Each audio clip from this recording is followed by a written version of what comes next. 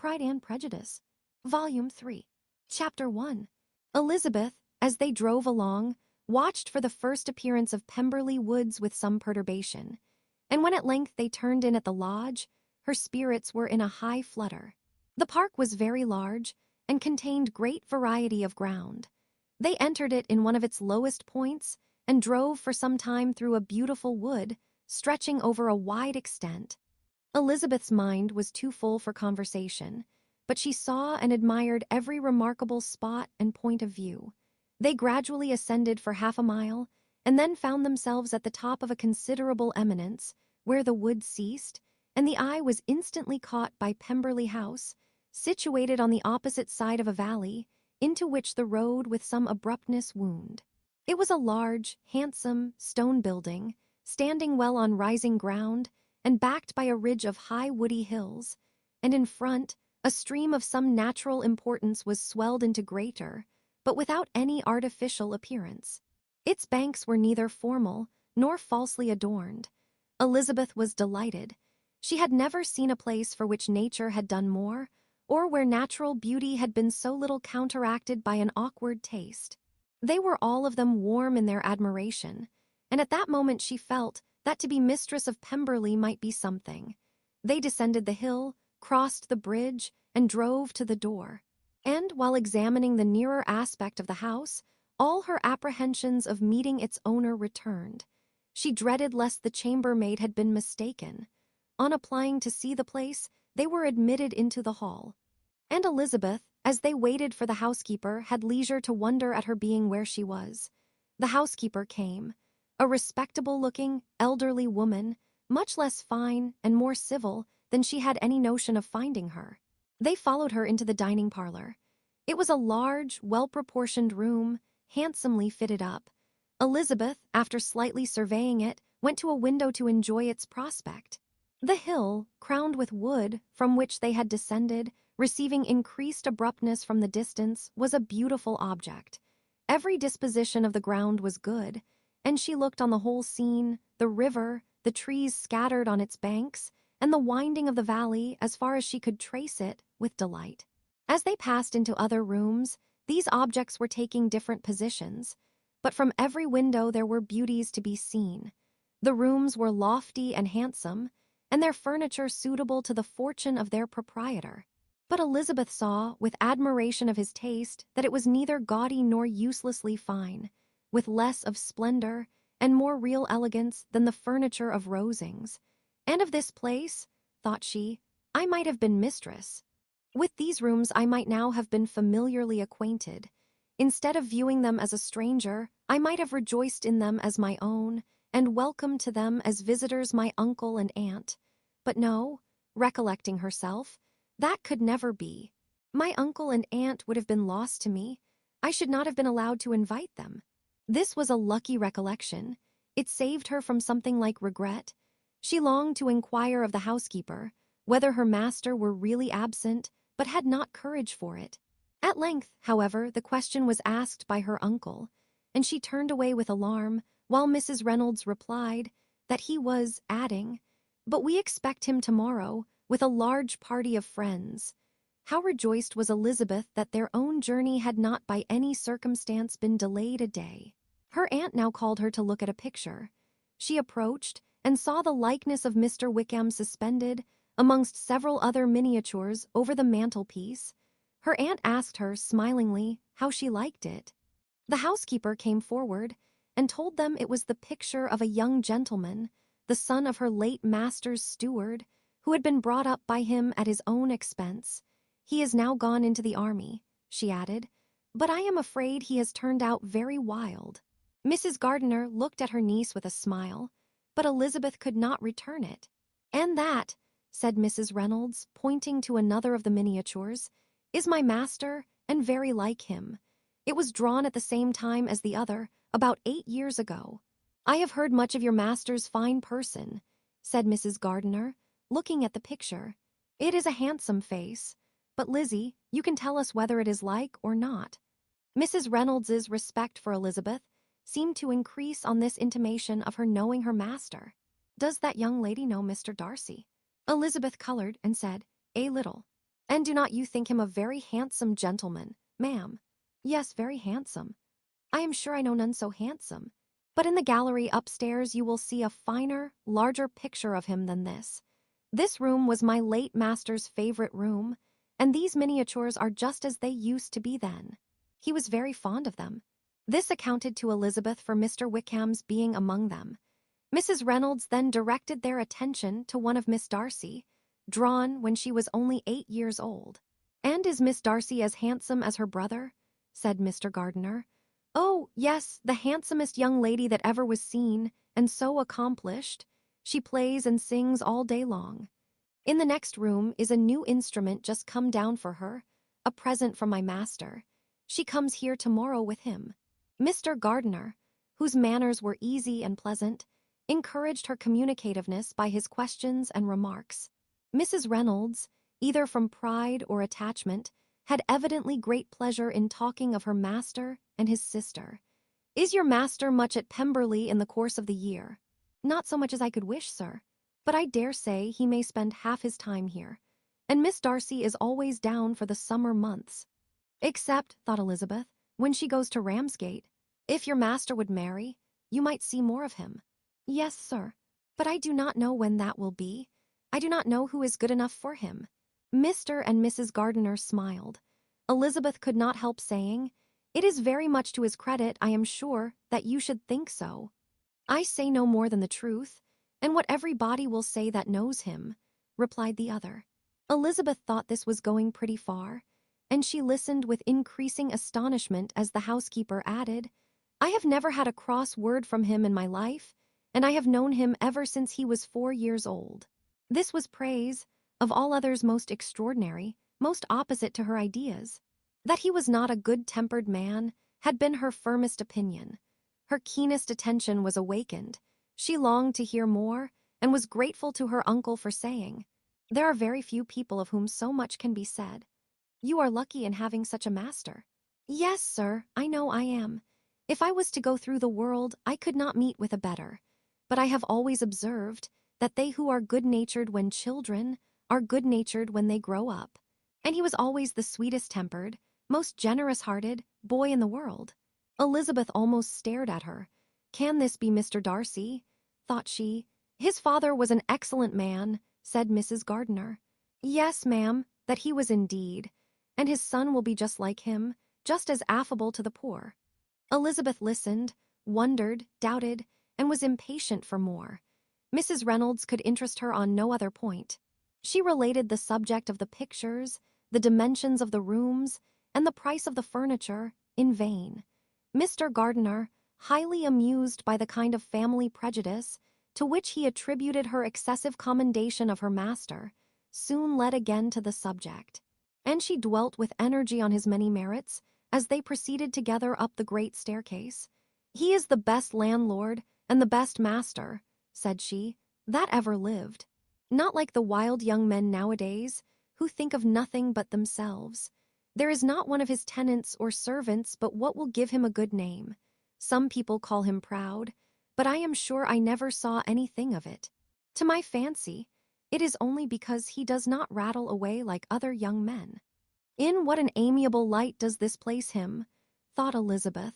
"This fine account of him," whispered her aunt as they walked, "is not quite consistent with his behavior to our poor friend. Perhaps we might be deceived. That is not very likely. Our authority was too good."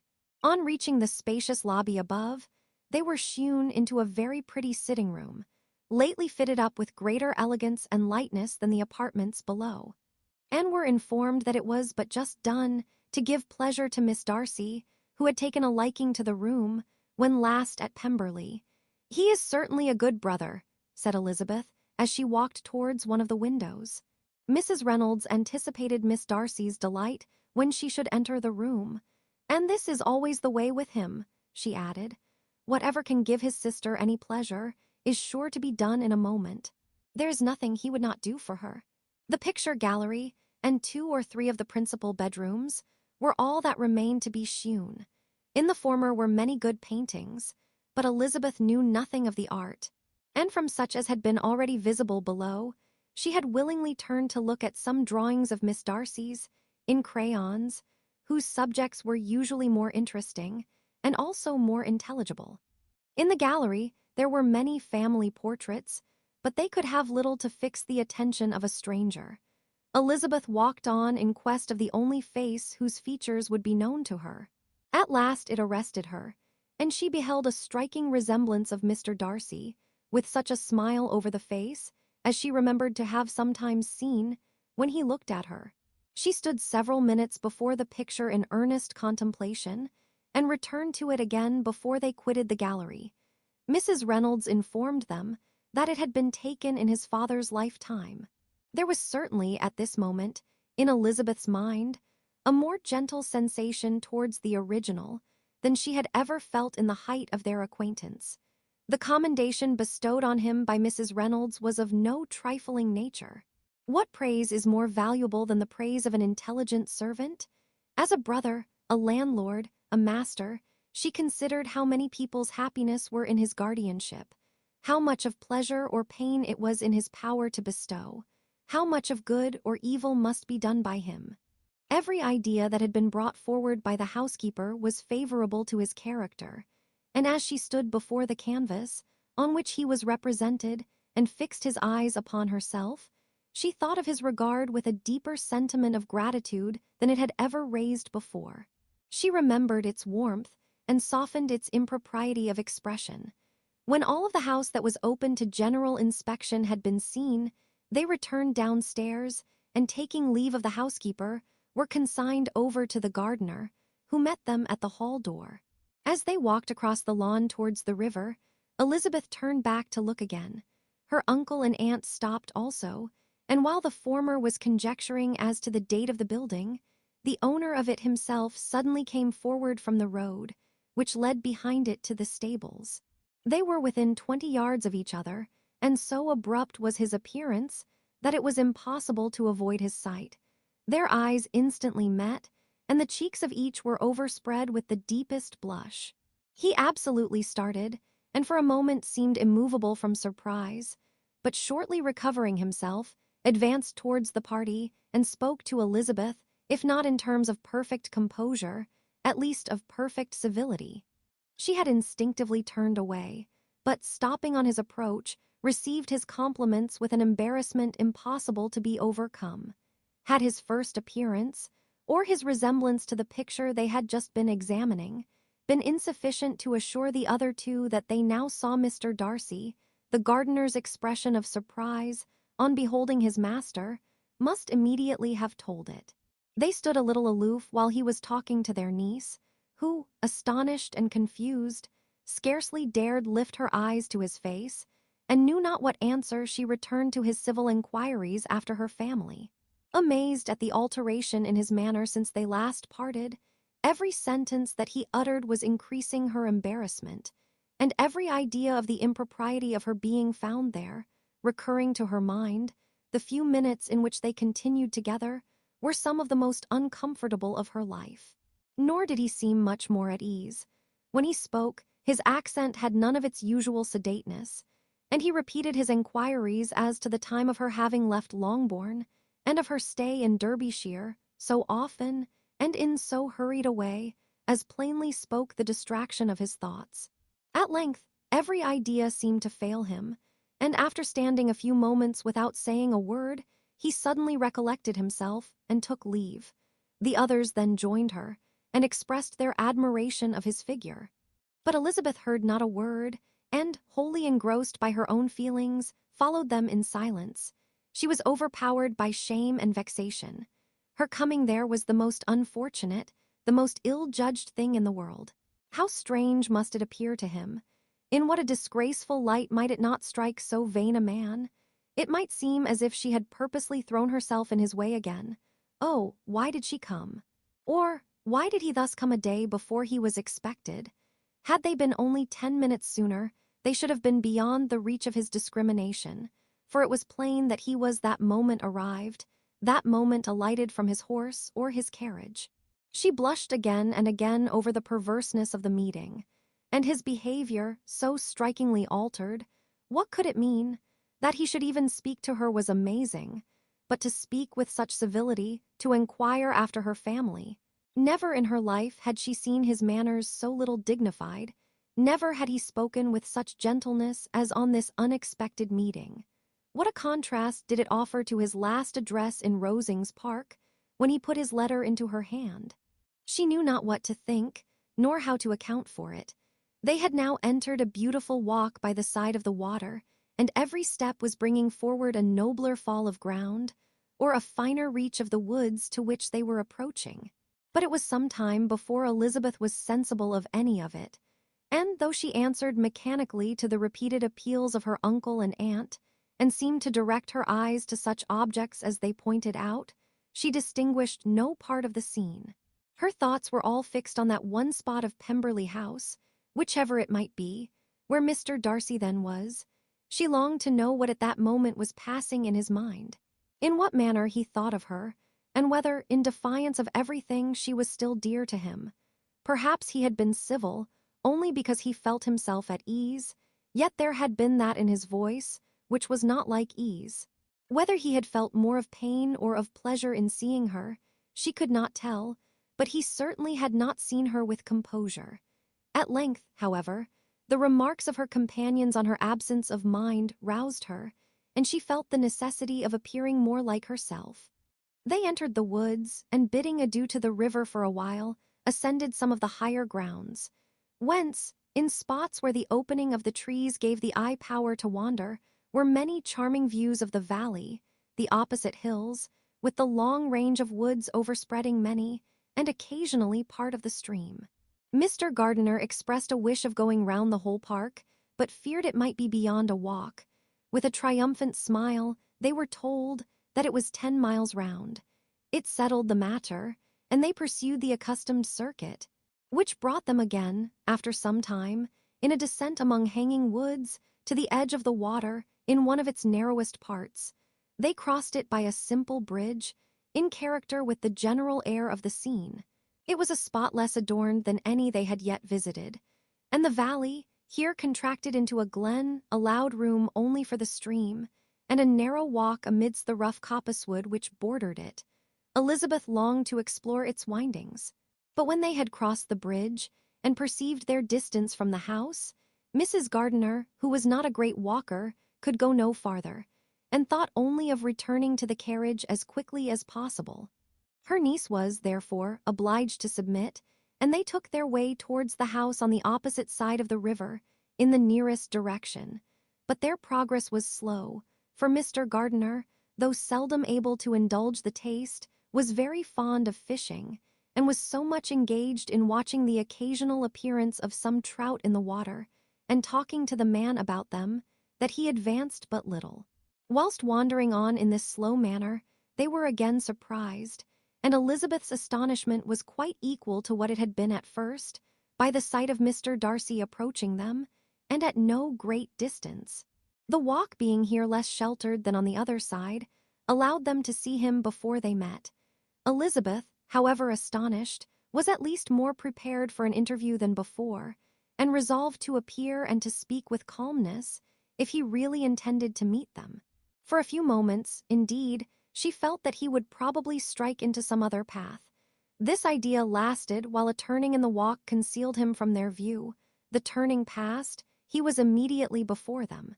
With a glance she saw that he had lost none of his recent civility, and to imitate his politeness, she began, as they met, to admire the beauty of the place. But she had not got beyond the words delightful and charming, when some unlucky recollections obtruded, and she fancied that praise of Pemberley from her might be mischievously construed. Her color changed, and she said no more. Mrs. Gardiner was standing a little behind, and on her pausing, he asked her if she would do him the honor of introducing him to her friends.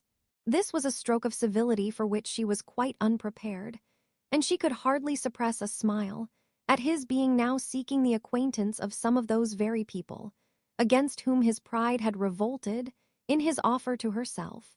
What will be his surprise, thought she, when he knows who they are? He takes them now for people of fashion. The introduction, however, was immediately made, and as she named their relationship to herself, she stole a sly look at him, to see how he bore it, and was not without the expectation of his decamping as fast as he could from such disgraceful companions. That he was surprised by the connection was evident. He sustained it, however, with fortitude, and so far from going away, turned back with them, and entered into conversation with Mr. Gardiner. Elizabeth could not but be pleased, could not but triumph. It was consoling that he should know she had some relations for whom there was no need to blush. She listened most attentively to all that passed between them, and gloried in every expression, every sentence of her uncle, which marked his intelligence, his taste, or his good manners. The conversation soon turned upon fishing, and she heard Mr. Darcy invite him, with the greatest civility, to fish there as often as he chose, while he continued in the neighborhood, offering at the same time to supply him with fishing tackle, and pointing out those parts of the stream where there was usually most sport. Mrs. Gardiner, who was walking arm in arm with Elizabeth, gave her a look expressive of her wonder. Elizabeth said nothing, but it gratified her exceedingly. The compliment must be all for herself. Her astonishment, however, was extreme, and continually was she repeating, "Why is he so altered? From what can it proceed? It cannot be for me, it cannot be for my sake that his manners are thus softened. My reproofs at Hunsford could not work such a change as this. It is impossible that he should still love me." After walking some time in this way, the two ladies in front, the two gentlemen behind, on resuming their places, after descending to the brink of the river for the better inspection of some curious water plant, there chanced to be a little alteration. It originated in Mrs. Gardiner, who, fatigued by the exercise of the morning, found Elizabeth's arm inadequate to her support, and consequently preferred her husband's. Mr. Darcy took her place by her niece, and they walked on together. After a short silence, the lady first spoke. She wished him to know that she had been assured of his absence before she came to the place, and accordingly began by observing that his arrival had been very unexpected. "For your housekeeper," she added, "informed us that you would certainly not be here till tomorrow. And indeed, before we left Bakewell, we understood that you were not immediately expected in the country." He acknowledged the truth of it all, and said that business with his steward had occasioned his coming forward a few hours before the rest of the party with whom he had been traveling. "They will join me early tomorrow," he continued, "and among them are some who will claim an acquaintance with you, Mr. Bingley and his sisters." Elizabeth answered only by a slight bow. Her thoughts were instantly driven back to the time when Mr. Bingley's name had been last mentioned between them, and if she might judge from his complexion, his mind was not very differently engaged. "There is also one other person in the party," he continued after a pause, "who more particularly wishes to be known to you. Will you allow me, or do I ask too much, to introduce my sister to your acquaintance during your stay at Lambton?" The surprise of such an application was great indeed. It was too great for her to know in what manner she acceded to it. She immediately felt that whatever desire Miss Darcy might have of being acquainted with her must be the work of her brother, and without looking farther, it was satisfactory. It was gratifying to know that his resentment had not made him think really ill of her. They now walked on in silence, each of them deep in thought. Elizabeth was not comfortable, that was impossible, but she was flattered and pleased. His wish of introducing his sister to her was a compliment of the highest kind. They soon outstripped the others, and when they had reached the carriage, Mr. and Mrs. Gardiner were half a quarter of a mile behind. He then asked her to walk into the house, but she declared herself not tired, and they stood together on the lawn.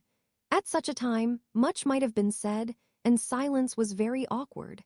She wanted to talk, but there seemed an embargo on every subject. At last she recollected that she had been traveling, and they talked of Matlock and Dovedale with great perseverance.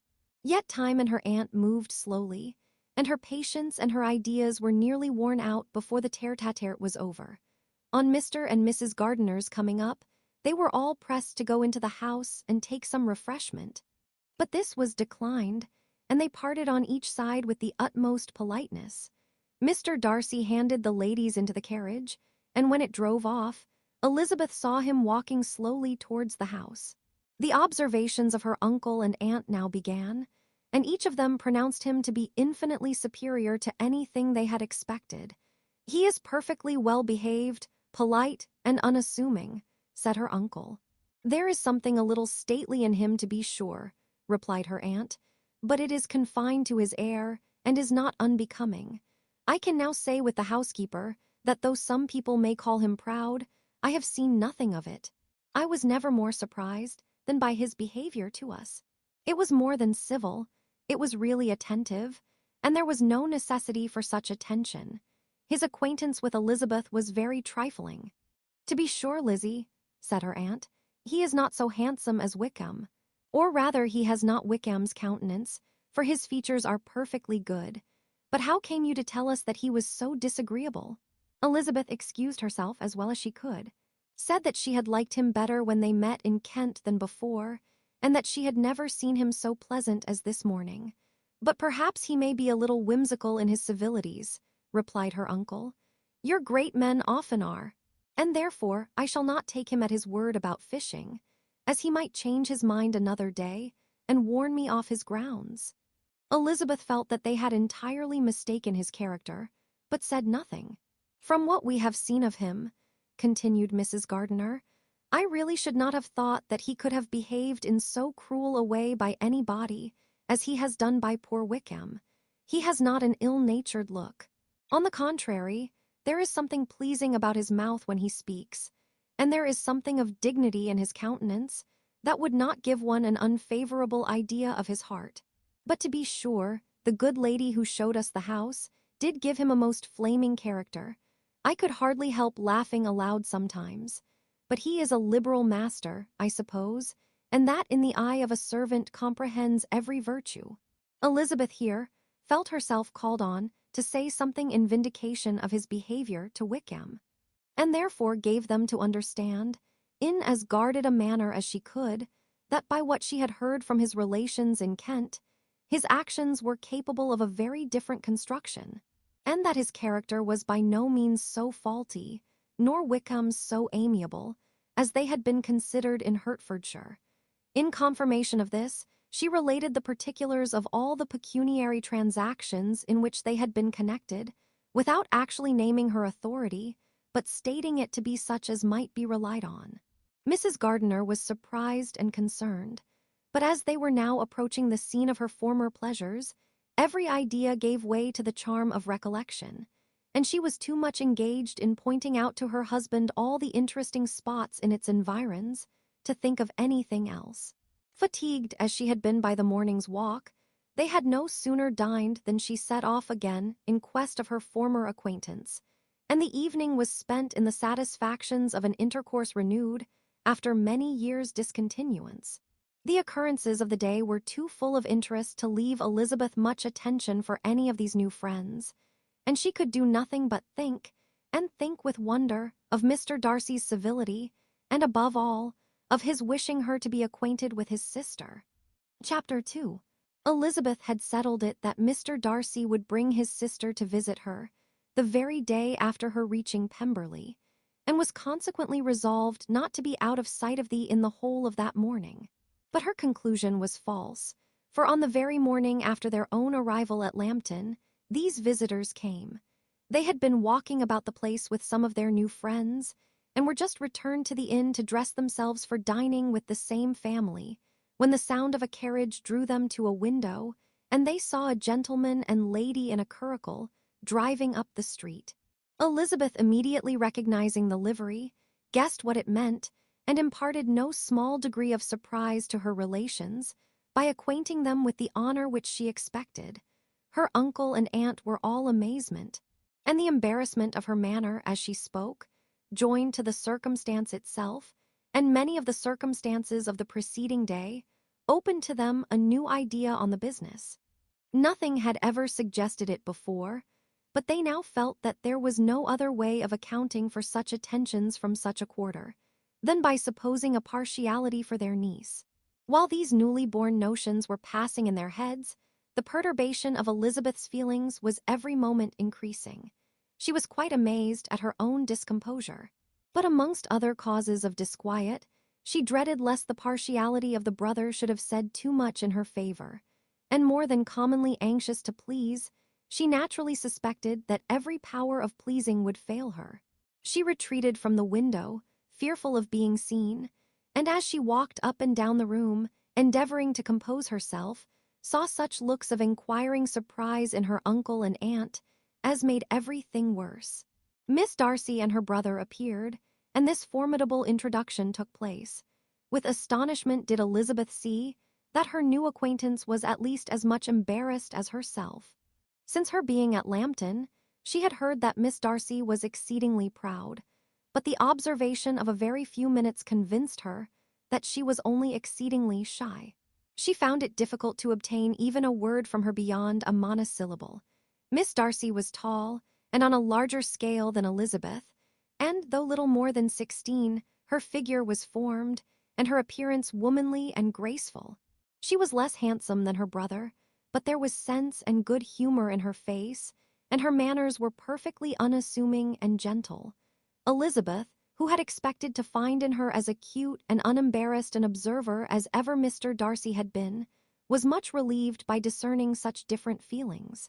They had not been long together before Darcy told her that Bingley was also coming to wait on her, and she had barely time to express her satisfaction and prepare for such a visitor, when Bingley's quick step was heard on the stairs, and in a moment he entered the room. All Elizabeth's anger against him had been long done away, but had she still felt any, it could hardly have stood its ground against the unaffected cordiality with which he expressed himself on seeing her again. He inquired in a friendly, though general way, after her family, and looked and spoke with the same good-humored ease that he had ever done. To Mr. and Mrs. Gardiner, he was scarcely a less interesting personage than to herself. They had long wished to see him. The whole party before them, indeed, excited a lively attention. The suspicions which had just arisen of Mr. Darcy and their niece directed their observation towards each with an earnest, though guarded, inquiry, and they soon drew from those inquiries the full conviction that one of them at least knew what it was to love.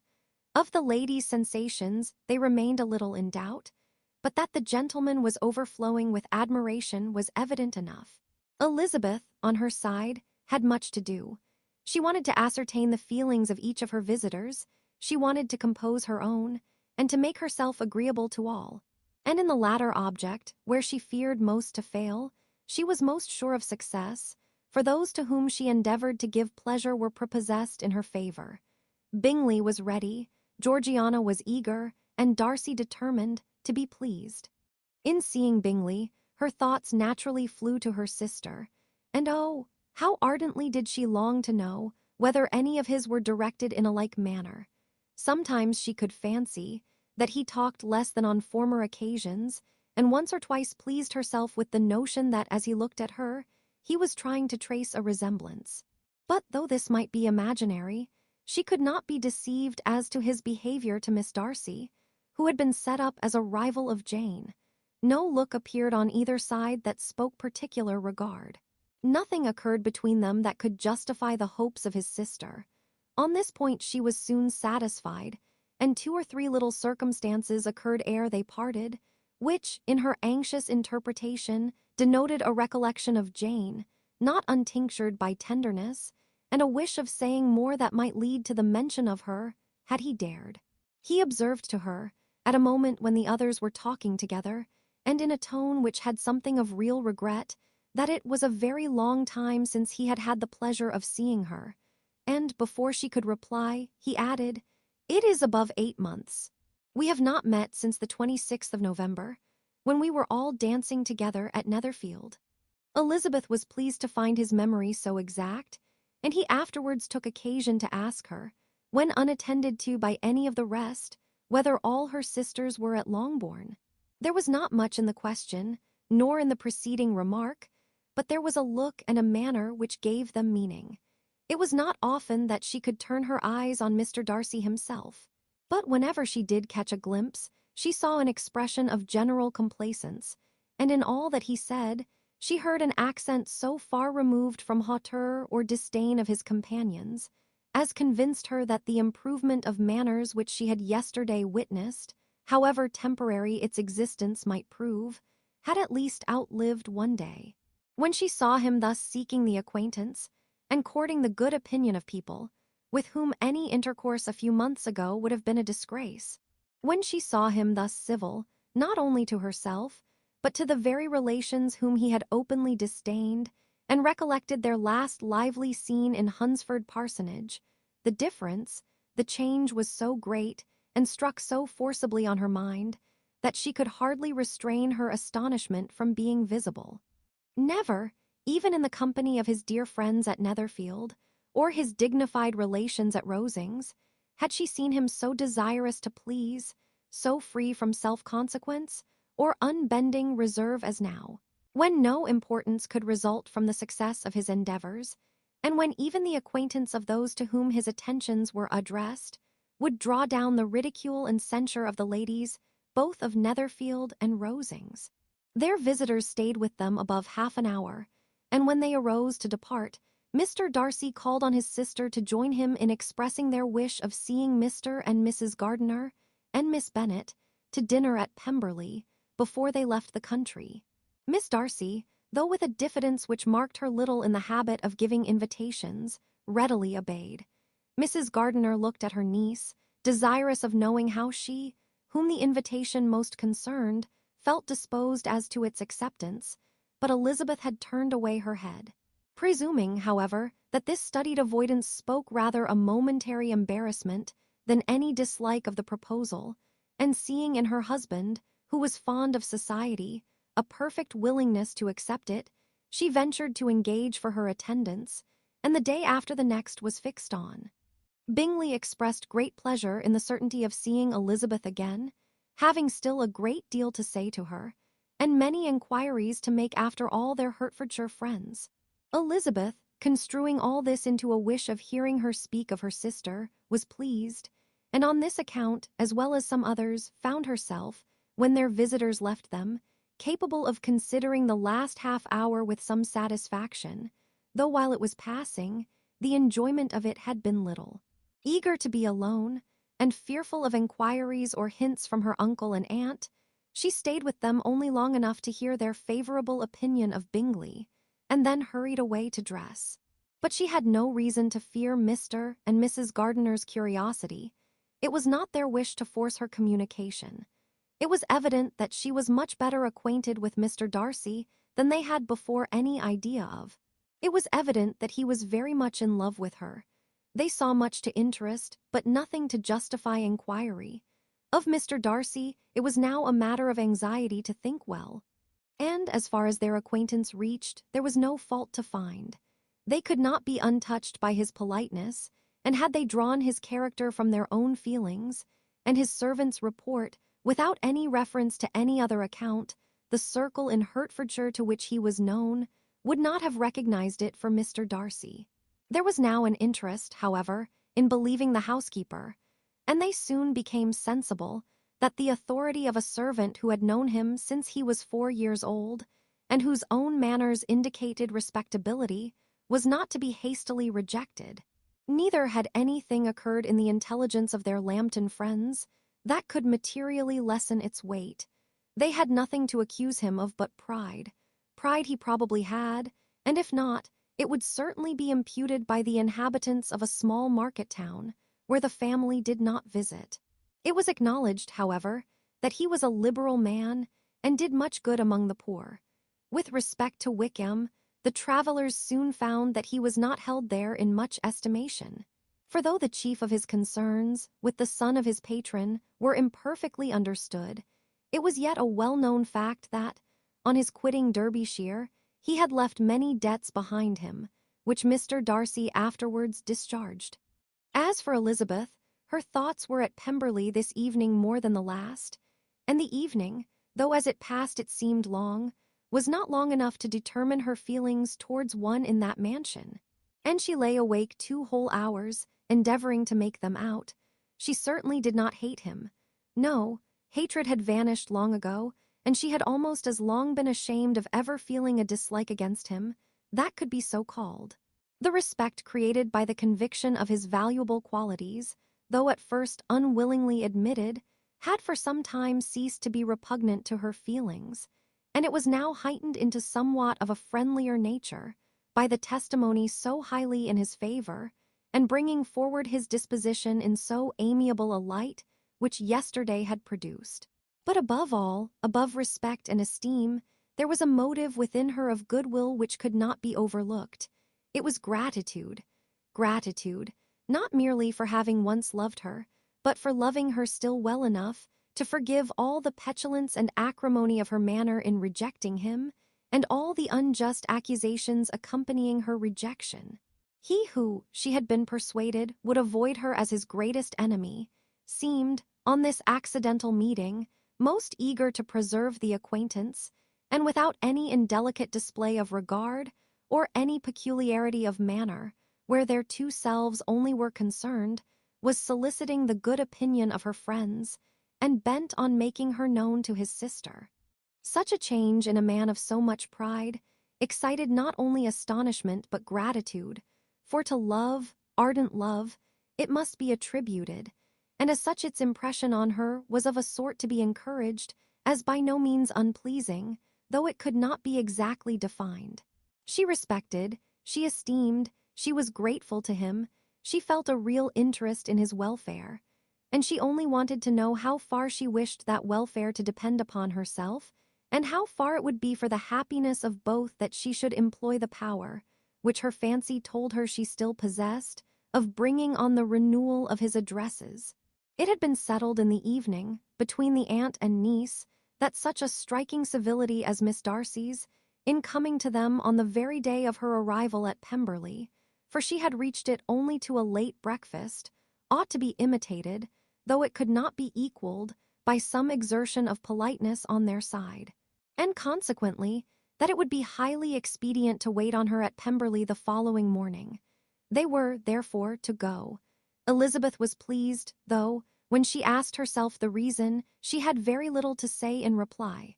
Mr. Gardiner left them soon after breakfast.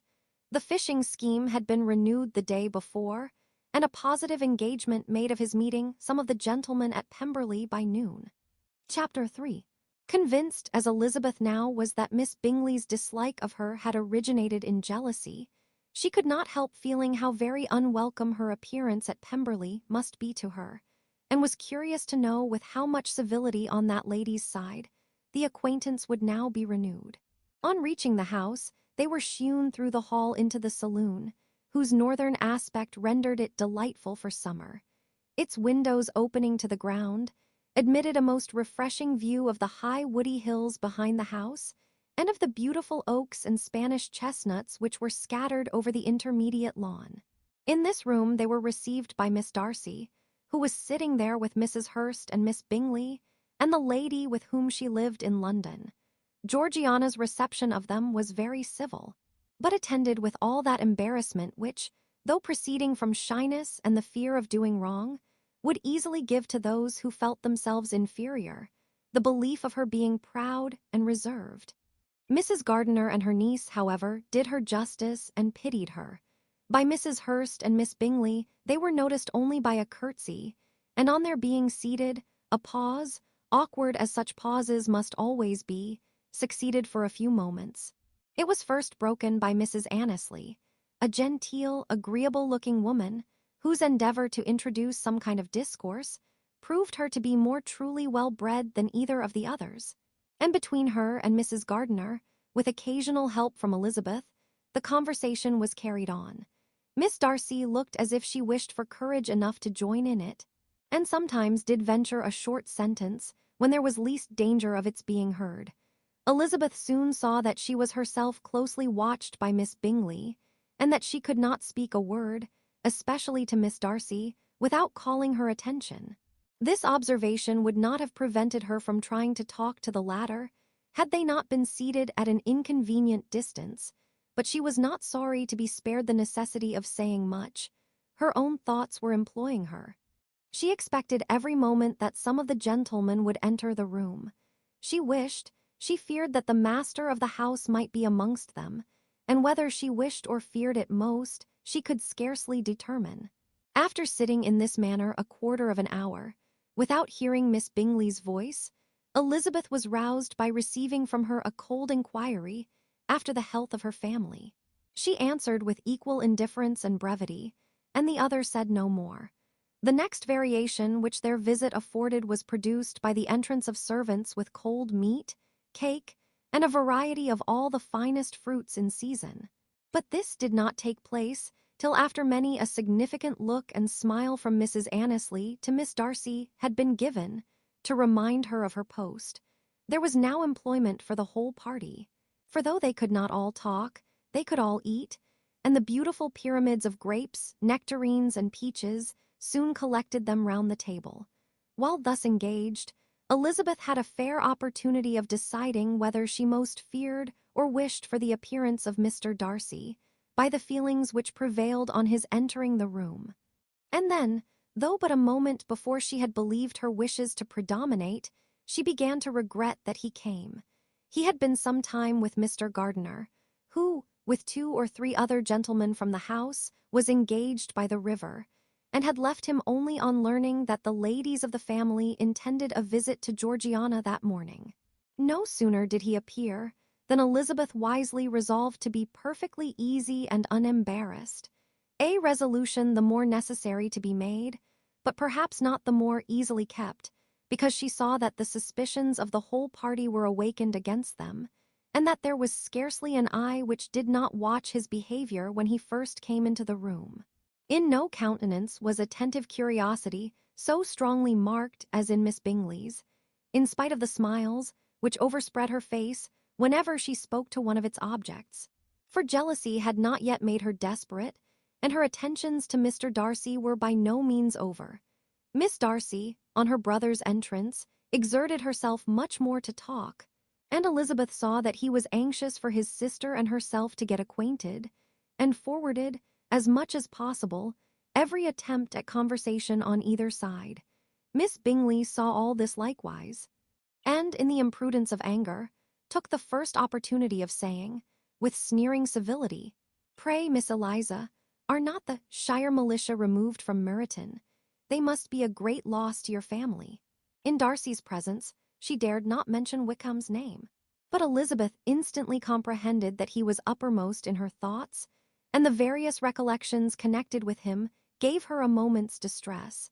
But, exerting herself vigorously to repel the ill-natured attack, she presently answered the question in a tolerably disengaged tone.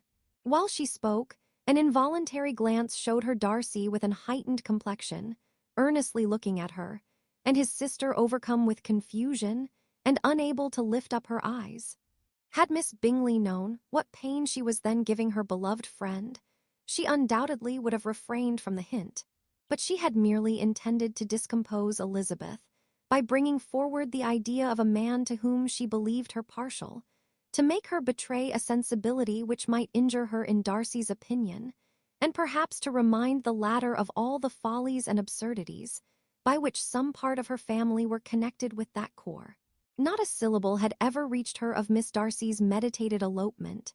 To no creature had it been revealed, where secrecy was possible, except to Elizabeth, and from all Bingley's connections, her brother was particularly anxious to conceal it, from that very wish which Elizabeth had long ago attributed to him, of their becoming hereafter her own. He had certainly formed such a plan, and without meaning that it should affect his endeavour to separate him from Miss Bennet, it is probable that it might add something to his lively concern for the welfare of his friend. Elizabeth's collected behaviour, however, soon quieted his emotion, and as Miss Bingley, vexed and disappointed, dared not approach nearer to Wickham, Georgiana also recovered in time, though not enough to be able to speak any more. Her brother, whose eye she feared to meet, scarcely recollected her interest in the affair, and the very circumstance which had been designed to turn his thoughts from Elizabeth seemed to have fixed them on her more and more cheerfully. Their visit did not continue long after the question and answer above mentioned, and while Mr. Darcy was attending them to their carriage, Miss Bingley was venting her feelings in criticisms on Elizabeth's person, behaviour, and dress. But Georgiana would not join her. Her brother's recommendation was enough to ensure her favor. His judgment could not err, and he had spoken in such terms of Elizabeth as to leave Georgiana without the power of finding her otherwise than lovely and amiable. When Darcy returned to the saloon, Miss Bingley could not help repeating to him some part of what she had been saying to his sister. "How very ill Eliza Bennet looks this morning, Mr. Darcy," she cried. "I never in my life saw anyone so much altered as she is since the winter. She is grown so brown and coarse. Louisa and I were agreeing that we should not have known her again." However little Mr. Darcy might have liked such an address, he contented himself with coolly replying that he perceived no other alteration than her being rather tanned, no miraculous consequence of travelling in the summer. "For my own part," she rejoined, "I must confess that I never could see any beauty in her. Her face is too thin, her complexion has no brilliancy, and her features are not at all handsome. Her nose wants character. There is nothing marked in its lines. Her teeth are tolerable, but not out of the common way. And as for her eyes, which have sometimes been called so fine, I never could perceive anything extraordinary in them. They have a sharp, shrewish look, which I do not like at all. And in her air altogether, there is a self-sufficiency without fashion, which is intolerable." Persuaded as Miss Bingley was that Darcy admired Elizabeth, this was not the best method of recommending herself. But angry people are not always wise, and in seeing him at last look somewhat nettled, she had all the success she expected. He was resolutely silent, however, and from a determination of making him speak, she continued, "I remember, when we first knew her in Hertfordshire, how amazed we all were to find that she was a reputed beauty. And I particularly recollect your saying one night, after they had been dining at Netherfield, 'She a beauty! I should as soon call her mother a wit.' But afterwards she seemed to improve on you, and I believe you thought her rather pretty at one time." "Yes," replied Darcy, who could contain himself no longer, "but that was only when I first knew her. For it is many months since I have considered her as one of the handsomest women of my acquaintance." He then went away, and Miss Bingley was left to all the satisfaction of having forced him to say what gave no one any pain but herself.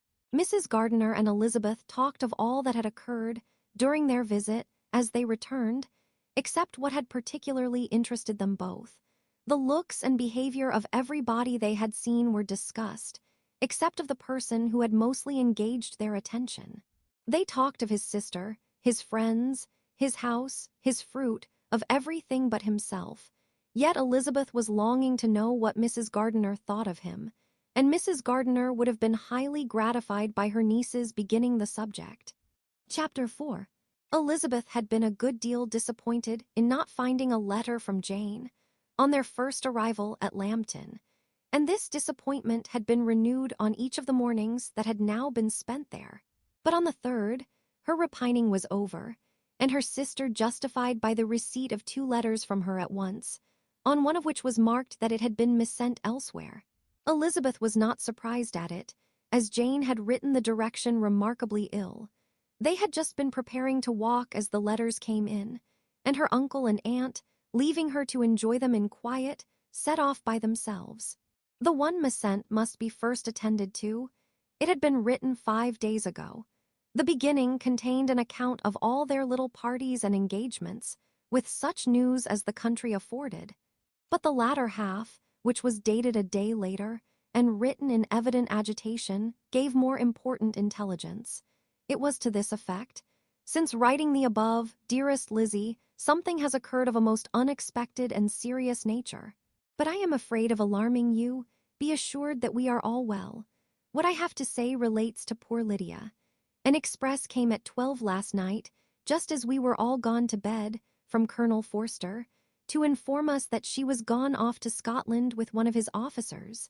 To own the truth, with Wickham. Imagine our surprise. To Kitty, however, it does not seem so wholly unexpected.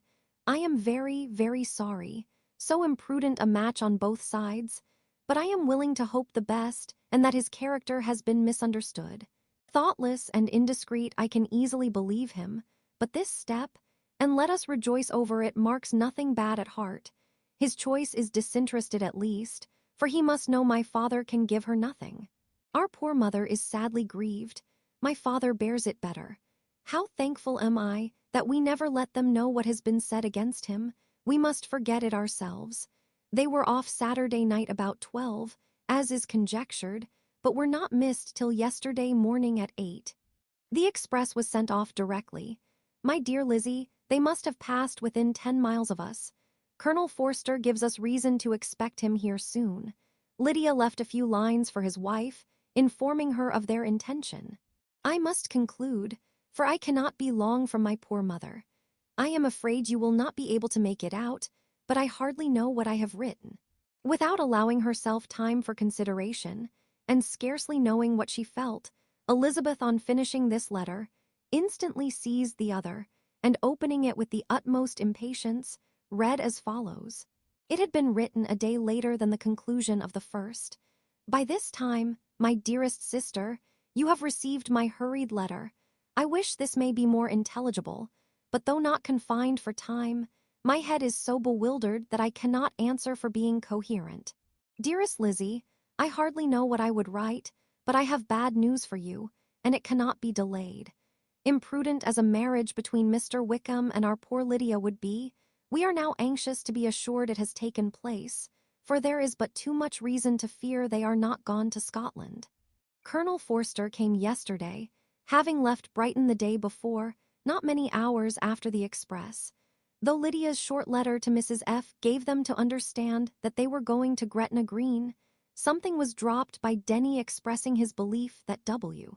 never intended to go there, or to marry Lydia at all, which was repeated to Colonel F., who, instantly taking the alarm, set off from B, intending to trace their route. He did trace them easily to Clapham, but no farther. For on entering that place, they removed into a hackney coach and dismissed the chaise that brought them from Epsom. All that is known after this is, that they were seen to continue the London road. I know not what to think. After making every possible inquiry on that side London, Colonel F. came on into Hertfordshire, anxiously renewing them at all the turnpikes, and at the inns in Barnet and Hatfield, but without any success. No such people had been seen to pass through. With the kindest concern, he came on to Longbourn, and broke his apprehensions to us in a manner most creditable to his heart. I am sincerely grieved for him and Mrs. F., but no one can throw any blame on them. Our distress, my dear Lizzie, is very great. My father and mother believe the worst, but I cannot think so ill of him. Many circumstances might make it more eligible for them to be married privately in town than to pursue their first plan. And even if he could form such a design against a young woman of Lydia's connections, which is not likely, can I suppose her so lost to everything? Impossible. I grieve to find, however, that Colonel F. is not disposed to depend upon their marriage. He shook his head when I expressed my hopes, and said he feared W. was not a man to be trusted. My poor mother is really ill and keeps her room. Could she exert herself it would be better, but this is not to be expected. And as to my father, I never in my life saw him so affected. Poor Kitty has anger for having concealed their attachment, but as it was a matter of confidence, one cannot wonder. I am truly glad, dearest Lizzie, that you have been spared something of these distressing scenes, but now as the first shock is over, shall I own that I long for your return. I am not so selfish, however, as to press for it, if inconvenient. Adieu. I take up my pen again to do what I have just told you I would not, but circumstances are such that I cannot help earnestly begging you all to come here as soon as possible. I know my dear uncle and aunt so well that I am not afraid of requesting it, though I have still something more to ask of the former. My father is going to London with Colonel Forster instantly to try to discover her. What he means to do, I am sure I know not, but his excessive distress will not allow him to pursue any measure in the best and safest way, and Colonel Forster is obliged to be at Brighton again tomorrow evening.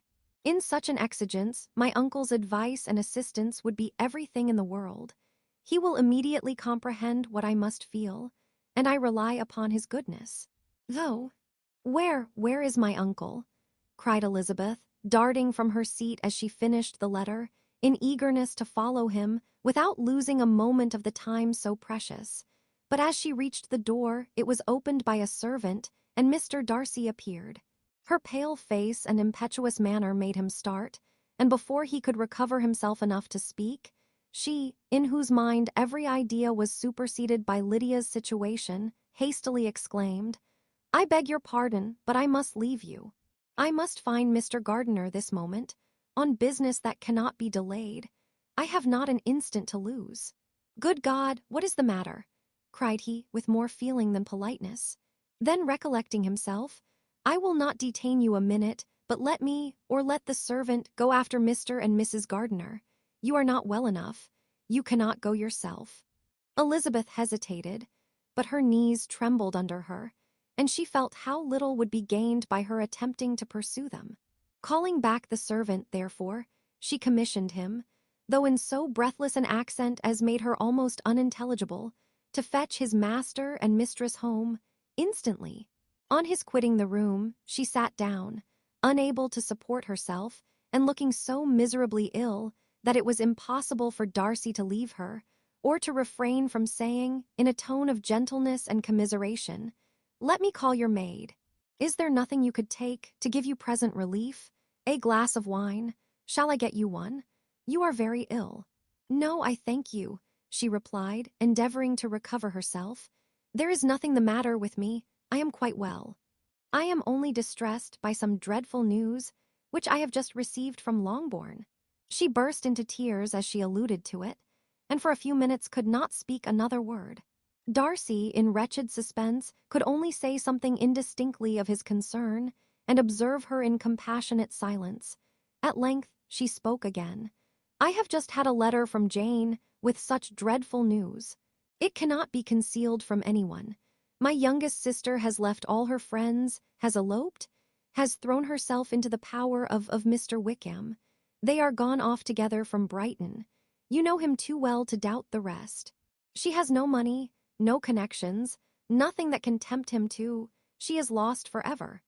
Darcy was fixed in astonishment. "When I consider," she added, in a yet more agitated voice, "that I might have prevented it, I who knew what he was. Had I but explained some part of it only, some part of what I learnt to my own family, had his character been known, this could not have happened. But it is all too late now." "I am grieved indeed," cried Darcy, grieved, shocked. "But is it certain, absolutely certain?" "Oh, yes. They left Brighton together on Sunday night, and were traced almost to London, but not beyond. They are certainly not gone to Scotland." "And what has been done? What has been attempted to recover her?" "My father is gone to London, and Jane has written to beg my uncle's immediate assistance, and we shall be off, I hope, in half an hour. But nothing can be done. I know very well that nothing can be done. How is such a man to be worked on? How are they even to be discovered? I have not the smallest hope. It is every way horrible." Darcy shook his head in silent acquiescence. "When my eyes were opened to his real character, oh, had I known what I ought, what I dared to do, but I knew not, I was afraid of doing too much. Wretched, wretched mistake." Darcy made no answer. He seemed scarcely to hear her, and was walking up and down the room in earnest meditation, his brow contracted, his air gloomy. Elizabeth soon observed and instantly understood it. Her power was sinking. Everything must sink under such a proof of family weakness, such an assurance of the deepest disgrace. She could neither wonder nor condemn, but the belief of his self-conquest brought nothing consolatory to her bosom, afforded no palliation of her distress. It was, on the contrary, exactly calculated to make her understand her own wishes, and never had she so honestly felt that she could have loved him, as now, when all love must be vain. But self, though it would intrude, could not engross her. Lydia, the humiliation, the misery she was bringing on them all, soon swallowed up every private care, and covering her face with her handkerchief, Elizabeth was soon lost to everything else, and, after a pause of several minutes, was only recalled to a sense of her situation by the voice of her companion, who, in a manner, which though it spoke compassion, spoke likewise restraint, said, "I am afraid you have been long desiring my absence, nor have I anything to plead in excuse of my stay, but real, though unavailing, concern. Would to heaven that anything could be either said or done on my part that might offer consolation to such distress, but I will not torment you with vain wishes, which may seem purposely to ask for your thanks. This unfortunate affair will, I fear, prevent my sisters having the pleasure of seeing you at Pemberley today. Oh, yes, be so kind as to apologize for us to Miss Darcy. Say that urgent business calls us home immediately. Conceal the unhappy truth as long as it is possible. I know it cannot be long. He readily assured her of his secrecy, again expressed his sorrow for her distress, wished it a happier conclusion than there was at present reason to hope, and leaving his compliments for her relations, with only one serious, parting look, went away. As he quitted the room, Elizabeth felt how improbable it was that they should ever see each other again on such terms of cordiality as had marked their several meetings in Derbyshire. And as she threw a retrospective glance over the whole of their acquaintance, so full of contradictions and varieties, sighed at the perverseness of those feelings which would now have promoted its continuance, and would formerly have rejoiced in its termination. If gratitude and esteem are good foundations of affection, Elizabeth's change of sentiment will be neither improbable nor faulty.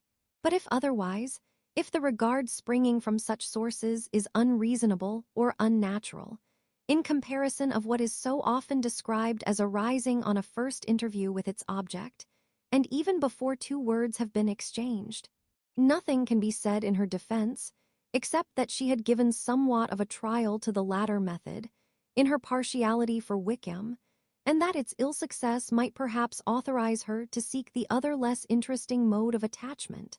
Be that as it may, she saw him go with regret, and in this early example of what Lydia's infamy must produce, found additional anguish as she reflected on that wretched business. Never, since reading Jane's second letter, had she entertained a hope of Wickham's meaning to marry her. No one but Jane, she thought, could flatter herself with such an expectation. Surprise was the least of her feelings on this development. While the contents of the first letter remained on her mind, she was all surprise, all astonishment that Wickham should marry a girl whom it was impossible he could marry for money, and how Lydia could ever have attached him had appeared incomprehensible. But now it was all too natural. For such an attachment as this, she might have sufficient charms. And though she did not suppose Lydia to be deliberately engaging in an elopement, without the intention of marriage, she had no difficulty in believing that neither her virtue nor her understanding would preserve her from falling an easy prey. She had never perceived, while the regiment was in Hertfordshire, that Lydia had any partiality for him, but she was convinced that Lydia had wanted only encouragement to attach herself to anybody. Sometimes one officer, sometimes another had been her favorite, as their attentions raised them in her opinion. Her affections had been continually fluctuating, but never without an object. The mischief of neglect and mistaken indulgence towards such a girl. Oh, how acutely did she now feel it! She was wild to be at home, to hear, to see, to be upon the spot, to share with Jane in the cares that must now fall wholly upon her, in a family so deranged. A father absent, a mother incapable of exertion, and requiring constant attendance, and though almost persuaded that nothing could be done for Lydia, her uncle's interference seemed of the utmost importance, and till he entered the room, the misery of her impatience was severe. Mr. and Mrs. Gardiner had hurried back in alarm, supposing, by the servant's account, that their niece was taken suddenly ill, but satisfying them instantly on that head, she eagerly communicated the cause of their summons, reading the two letters aloud, and dwelling on the postscript of the last, with trembling. Lydia had never been a favorite with them. Mr. and Mrs. Gardiner could not but be deeply affected. Not Lydia only, but all were concerned in it, and after the first exclamations of surprise and horror, Mr. Gardiner readily promised every assistance in his power. Elizabeth, though expecting no less, thanked him with tears of gratitude, and all three being actuated by one spirit, everything relating to their journey was speedily settled. They were to be off as soon as possible. "But what is to be done about Pemberley?" cried Mrs. Gardiner. John told us Mr. Darcy was here when you sent for us. Was it so? Yes, and I told him we should not be able to keep our engagement. That is all settled. That is all settled, repeated the other, as she ran into her room to prepare. And are they upon such terms as for her to disclose the real truth? Oh, that I knew how it was. But wishes were vain, or at best could serve only to amuse her in the hurry and confusion of the following hour. Had Elizabeth been at leisure to be idle, she would have remained certain that all employment was impossible to one so wretched as herself. But she had her share of business as well as her aunt, and amongst the rest there were notes to be written to all their friends in Lambton, with false excuses for their sudden departure. An hour, however, saw the whole completed, and Mr. Gardiner meanwhile having settled his account at the inn, nothing remained to be done but to go, and Elizabeth, after all the misery of the morning, found herself, in a shorter space of time than she could have supposed, seated in the carriage, and on the road to Longbourn. Chapter 5. I have been thinking it over again, Elizabeth, said her uncle, as they drove from the town, and really, upon serious consideration, I am much more inclined than I was to judge as your eldest sister does of the matter. It appears to me so very unlikely that any young man should form such a design against a girl who is by no means unprotected or friendless, and who is actually staying in his colonel's family, that I am strongly inclined to hope the best. Could he expect that her friends would not step forward? Could he expect to be noticed again by the regiment after such an affront to Colonel Forster? His temptation is not adequate to the risk. Do you really think so? Cried Elizabeth, brightening up for a moment. Upon my word, said Mrs. Gardiner, I begin to be of your uncle's opinion. It is really too great a violation of decency, honor, and interest for him to be guilty of it. I cannot think so very ill of Wickham. Can you, yourself, Lizzie, so wholly give him up as to believe him capable of it? Not perhaps of neglecting his own interest, but of every other neglect I can believe him capable, if, indeed, it should be so. But I dare not hope it. Why should they not go on to Scotland, if that had been the case? In the first place, replied Mr. Gardiner, there is no absolute proof that they are not gone to Scotland. But their removing from the chaise into an hackney coach is such a presumption.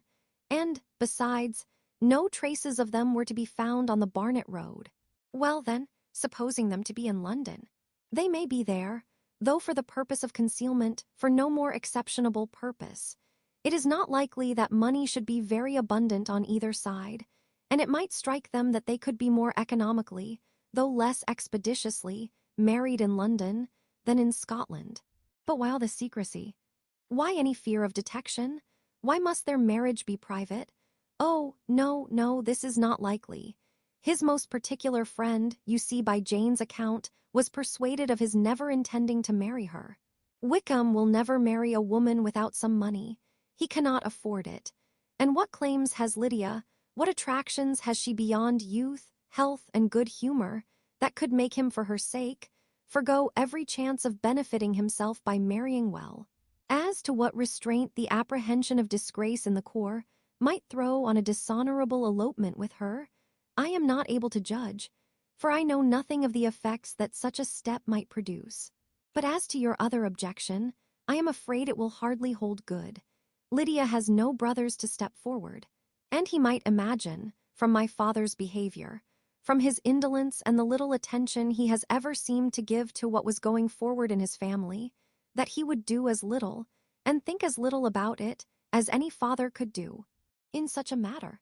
But can you think that Lydia is so lost to everything but love of him, as to consent to live with him on any other terms than marriage? It does seem, and it is most shocking indeed, replied Elizabeth, with tears in her eyes, that a sister's sense of decency and virtue in such a point should admit of doubt. But really, I know not what to say. Perhaps I am not doing her justice, but she is very young. She has never been taught to think on serious subjects, and for the last half-year, nay, for a 12-month, she has been given up to nothing but amusement and vanity. She has been allowed to dispose of her time in the most idle and frivolous manner, and to adopt any opinions that came in her way. Since the shire were first quartered in Meryton, nothing but love, flirtation, and officers have been in her head. She has been doing everything in her power by thinking and talking on the subject to give greater, what shall I call it, susceptibility to her feelings, which are naturally lively enough. And we all know that Wickham has every charm of person and address that can captivate a woman. But you see that Jane, said her aunt, does not think so ill of Wickham as to believe him capable of the attempt. Of whom does Jane ever think ill? And who is there, whatever might be their former conduct, that she would believe capable of such an attempt till it were proved against them? But Jane knows, as well as I do, what Wickham really is. We both know that he has been profligate in every sense of the word, that he has neither integrity nor honor, that he is as false and deceitful as he is insinuating. And do you really know all this? Cried Mrs. Gardiner, whose curiosity as to the mode of her intelligence was all alive. I do, indeed, replied Elizabeth, coloring. I told you the other day of his infamous behavior to Mr. Darcy, and you, yourself, when last at Longbourn, heard in what manner he spoke of the man who had behaved with such forbearance and liberality towards him. And there are other circumstances which I am not at liberty, which it is not worth while to relate, but his lies about the whole Pemberley family are endless. From what he said of Miss Darcy, I was thoroughly prepared to see a proud, reserved, disagreeable girl. Yet he knew to the contrary himself. He must know that she was as amiable and unpretending as we have found her. But does Lydia know nothing of this? Can she be ignorant of what you and Jane seem so well to understand? Oh yes, that is the worst of all. Till I was in Kent, and saw so much both of Mr. Darcy and his relation, Colonel Fitzwilliam, I was ignorant of the truth myself, and when I returned home, the Shire was to leave Meryton in a week or fortnight's time. As that was the case, neither Jane, to whom I related the whole, nor I, thought it necessary to make our knowledge public, for of what use could it apparently be to anyone that the good opinion which all the neighborhood had of him should then be overthrown? And even when it was settled that Lydia should go with Mrs. Forster, the necessity of opening her eyes to his character never occurred to me. That she could be in any danger from the deception never entered my head. That such a consequence as this should ensue, you may easily believe was far enough from my thoughts. When they all removed to Brighton, therefore, you had no reason, I suppose, to believe them fond of each other. Not the slightest. I can remember no symptom of affection on either side, and had anything of the kind been perceptible, you must be aware that ours is not a family on which it could be thrown away. When first he entered the corps, she was ready enough to admire him, but so we all were. Every girl in or near Meryton was out of her senses about him for the first 2 months, but he never distinguished her by any particular attention, and, consequently, after a moderate period of extravagant and wild admiration, her fancy for him gave way, and others of the regiment, who treated her with more distinction, again became her favorites. It may be easily believed that however little of novelty could be added to their fears, hopes, and conjectures on this interesting subject, by its repeated discussion, no other could detain them from it long, during the whole of the journey. From Elizabeth's thoughts it was never absent. Fixed there by the keenest of all anguish, self-reproach, she could find no interval of ease or forgetfulness. They traveled as expeditiously as possible, and sleeping one night on the road, reached Longbourn by dinner-time the next day. It was a comfort to Elizabeth to consider that Jane could not have been wearied by long expectations. The little Gardiners, attracted by the sight of a chaise, were standing on the steps of the house as they entered the paddock, and when the carriage drove up to the door, the joyful surprise that lighted up their faces and displayed itself over their whole bodies, in a variety of capers and frisks, was the first pleasing earnest of their welcome. Elizabeth jumped out, and after giving each of them an hasty kiss, hurried into the vestibule, where Jane, who came running downstairs from her mother's apartment, immediately met her. Elizabeth, as she affectionately embraced her, whilst tears filled the eyes of both, lost not a moment in asking whether anything had been heard of the fugitives. "Not yet," replied Jane. "But now that my dear uncle is come, I hope everything will be well. Is my father in town?" Yes, he went on Tuesday as I wrote you word. And have you heard from him often? We have heard only once. He wrote me a few lines on Wednesday to say that he had arrived in safety and to give me his directions, which I particularly begged him to do. He merely added that he should not write again till he had something of importance to mention. And my mother, how is she? How are you all? My mother is tolerably well, I trust, though her spirits are greatly shaken. She is upstairs and will have great satisfaction in seeing you all. She does not yet leave her dressing room. Mary and Kitty, thank heaven, are quite well. But you, how are you? Cried Elizabeth. You look pale. How much you must have gone through. Her sister, however, assured her of her being perfectly well, and their conversation, which had been passing while Mr. and Mrs. Gardiner were engaged with their children, was now put an end to by the approach of the whole party. Jane ran to her uncle and aunt and welcomed and thanked them both with alternate smiles and tears.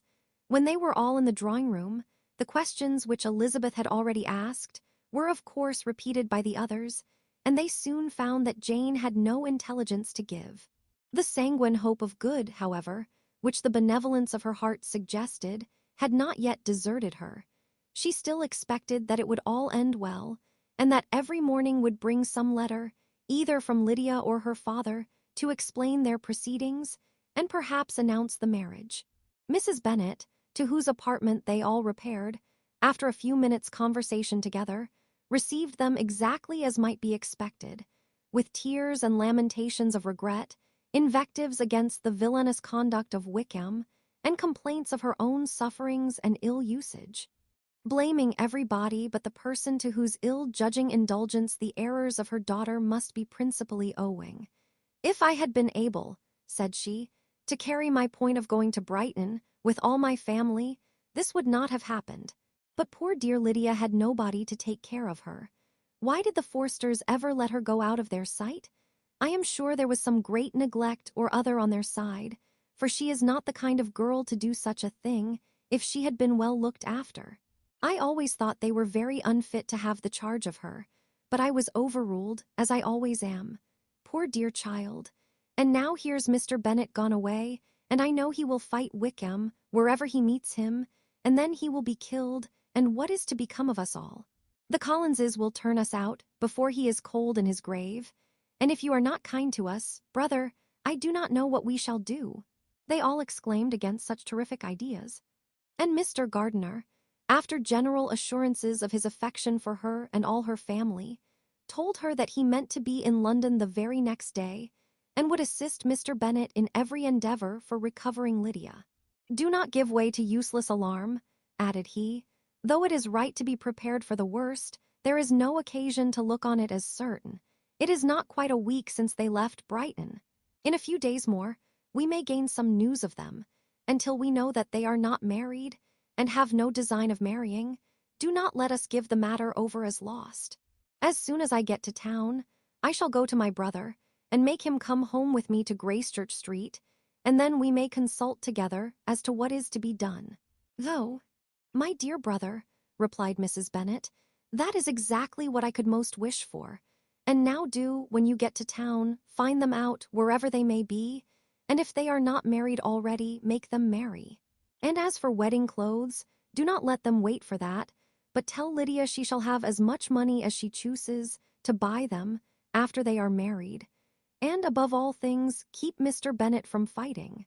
Tell him what a dreadful state I am in, that I am frightened out of my wits, and have such tremblings, such flutterings all over me, such spasms in my side, and pains in my head, and such beatings at heart, that I can get no rest by night nor by day. And tell my dear Lydia not to give any directions about her clothes till she has seen me, for she does not know which are the best warehouses. Oh, brother, how kind you are. I know you will contrive it all. But Mr. Gardiner, though he assured her again of his earnest endeavours in the cause, could not avoid recommending moderation to her, as well in her hopes as her fears. And after talking with her in this manner till dinner was on table, they left her to vent all her feelings on the housekeeper, who attended, in the absence of her daughters. Though her brother and sister were persuaded that there was no real occasion for such a seclusion from the family, They did not attempt to oppose it, for they knew that she had not prudence enough to hold her tongue before the servants, while they waited at table, and judged it better that one only of the household, and the one whom they could most trust, should comprehend all her fears and solicitude on the subject. In the dining room they were soon joined by Mary and Kitty, who had been too busily engaged in their separate apartments to make their appearance before. One came from her books, and the other from her toilette. The faces of both, however, were tolerably calm, and no change was visible in either, except that the loss of her favorite sister, or the anger which she had herself incurred in the business, had given something more of fretfulness than usual to the accents of Kitty. As for Mary, she was mistress enough of herself to whisper to Elizabeth with a countenance of grave reflection, soon after they were seated at table, "This is a most unfortunate affair, and will probably be much talked of. But we must stem the tide of malice, and pour into the wounded bosoms of each other the balm of sisterly consolation." Then, perceiving in Elizabeth no inclination of replying, she added, "Unhappy as the event must be for Lydia, we may draw from it this useful lesson: that loss of virtue in a female is irretrievable, that one false step involves her in endless ruin, that her reputation is no less brittle than it is beautiful, and that she cannot be too much guarded in her behavior towards the undeserving of the other sex." Elizabeth lifted up her eyes in amazement, but was too much oppressed to make any reply. Mary, however, continued to console herself with such kind of moral extractions from the evil before them. In the afternoon, the two elder Miss Bennets were able to be for half an hour by themselves, and Elizabeth instantly availed herself of the opportunity of making many enquiries, which Jane was equally eager to satisfy. After joining in general lamentations over the dreadful sequel of this event, which Elizabeth considered as all but certain, and Miss Bennet could not assert to be wholly impossible, the former continued the subject by saying, "But tell me all and everything about it which I have not already heard. Give me farther particulars. What did Colonel Forster say? Had they no apprehension of anything before the elopement took place? They must have seen them together forever."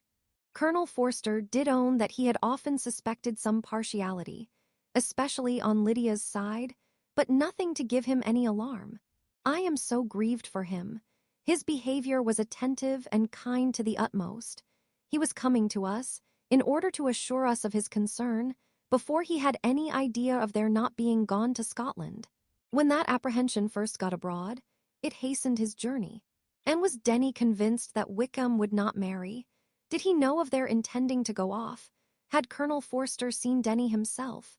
Yes. But when questioned by him, Denny denied knowing anything of their plan, and would not give his real opinion about it. He did not repeat his persuasion of their not marrying, and from that I am inclined to hope he might have been misunderstood before. Until Colonel Forster came himself, not one of you entertained a doubt, I suppose, of their being really married. How was it possible that such an idea should enter our brains? I felt a little uneasy, a little fearful of my sister's happiness with him in marriage, because I knew that his conduct had not been always quite right. My father and mother knew nothing of that.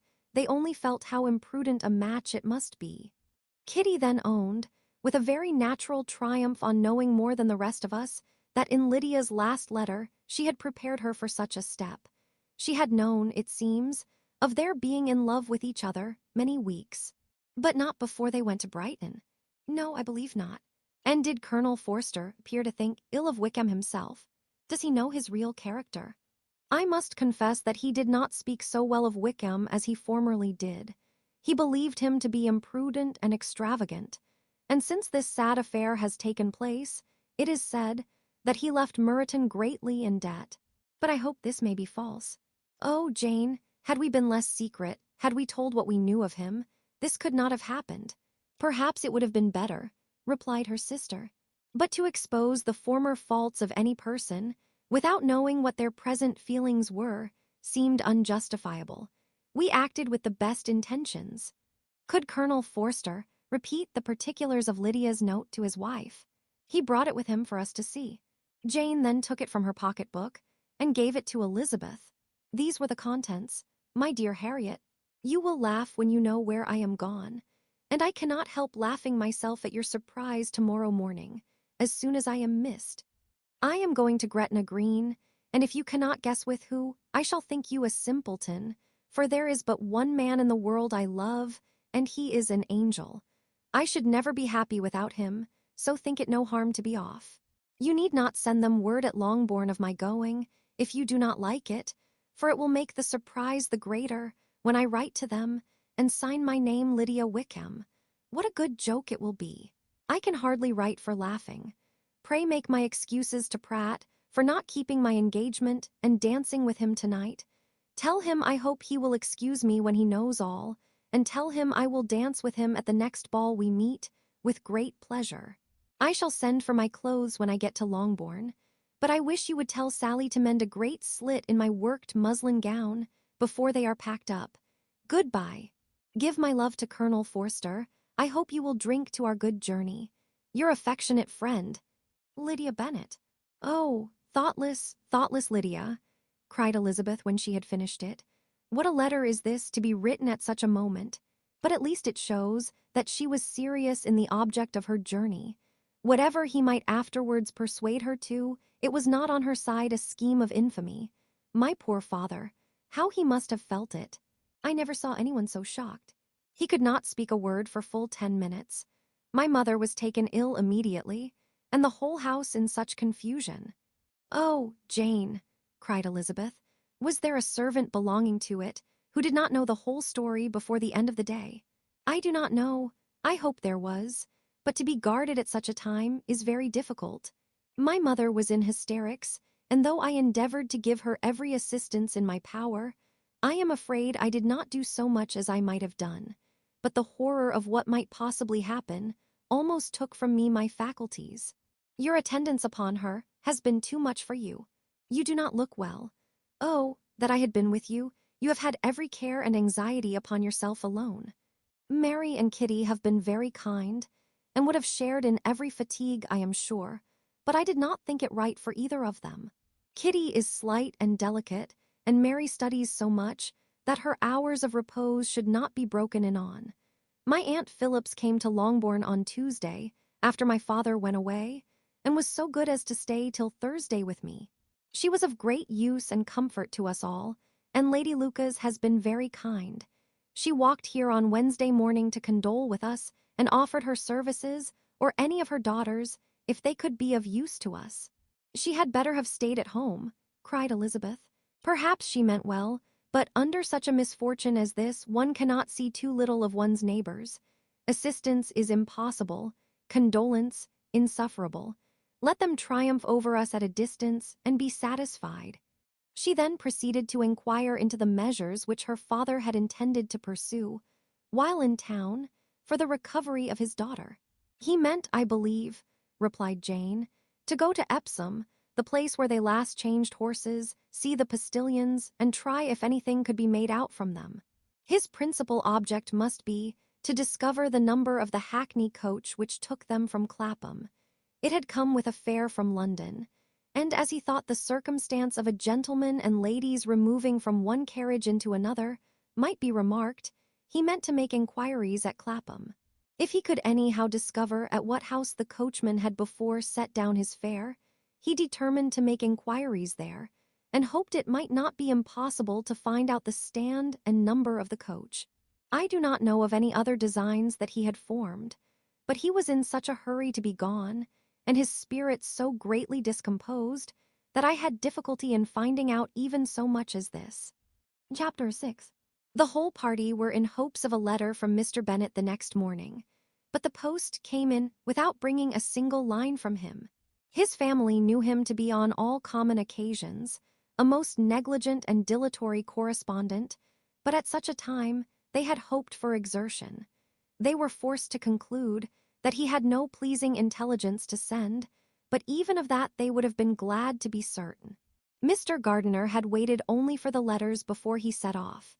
When he was gone, they were certain at least of receiving constant information of what was going on, and their uncle promised, at parting, to prevail on Mr. Bennet to return to Longbourn, as soon as he could, to the great consolation of his sister, who considered it as the only security for her husband's not being killed in a duel.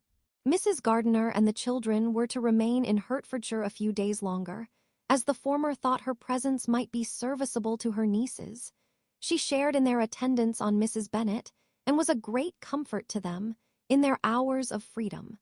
Their other aunt also visited them frequently, and always, as she said, with the design of cheering and heartening them up, though as she never came without reporting some fresh instance of Wickham's extravagance or irregularity, she seldom went away without leaving them more dispirited than she found them.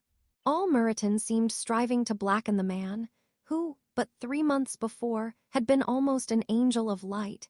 He was declared to be in debt to every tradesman in the place, and his intrigues, all honored with the title of seduction, had been extended into every tradesman's family. Everybody declared that he was the wickedest young man in the world, and everybody began to find out that they had always distrusted the appearance of his goodness.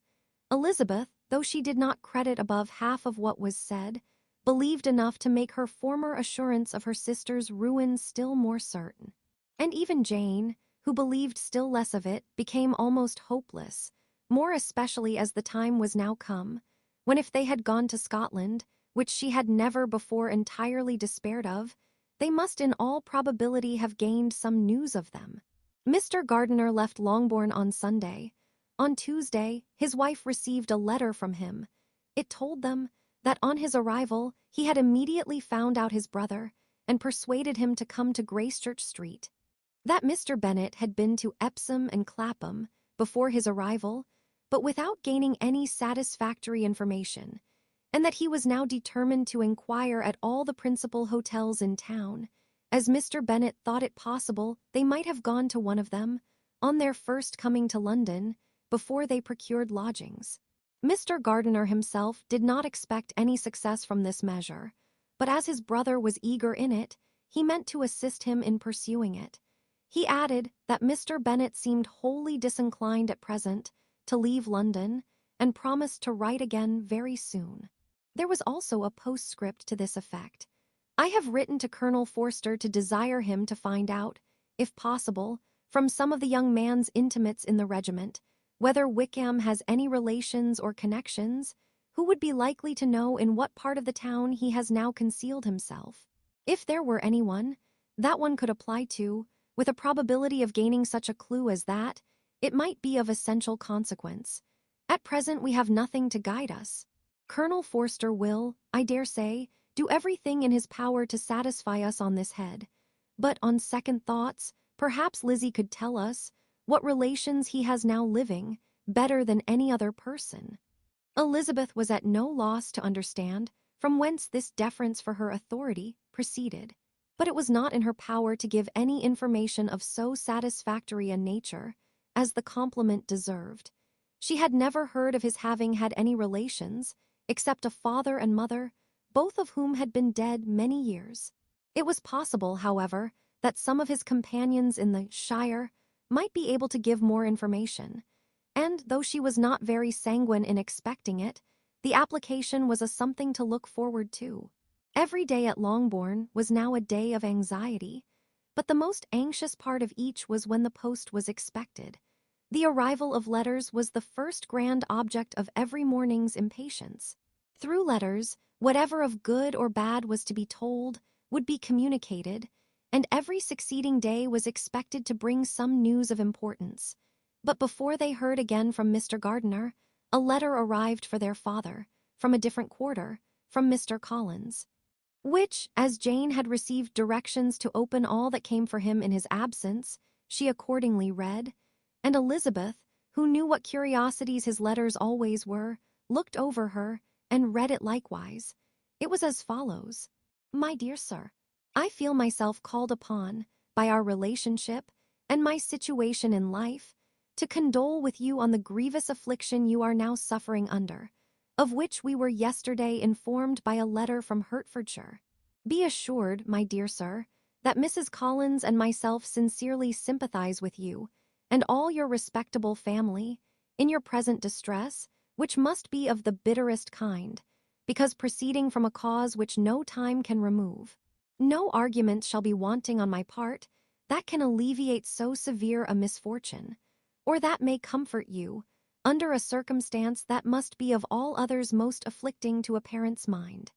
The death of your daughter would have been a blessing in comparison of this, and it is the more to be lamented, because there is reason to suppose, as my dear Charlotte informs me, that this licentiousness of behavior in your daughter has proceeded from a faulty degree of indulgence, though, at the same time, for the consolation of yourself and Mrs. Bennet, I am inclined to think that her own disposition must be naturally bad, or she could not be guilty of such an enormity at so early an age. Howsoever that may be, you are grievously to be pitied, in which opinion I am not only joined by Mrs. Collins, but likewise by Lady Catherine and her daughter, to whom I have related the affair. They agree with me in apprehending that this false step in one daughter will be injurious to the fortunes of all the others, for who, as Lady Catherine herself condescendingly says, will connect themselves with such a family. And this consideration leads me moreover to reflect with augmented satisfaction on a certain event of last November, for had it been otherwise, I must have been involved in all your sorrow and disgrace. Let me advise you then, my dear sir, to console yourself as much as possible, to throw off your unworthy child from your affection forever, and leave her to reap the fruits of her own heinous offense.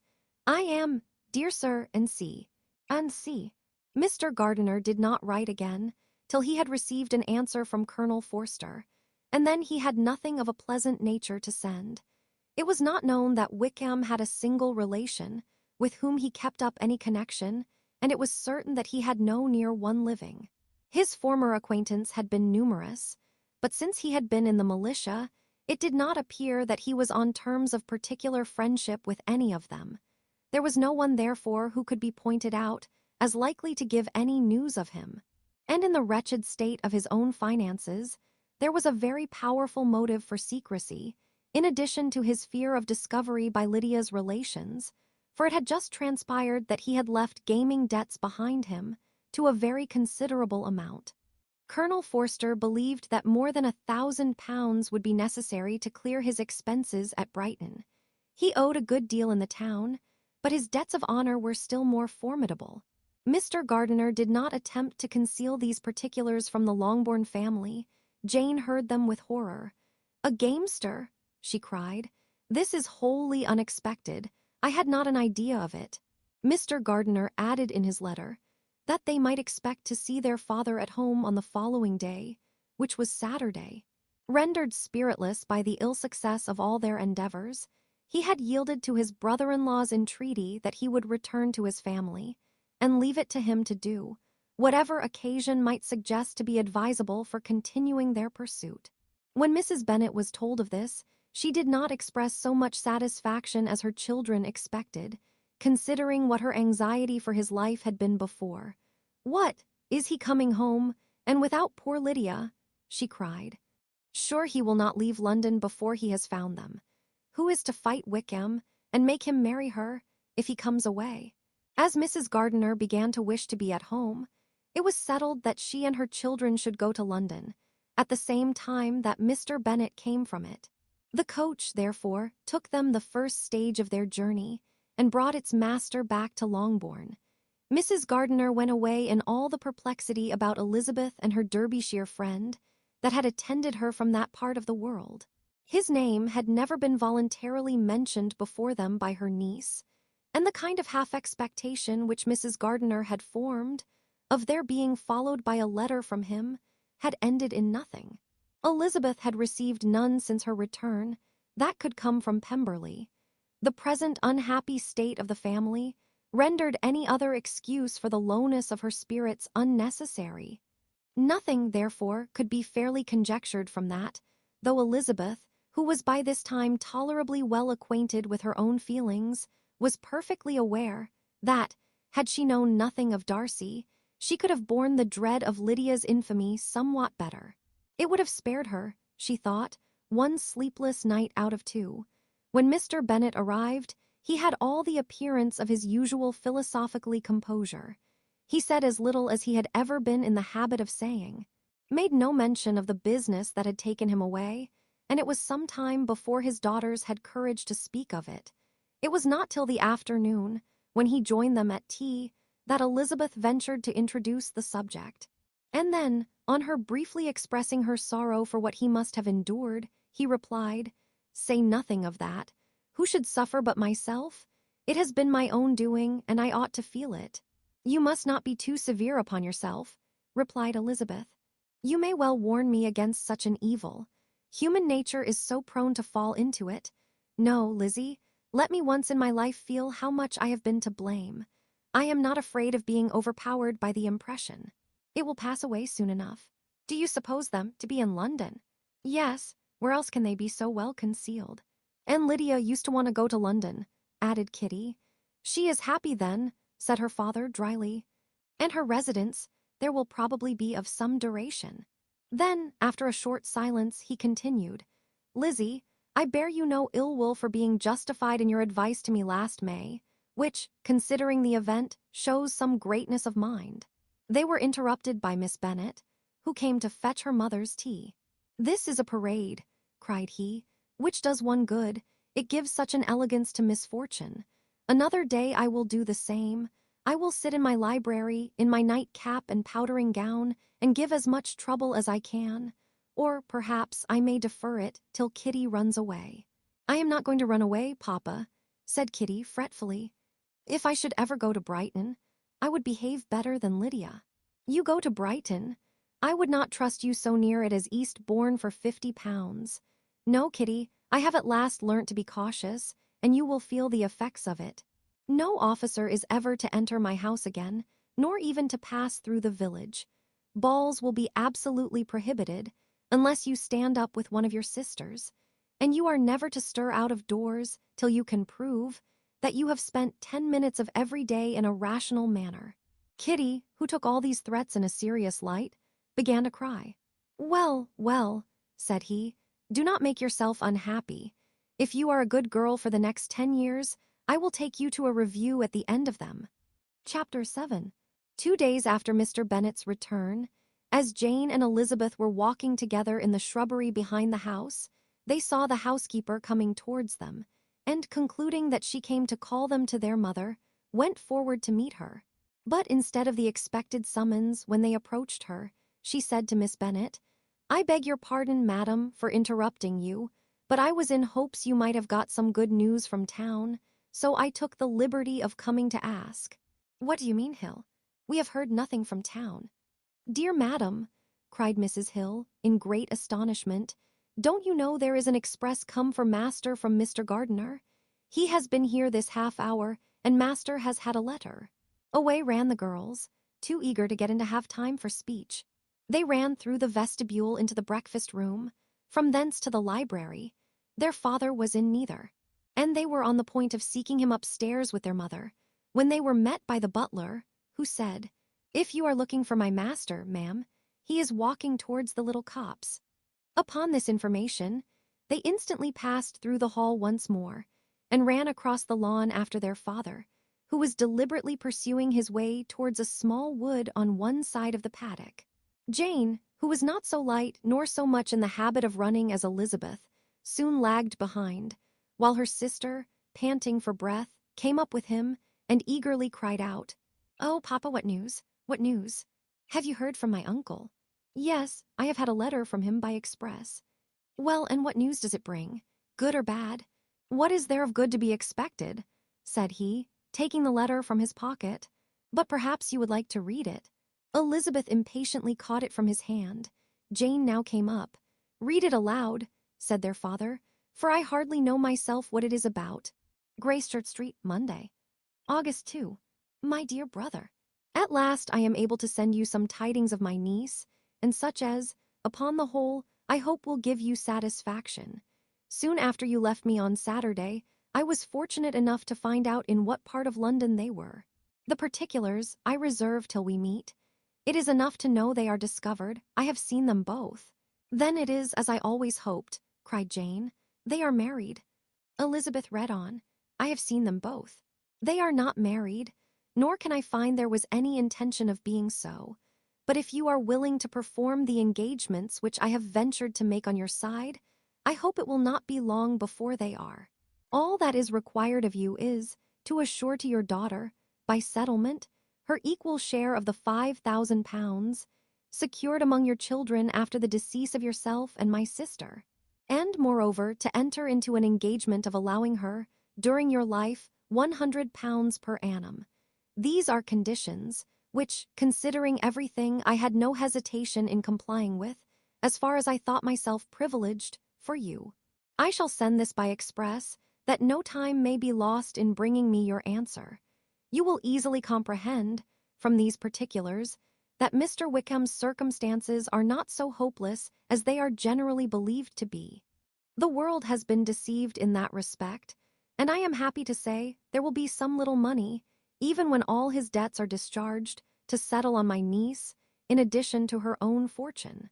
If, as I conclude will be the case, you send me full powers to act in your name, throughout the whole of this business, I will immediately give directions to Haggerston for preparing a proper settlement. There will not be the smallest occasion for your coming to town again. Therefore, stay quietly at Longbourn, and depend on my diligence and care. Send back your answer as soon as you can, and be careful to write explicitly. We have judged it best that my niece should be married from this house, of which I hope you will approve. She comes to us today. I shall write again as soon as anything more is determined on. Yours, N.C. Edwa. Gardiner. Is it possible, cried Elizabeth when she had finished, can it be possible that he will marry her? Wickham is not so undeserving, then, as we have thought him, said her sister. My dear father, I congratulate you. And have you answered the letter? Said Elizabeth. No, but it must be done soon. Most earnestly, did she then entreat him to lose no more time before he wrote. Oh, my dear father, she cried, come back and write immediately. Consider how important every moment is in such a case. Let me write for you, said Jane, if you dislike the trouble yourself. I dislike it very much, he replied, but it must be done. And so saying, he turned back with them and walked towards the house. And may I ask, said Elizabeth, but the terms, I suppose, must be complied with. Complied with? I am only ashamed of his asking so little. And they must marry, yet he is such a man. Yes, yes, they must marry. There is nothing else to be done. But there are two things that I want very much to know. One is, how much money your uncle has laid down to bring it about, and the other, how I am ever to pay him. Money, my uncle, cried Jane. What do you mean, sir? I mean that no man in his senses would marry Lydia on so slight a temptation as 100 a year during my life, and 50 after I am gone. That is very true, said Elizabeth, though it had not occurred to me before. His debts to be discharged and something still to remain. Oh, it must be my uncle's doings. Generous, good man, I am afraid he has distressed himself. A small sum could not do all this. No, said her father, Wickham's a fool if he takes her with a farthing less than £10,000. I should be sorry to think so ill of him in the very beginning of our relationship. £10,000. Heaven forbid. How is half such a sum to be repaid? Mr. Bennet made no answer, and each of them, deep in thought, continued silent till they reached the house. Their father then went to the library to write, and the girls walked into the breakfast-room. And they are really to be married, cried Elizabeth as soon as they were by themselves. How strange this is, and for this we are to be thankful, that they should marry, small as is their chance of happiness, and wretched as is his character, we are forced to rejoice. Oh, Lydia, I comfort myself with thinking, replied Jane, that he certainly would not marry Lydia if he had not a real regard for her. Though our kind uncle has done something towards clearing him, I cannot believe that £10,000, or anything like it, has been advanced. He has children of his own, and may have more. How could he spare half £10,000? If we are ever able to learn what Wickham's debts have been, said Elizabeth, and how much is settled on his side on our sister, we shall exactly know what Mr. Gardiner has done for them, because Wickham has not sixpence of his own. The kindness of my uncle and aunt can never be requited. Their taking her home, and affording her their personal protection and countenance is such a sacrifice to her advantage, as years of gratitude cannot enough acknowledge. By this time she is actually with them. If such goodness does not make her miserable now, she will never deserve to be happy. What a meeting for her, when she first sees my aunt. We must endeavor to forget all that has passed on either side, said Jane. I hope and trust they will yet be happy. His consenting to marry her is a proof, I will believe, that he is come to a right way of thinking. Their mutual affection will steady them, and I flatter myself they will settle so quietly, and live in so rational a manner, as may in time make their past imprudence forgotten. Their conduct has been such, replied Elizabeth, as neither you, nor I, nor anybody can ever forget. It is useless to talk of it. It now occurred to the girls that their mother was in all likelihood perfectly ignorant of what had happened. They went to the library, therefore, and asked their father whether he would not wish them to make it known to her. He was writing, and without raising his head, coolly replied, "Just as you please. May we take my uncle's letter to read to her?" "Take whatever you like, and get away." Elizabeth took the letter from his writing table, and they went upstairs together. Mary and Kitty were both with Mrs. Bennet. One communication would, therefore, do for all. After a slight preparation for good news, the letter was read aloud. Mrs. Bennet could hardly contain herself. As soon as Jane had read Mr. Gardiner's hope of Lydia's being soon married, her joy burst forth, and every following sentence added to its exuberance. She was now in an irritation as violent from delight as she had ever been fidgety from alarm and vexation. To know that her daughter would be married was enough. She was disturbed by no fear for her felicity, nor humbled by any remembrance of her misconduct. "My dear, dear Lydia," she cried, "this is delightful indeed. She will be married.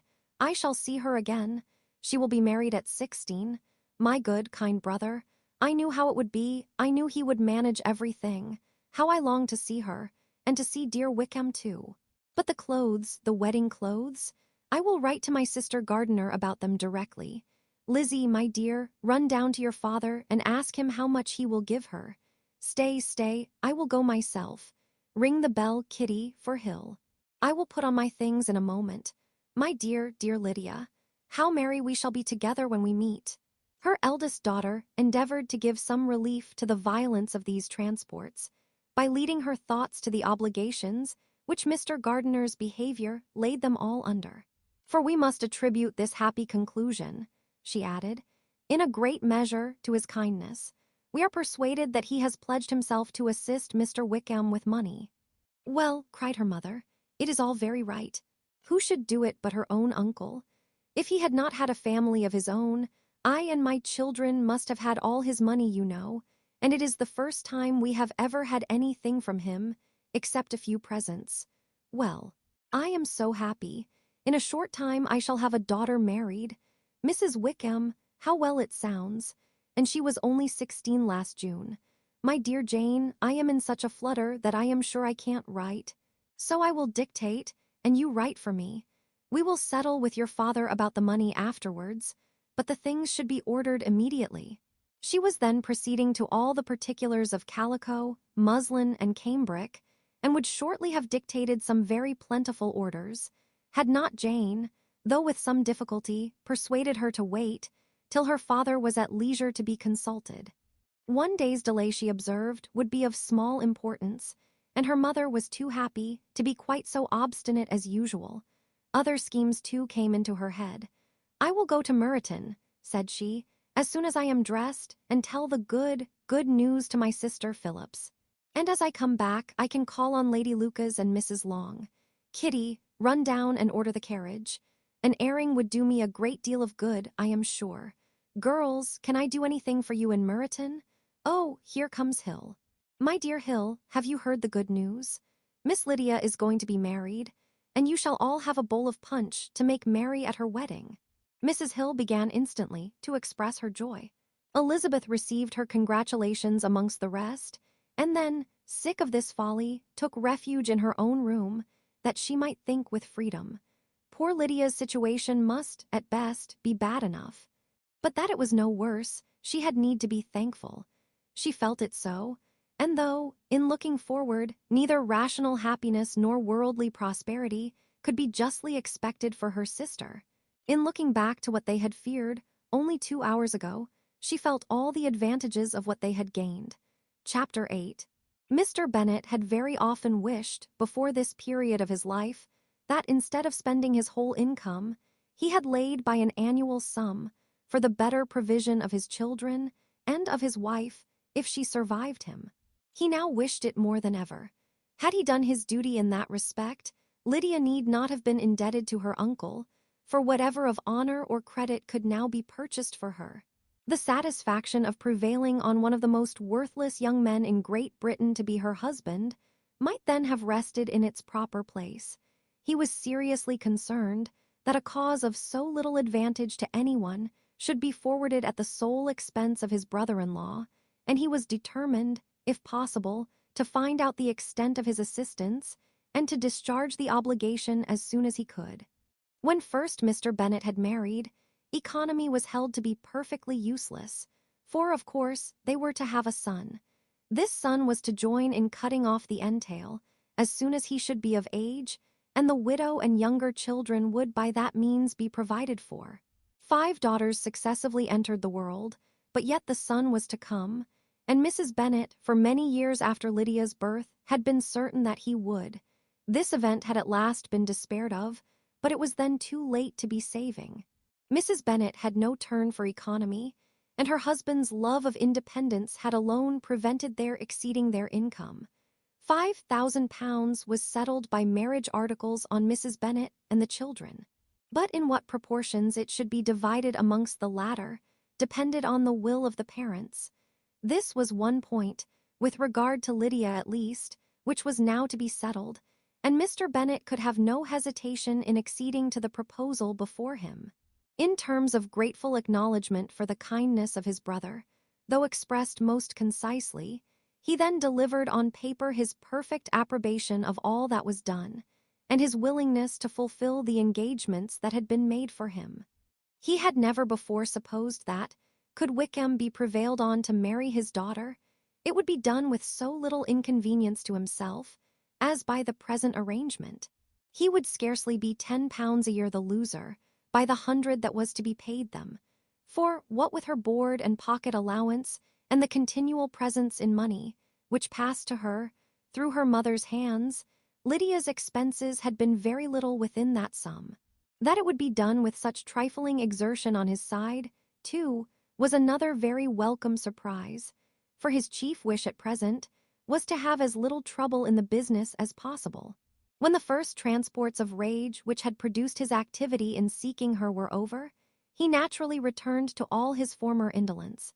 His letter was soon dispatched. For though dilatory in undertaking business, he was quick in its execution. He begged to know farther particulars of what he was indebted to his brother, but was too angry with Lydia to send any message to her. The good news quickly spread through the house, and with proportionate speed through the neighborhood. It was borne in the latter with decent philosophy. To be sure, it would have been more for the advantage of conversation had Miss Lydia Bennet come upon the town, or, as the happiest alternative, been secluded from the world in some distant farmhouse.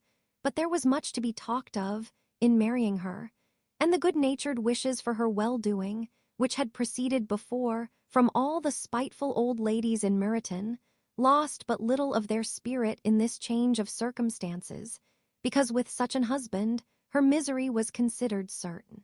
It was a fortnight since Mrs. Bennet had been downstairs, but on this happy day she again took her seat at the head of her table, and in spirits oppressively high. No sentiment of shame gave a damp to her triumph. The marriage of a daughter, which had been the first object of her wishes since Jane was 16, was now on the point of accomplishment, and her thoughts and her words ran wholly on those attendants of elegant nuptials, fine muslins, new carriages, and servants. She was busily searching through the neighborhood for a proper situation for her daughter, and without knowing or considering what their income might be, rejected many as deficient in size and importance. Hay Park might do, said she, if the Goodings would quit it, or the great house at Stoke, if the drawing-room were larger, but Ashworth is too far off. I could not bear to have her 10 miles from me. And as for Purvis Lodge, the attics are dreadful. Her husband allowed her to talk on without interruption, while the servants remained. But when they had withdrawn, he said to her, "Mrs. Bennet, before you take any or all of these houses, for your son and daughter, let us come to a right understanding. Into one house in this neighborhood they shall never have admittance. I will not encourage the impudence of either, by receiving them at Longbourn." A long dispute followed this declaration, but Mr. Bennet was firm. It soon led to another, and Mrs. Bennet found, with amazement and horror, that her husband would not advance a guinea to buy clothes for his daughter. He protested that she should receive from him no mark of affection whatever on the occasion.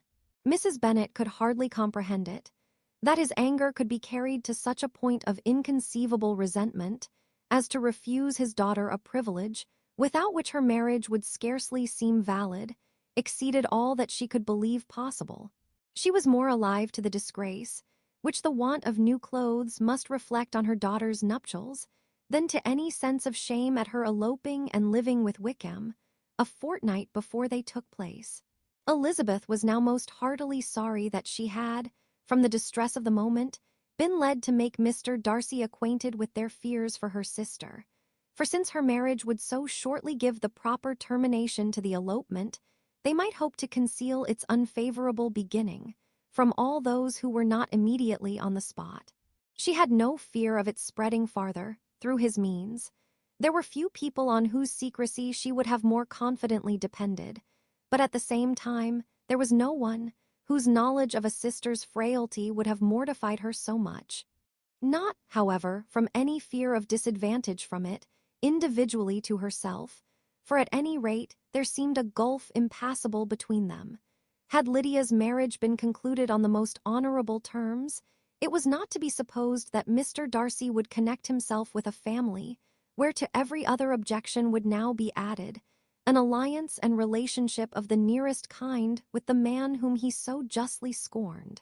From such a connection she could not wonder that he should shrink. The wish of procuring her regard, which she had assured herself of his feeling in Derbyshire, could not in rational expectation survive such a blow as this.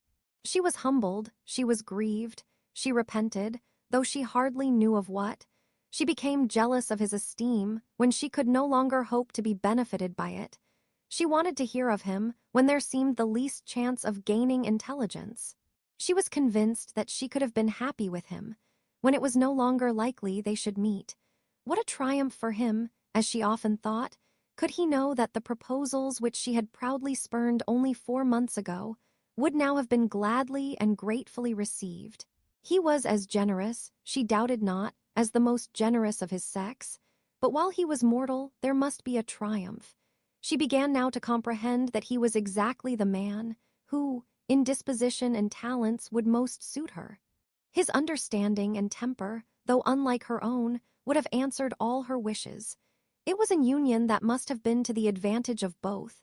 By her ease and liveliness, his mind might have been softened, his manners improved, and from his judgment, information, and knowledge of the world, she must have received benefit of greater importance. But no such happy marriage could now teach the admiring multitude what connubial felicity really was.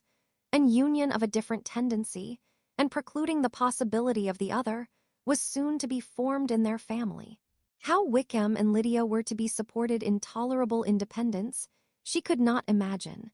But how little of permanent happiness could belong to a couple who were only brought together because their passions were stronger than their virtue, she could easily conjecture.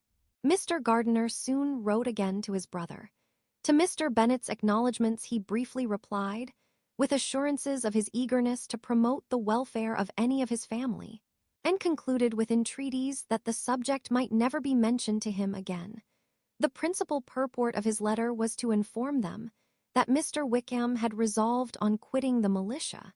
It was greatly my wish that he should do so, he added, as soon as his marriage was fixed on, and I think you will agree with me in considering a removal from that corps as highly advisable, both on his account and my niece's. It is Mr. Wickham's intention to go into the regulars, and, among his former friends, there are still some who are able and willing to assist him in the army. He has the promise of an ensigncy in General's regiment, now quartered in the north. It is an advantage to have it so far from this part of the kingdom. He promises fairly, and I hope among different people, where they may each have a character to preserve, they will both be more prudent. I have written to Colonel Forster to inform him of our present arrangements, and to request that he will satisfy the various creditors of Mr. Wickham in and near Brighton, with assurances of speedy payment, for which I have pledged myself. And will you give yourself the trouble of carrying similar assurances to his creditors in Meryton, of whom I shall subjoin a list, according to his information. He has given in all his debts. I hope at least he has not deceived us. Haggerston has our directions, and all will be completed in a week. They will then join his regiment, unless they are first invited to Longbourn, and I understand from Mrs. Gardiner that my niece is very desirous of seeing you all before she leaves the south. She is well, and begs to be dutifully remembered to you and her mother. Yours, and C. E. Gardiner. Mr. Bennet and his daughters saw all the advantages of Wickham's removal from the shire, as clearly as Mr. Gardiner could do. But Mrs. Bennet was not so well pleased with it, Lydia's being settled in the north, just when she had expected most pleasure and pride in her company, for she had by no means given up her plan of their residing in Hertfordshire, was a severe disappointment. And besides, it was such a pity that Lydia should be taken from a regiment where she was acquainted with everybody and had so many favourites. She is so fond of Mrs. Forster, said she, it will be quite shocking to send her away. And there are several of the young men, too, that she likes very much. The officers may not be so pleasant in General's regiment. His daughter's request, for such it might be considered, of being admitted into her family again, before she set off for the north, received at first an absolute negative. But Jane and Elizabeth, who agreed in wishing, for the sake of their sister's feelings and consequence, that she should be noticed on her marriage by her parents, urged him so earnestly, yet so rationally and so mildly, to receive her and her husband at Longbourn, as soon as they were married, that he was prevailed on to think as they thought, and act as they wished. And their mother had the satisfaction of knowing that she should be able to show her married daughter in the neighbourhood before she was banished to the north. When Mr. Bennet wrote again to his brother, therefore, he sent his permission for them to come. And it was settled that as soon as the ceremony was over, they should proceed to Longbourn. Elizabeth was surprised, however, that Wickham should consent to such a scheme, and had she consulted only her own inclination, any meeting with him would have been the last object of her wishes. Chapter 9. Their sister's wedding day arrived, and Jane and Elizabeth felt for her probably more than she felt for herself. The carriage was sent to meet them and they were to return in it by dinner time. Their arrival was dreaded by the elder Miss Bennets, and Jane more especially, who gave Lydia the feelings which would have attended herself, had she been the culprit, was wretched in the thought of what her sister must endure. They came. The family were assembled in the breakfast room to receive them. Smiles decked the face of Mrs. Bennet as the carriage drove up to the door. Her husband looked impenetrably grave, her daughters alarmed, anxious, uneasy. Lydia's voice was heard in the vestibule, the door was thrown open, and she ran into the room. Her mother stepped forwards, embraced her, and welcomed her with rapture, gave her hand with an affectionate smile to Wickham, who followed his lady, and wished them both joy, with an alacrity which showed no doubt of their happiness. Their reception from Mr. Bennet, to whom they then turned, was not quite so cordial. His countenance rather gained in austerity, and he scarcely opened his lips. The easy assurance of the young couple, indeed, was enough to provoke him. Elizabeth was disgusted, and even Miss Bennet was shocked. Lydia was Lydia still, untamed, unabashed, wild, noisy, and fearless. She turned from sister to sister, demanding their congratulations, and when at length they all sat down, looked eagerly round the room, took notice of some little alteration in it, and observed with a laugh that it was a great while since she had been there.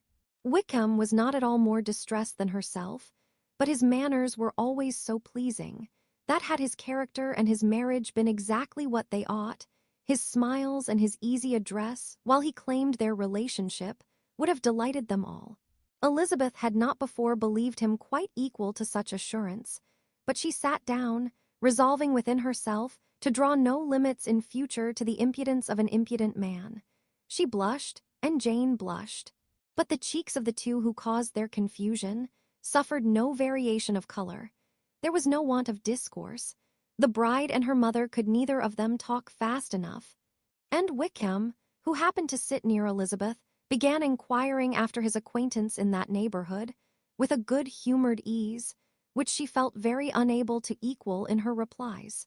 They seemed each of them to have the happiest memories in the world. Nothing of the past was recollected with pain, and Lydia led voluntarily to subjects which her sisters would not have alluded to for the world. "Only think of its being 3 months," she cried. "Since I went away, it seems but a fortnight, I declare, and yet there have been things enough happened in the time. Good gracious! When I went away, I am sure I had no more idea of being married till I came back again, though I thought it would be very good fun if I was." Her father lifted up his eyes. Jane was distressed. Elizabeth looked expressively at Lydia. But she, who never heard nor saw anything of which she chose to be insensible, gaily continued, "Oh, Mamma, do the people hereabouts know I am married today? I was afraid they might not. And we overtook William Gooding in his curricle, so I was determined he should know it, and so I let down the side glass next to him, and took off my glove, and let my hand just rest upon the window frame, so that he might see the ring, and then I bowed and smiled like anything." Elizabeth could bear it no longer. She got up and ran out of the room, and returned no more till she heard them passing through the hall to the dining parlor. She then joined them soon enough to see Lydia, with anxious parade, walk up to her mother's right hand, and hear her say to her eldest sister, "Ah, Jane, I take your place now, and you must go lower because I am a married woman." It was not to be supposed that time would give Lydia that embarrassment, from which she had been so wholly free at first. Her ease and good spirits increased. She longed to see Mrs. Phillips, the Lucases, and all their other neighbors, and to hear herself called Mrs. Wickham by each of them, and in the meantime she went after dinner to show her ring and boast of being married to Mrs. Hill and the 2 housemaids. "Well, Mamma," said she, when they were all returned to the breakfast room, "and what do you think of my husband? Is not he a charming man? I am sure my sisters must all envy me. I only hope they may have half my good luck. They must all go to Brighton. That is the place to get husbands. What a pity it is, Mamma, we did not all go." "Very true, and if I had my will, we should. But my dear Lydia, I don't at all like your going such a way off." "Must it be so?" "Oh, Lord, yes. There is nothing in that. I shall like it of all things. You and Papa and my sisters must come down and see us.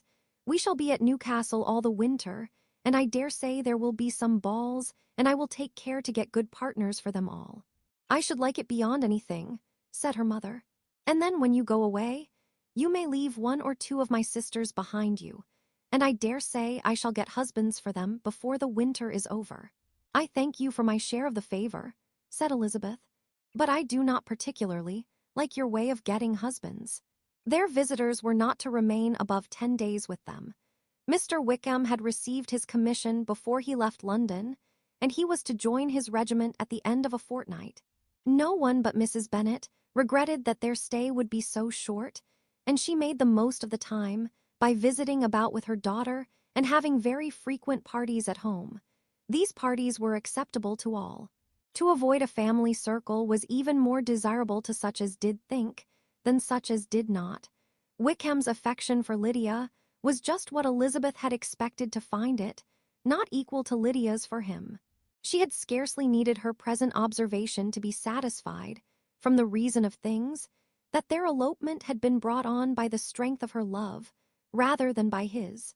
And she would have wondered why, without violently caring for her, he chose to elope with her at all, had she not felt certain that his flight was rendered necessary by distress of circumstances.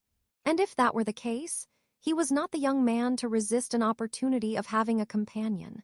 Lydia was exceedingly fond of him. He was her dear Wickham on every occasion. No one was to be put in competition with him.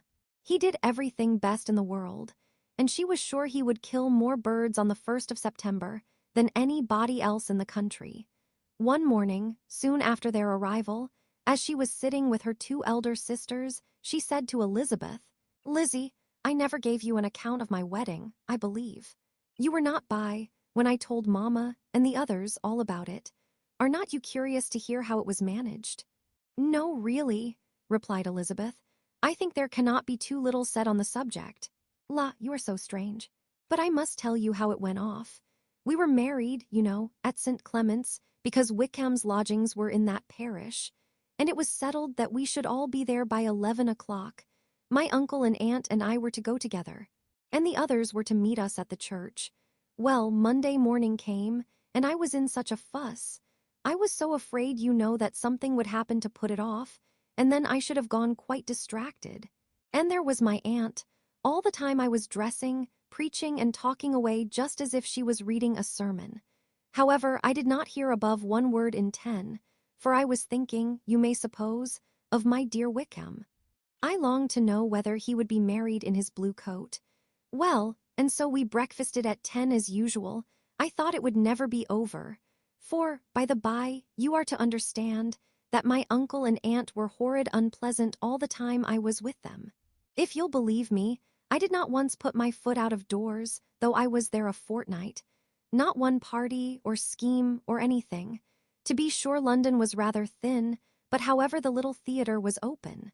Well, and so just as the carriage came to the door, my uncle was called away upon business to that horrid man Mr. Stone. And then, you know, when once they get together, there is no end of it.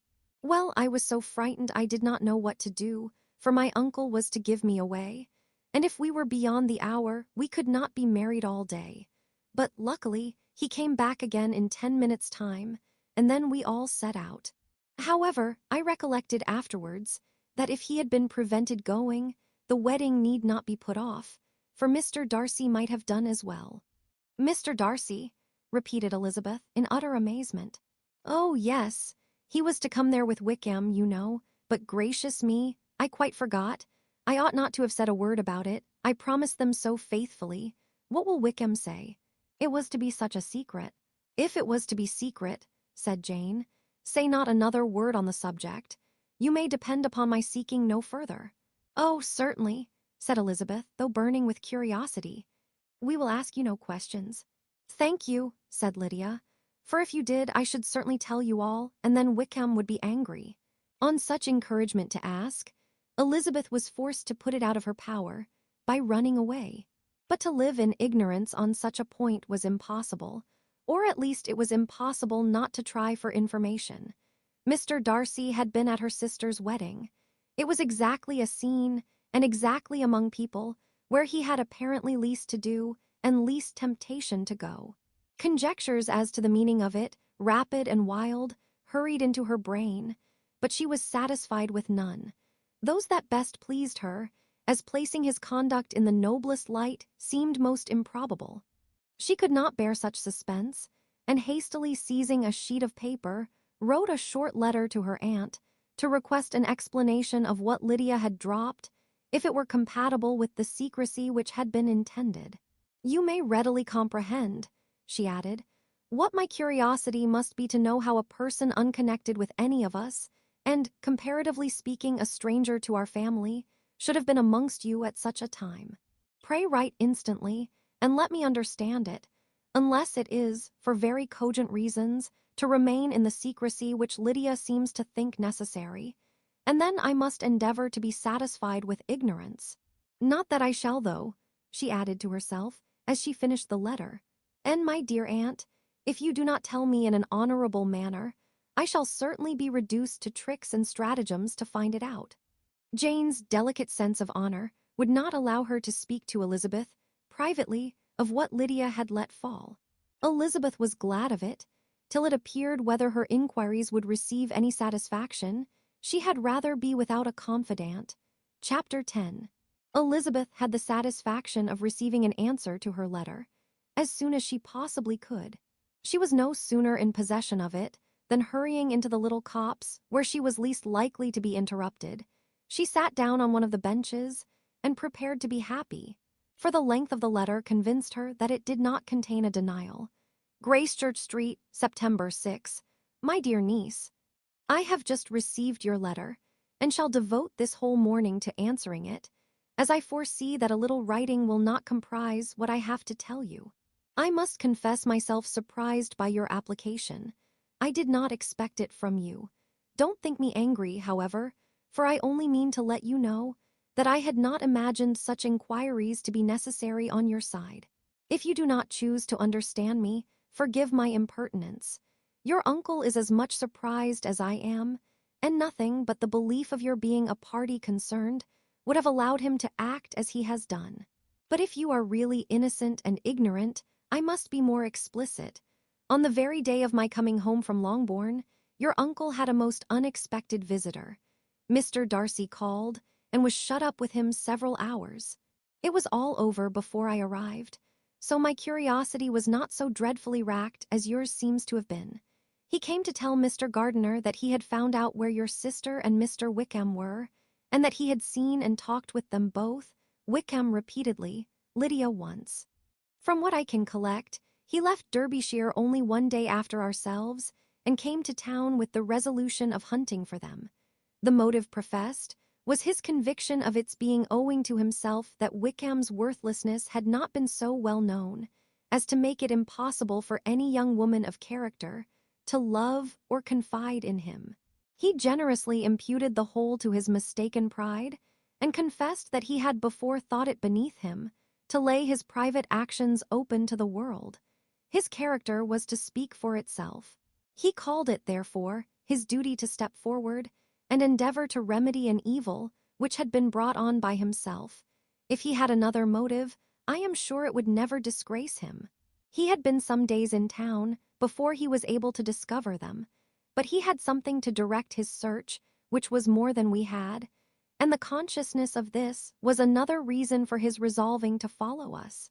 There is a lady, it seems, a Mrs. Young, who was some time ago governess to Miss Darcy, and was dismissed from her charge on some cause of disapprobation, though he did not say what.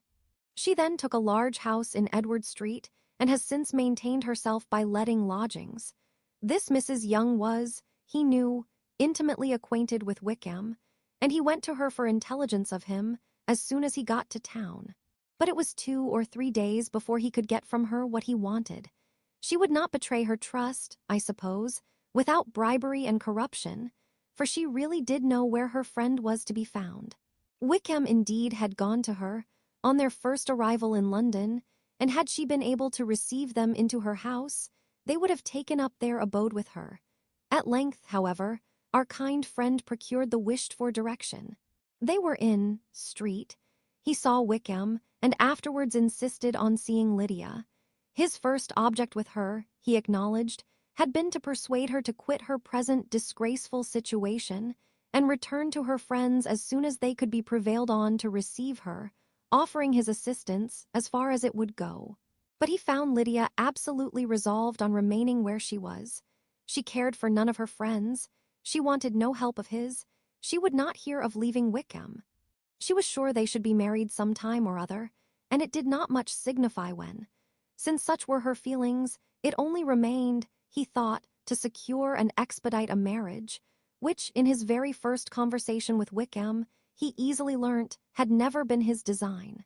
He confessed himself obliged to leave the regiment, on account of some debts of honor, which were very pressing, and scrupled not to lay all the ill consequences of Lydia's flight on her own folly alone. He meant to resign his commission immediately, and as to his future situation, he could conjecture very little about it.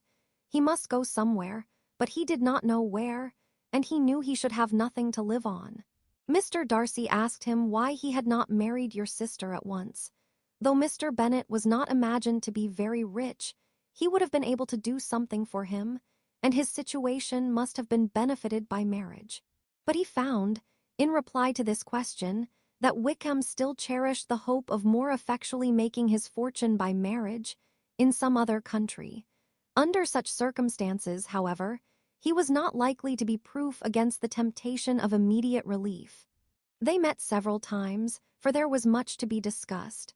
Wickham, of course, wanted more than he could get, but at length was reduced to be reasonable. Everything being settled between them, Mr. Darcy's next step was to make your uncle acquainted with it, and he first called in Gracechurch Street the evening before I came home. But Mr. Gardiner could not be seen, and Mr. Darcy found, on further inquiry, that your father was still with him, but would quit town the next morning. He did not judge your father to be a person whom he could so properly consult as your uncle, and therefore readily postponed seeing him till after the departure of the former. He did not leave his name, and till the next day it was only known that a gentleman had called on business. On Saturday he came again. Your father was gone, your uncle at home, and, as I said before, they had a great deal of talk together. They met again on Sunday, and then I saw him too. It was not all settled before Monday. As soon as it was, the express was sent off to Longbourn. But our visitor was very obstinate. I fancy, Lizzie, that obstinacy is the real defect of his character after all. He has been accused of many faults at different times, but this is the true one. Nothing was to be done that he did not do himself.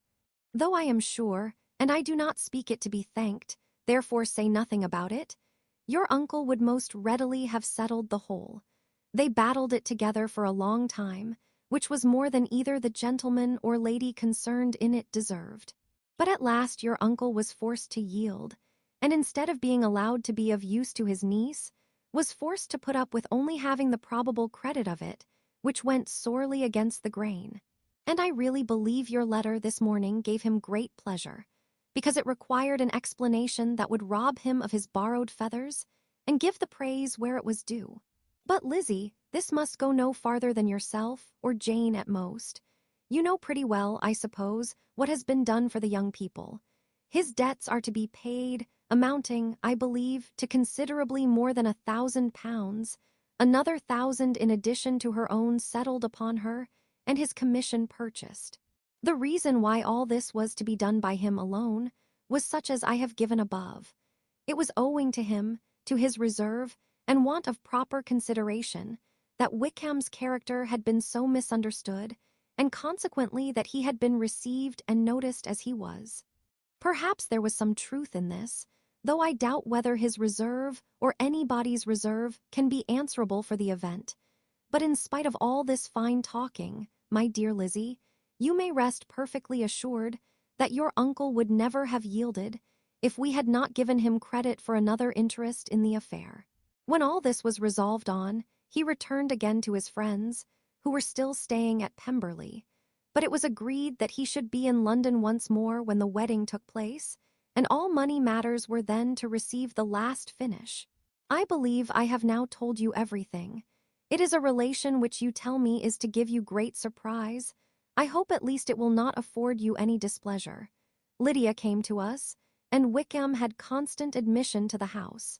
He was exactly what he had been when I knew him in Hertfordshire, but I would not tell you how little I was satisfied with her behavior while she stayed with us, if I had not perceived, by Jane's letter last Wednesday, that her conduct on coming home was exactly of a piece with it, and therefore what I now tell you can give you no fresh pain. I talked to her repeatedly in the most serious manner, representing to her all the wickedness of what she had done, and all the unhappiness she had brought on her family. If she heard me, it was by good luck, for I am sure she did not listen. I was sometimes quite provoked, but then I recollected my dear Elizabeth and Jane, and for their sakes had patience with her. Mr. Darcy was punctual in his return, and as Lydia informed you, attended the wedding. He dined with us the next day, and was to leave town again on Wednesday or Thursday. Will you be very angry with me, my dear Lizzie, if I take this opportunity of saying, what I was never bold enough to say before, how much I like him? His behavior to us has, in every respect, been as pleasing as when we were in Derbyshire. His understanding and opinions all please me. He wants nothing but a little more liveliness, and that, if he marry prudently, his wife may teach him. I thought him very sly. He hardly ever mentioned your name, but slyness seems the fashion. Pray forgive me if I have been very presuming, or at least do not punish me so far as to exclude me from P. I shall never be quite happy till I have been all round the park. A low phaeton with a nice little pair of ponies would be the very thing, but I must write no more. The children have been wanting me this half hour. Yours very sincerely, Yem. Gardener. The contents of this letter threw Elizabeth into a flutter of spirits, in which it was difficult to determine whether pleasure or pain bore the greatest share. The vague and unsettled suspicions which uncertainty had produced of what Mr. Darcy might have been doing to forward her sister's match, which she had feared to encourage, as an exertion of goodness too great to be probable, and at the same time dreaded to be just from the pain of obligation, were proved beyond their greatest extent to be true. He had followed them purposely to town. He had taken on himself all the trouble and mortification attendant on such a research, in which supplication had been necessary to a woman whom he must abominate and despise, and where he was reduced to frequently meet, reason with, persuade, and finally bribe, the man whom he always most wished to avoid, and whose very name it was punishment to him to pronounce. He had done all this for a girl whom he could neither regard nor esteem. Her heart did whisper that he had done it for her, but it was a hope shortly checked by other considerations, and she soon felt that even her vanity was insufficient when required to depend on his affection for her, for a woman who had already refused him, as able to overcome a sentiment so natural as abhorrence against relationship with Wickham. Brother-in-law of Wickham, every kind of pride must revolt from the connection. He had to be sure done much. She was ashamed to think how much, but he had given a reason for his interference, which asked no extraordinary stretch of belief. It was reasonable that he should feel he had been wrong. He had liberality, and he had the means of exercising it, and though she would not place herself as his principal inducement, she could, perhaps, believe that remaining partiality for her might assist his endeavors in a cause where her peace of mind must be materially concerned. It was painful, exceedingly painful, to know that they were under obligations to a person who could never receive a return. They owed the restoration of Lydia, her character, everything to him. Oh, how heartily did she grieve over every ungracious sensation she had ever encouraged, every saucy speech she had ever directed towards him. For herself she was humbled, but she was proud of him. Proud that in a cause of compassion and honor, he had been able to get the better of himself. She read over her aunt's commendation of him again and again. It was hardly enough, but it pleased her. She was even sensible of some pleasure, though mixed with regret, on finding how steadfastly both she and her uncle had been persuaded that affection and confidence subsisted between Mr. Darcy and herself. She was roused from her seat and her reflections by someone's approach, and before she could strike into another path, she was overtaken by Wickham. "I am afraid I interrupt your solitary ramble, my dear sister," said he, as he joined her. "You certainly do," she replied with a smile, "but it does not follow that the interruption must be unwelcome. I should be sorry indeed if it were. We were always good friends, and now we are better." "True. Are the others coming out?" "I do not know. Mrs. Bennet and Lydia are going in the carriage to Meryton. And so, my dear sister, I find from our uncle and aunt that you have actually seen Pemberley." She replied in the affirmative. "I almost envy you the pleasure, and yet I believe it would be too much for me, or else I could take it in my way to Newcastle. And you saw the old housekeeper, I suppose? Poor Reynolds, she was always very fond of me. But of course she did not mention my name to you." "Yes, she did." "And what did she say?" "That you were gone into the army, and she was afraid had not turned out well. At such a distance as that, you know, things are strangely misrepresented." "Certainly," he replied, biting his lips. Elizabeth hoped she had silenced him, but he soon afterwards said, "I was surprised to see Darcy in town last month. We passed each other several times. I wonder what he can be doing there." "Perhaps preparing for his marriage with Miss de Bourgh," said Elizabeth. "It must be something particular to take him there at this time of year." "Undoubtedly." "Did you see him while you were at Lambton? I thought I understood from the gardeners that you had." "Yes, he introduced us to his sister." "And do you like her?" Very much. I have heard, indeed, that she is uncommonly improved within this year or two. When I last saw her, she was not very promising. I am very glad you liked her. I hope she will turn out well. I dare say she will. She has got over the most trying age. Did you go by the village of Kimpton? I do not recollect that we did. I mention it because it is the living which I ought to have had. A most delightful place, excellent parsonage house. It would have suited me in every respect. How should you have liked making sermons? Exceedingly well.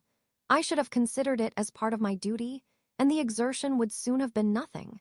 One ought not to repine, but to be sure, it would have been such a thing for me.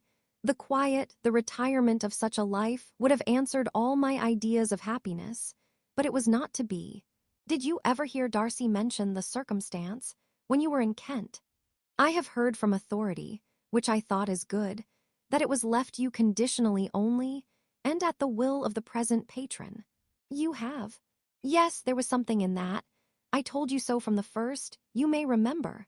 I did hear, too, that there was a time when sermon-making was not so palatable to you as it seems to be at present, that you actually declared your resolution of never taking orders, and that the business had been compromised accordingly. You did, and it was not wholly without foundation. You may remember what I told you on that point, when first we talked of it.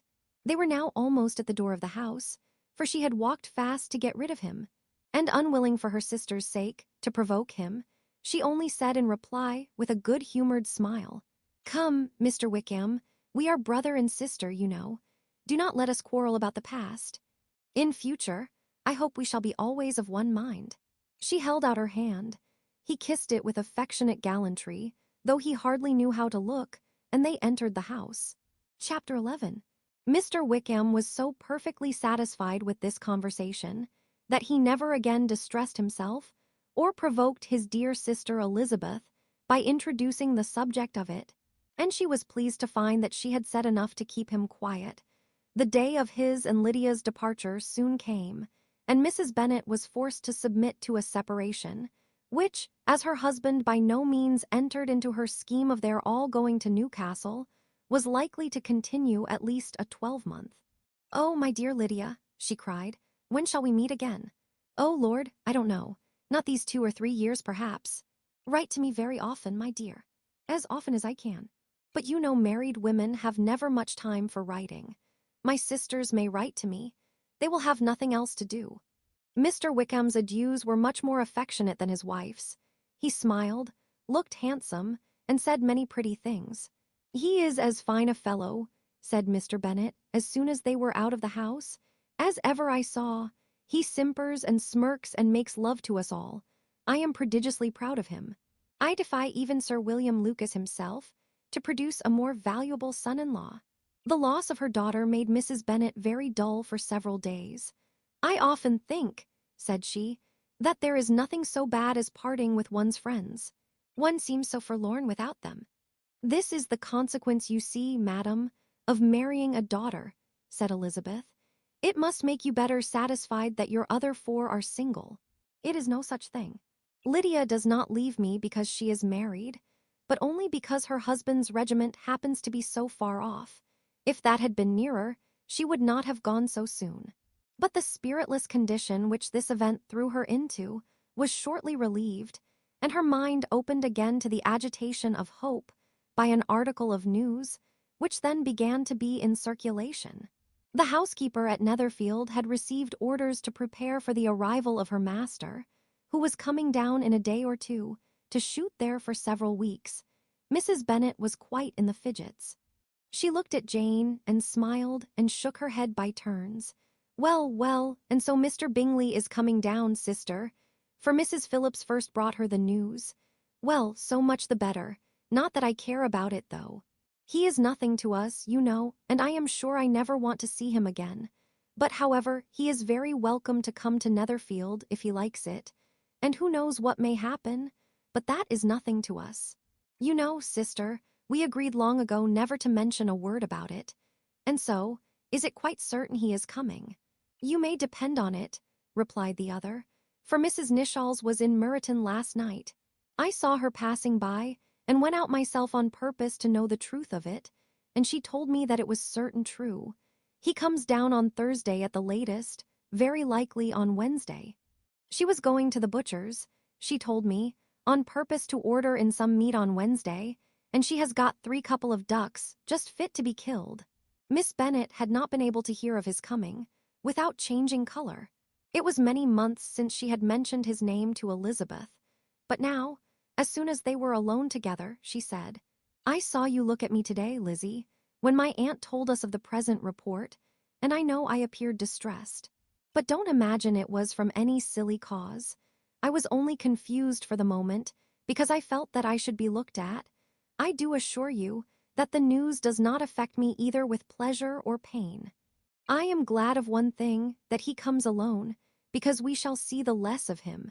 Not that I am afraid of myself, but I dread other people's remarks." Elizabeth did not know what to make of it. Had she not seen him in Derbyshire, she might have supposed him capable of coming there, with no other view than what was acknowledged. But she still thought him partial to Jane, and she wavered as to the greater probability of his coming there with his friend's permission, or being bold enough to come without it. Yet it is hard, she sometimes thought, that this poor man cannot come to a house which he has legally hired without raising all this speculation. I will leave him to himself. In spite of what her sister declared, and really believed to be her feelings, in the expectation of his arrival, Elizabeth could easily perceive that her spirits were affected by it. They were more disturbed, more unequal than she had often seen them.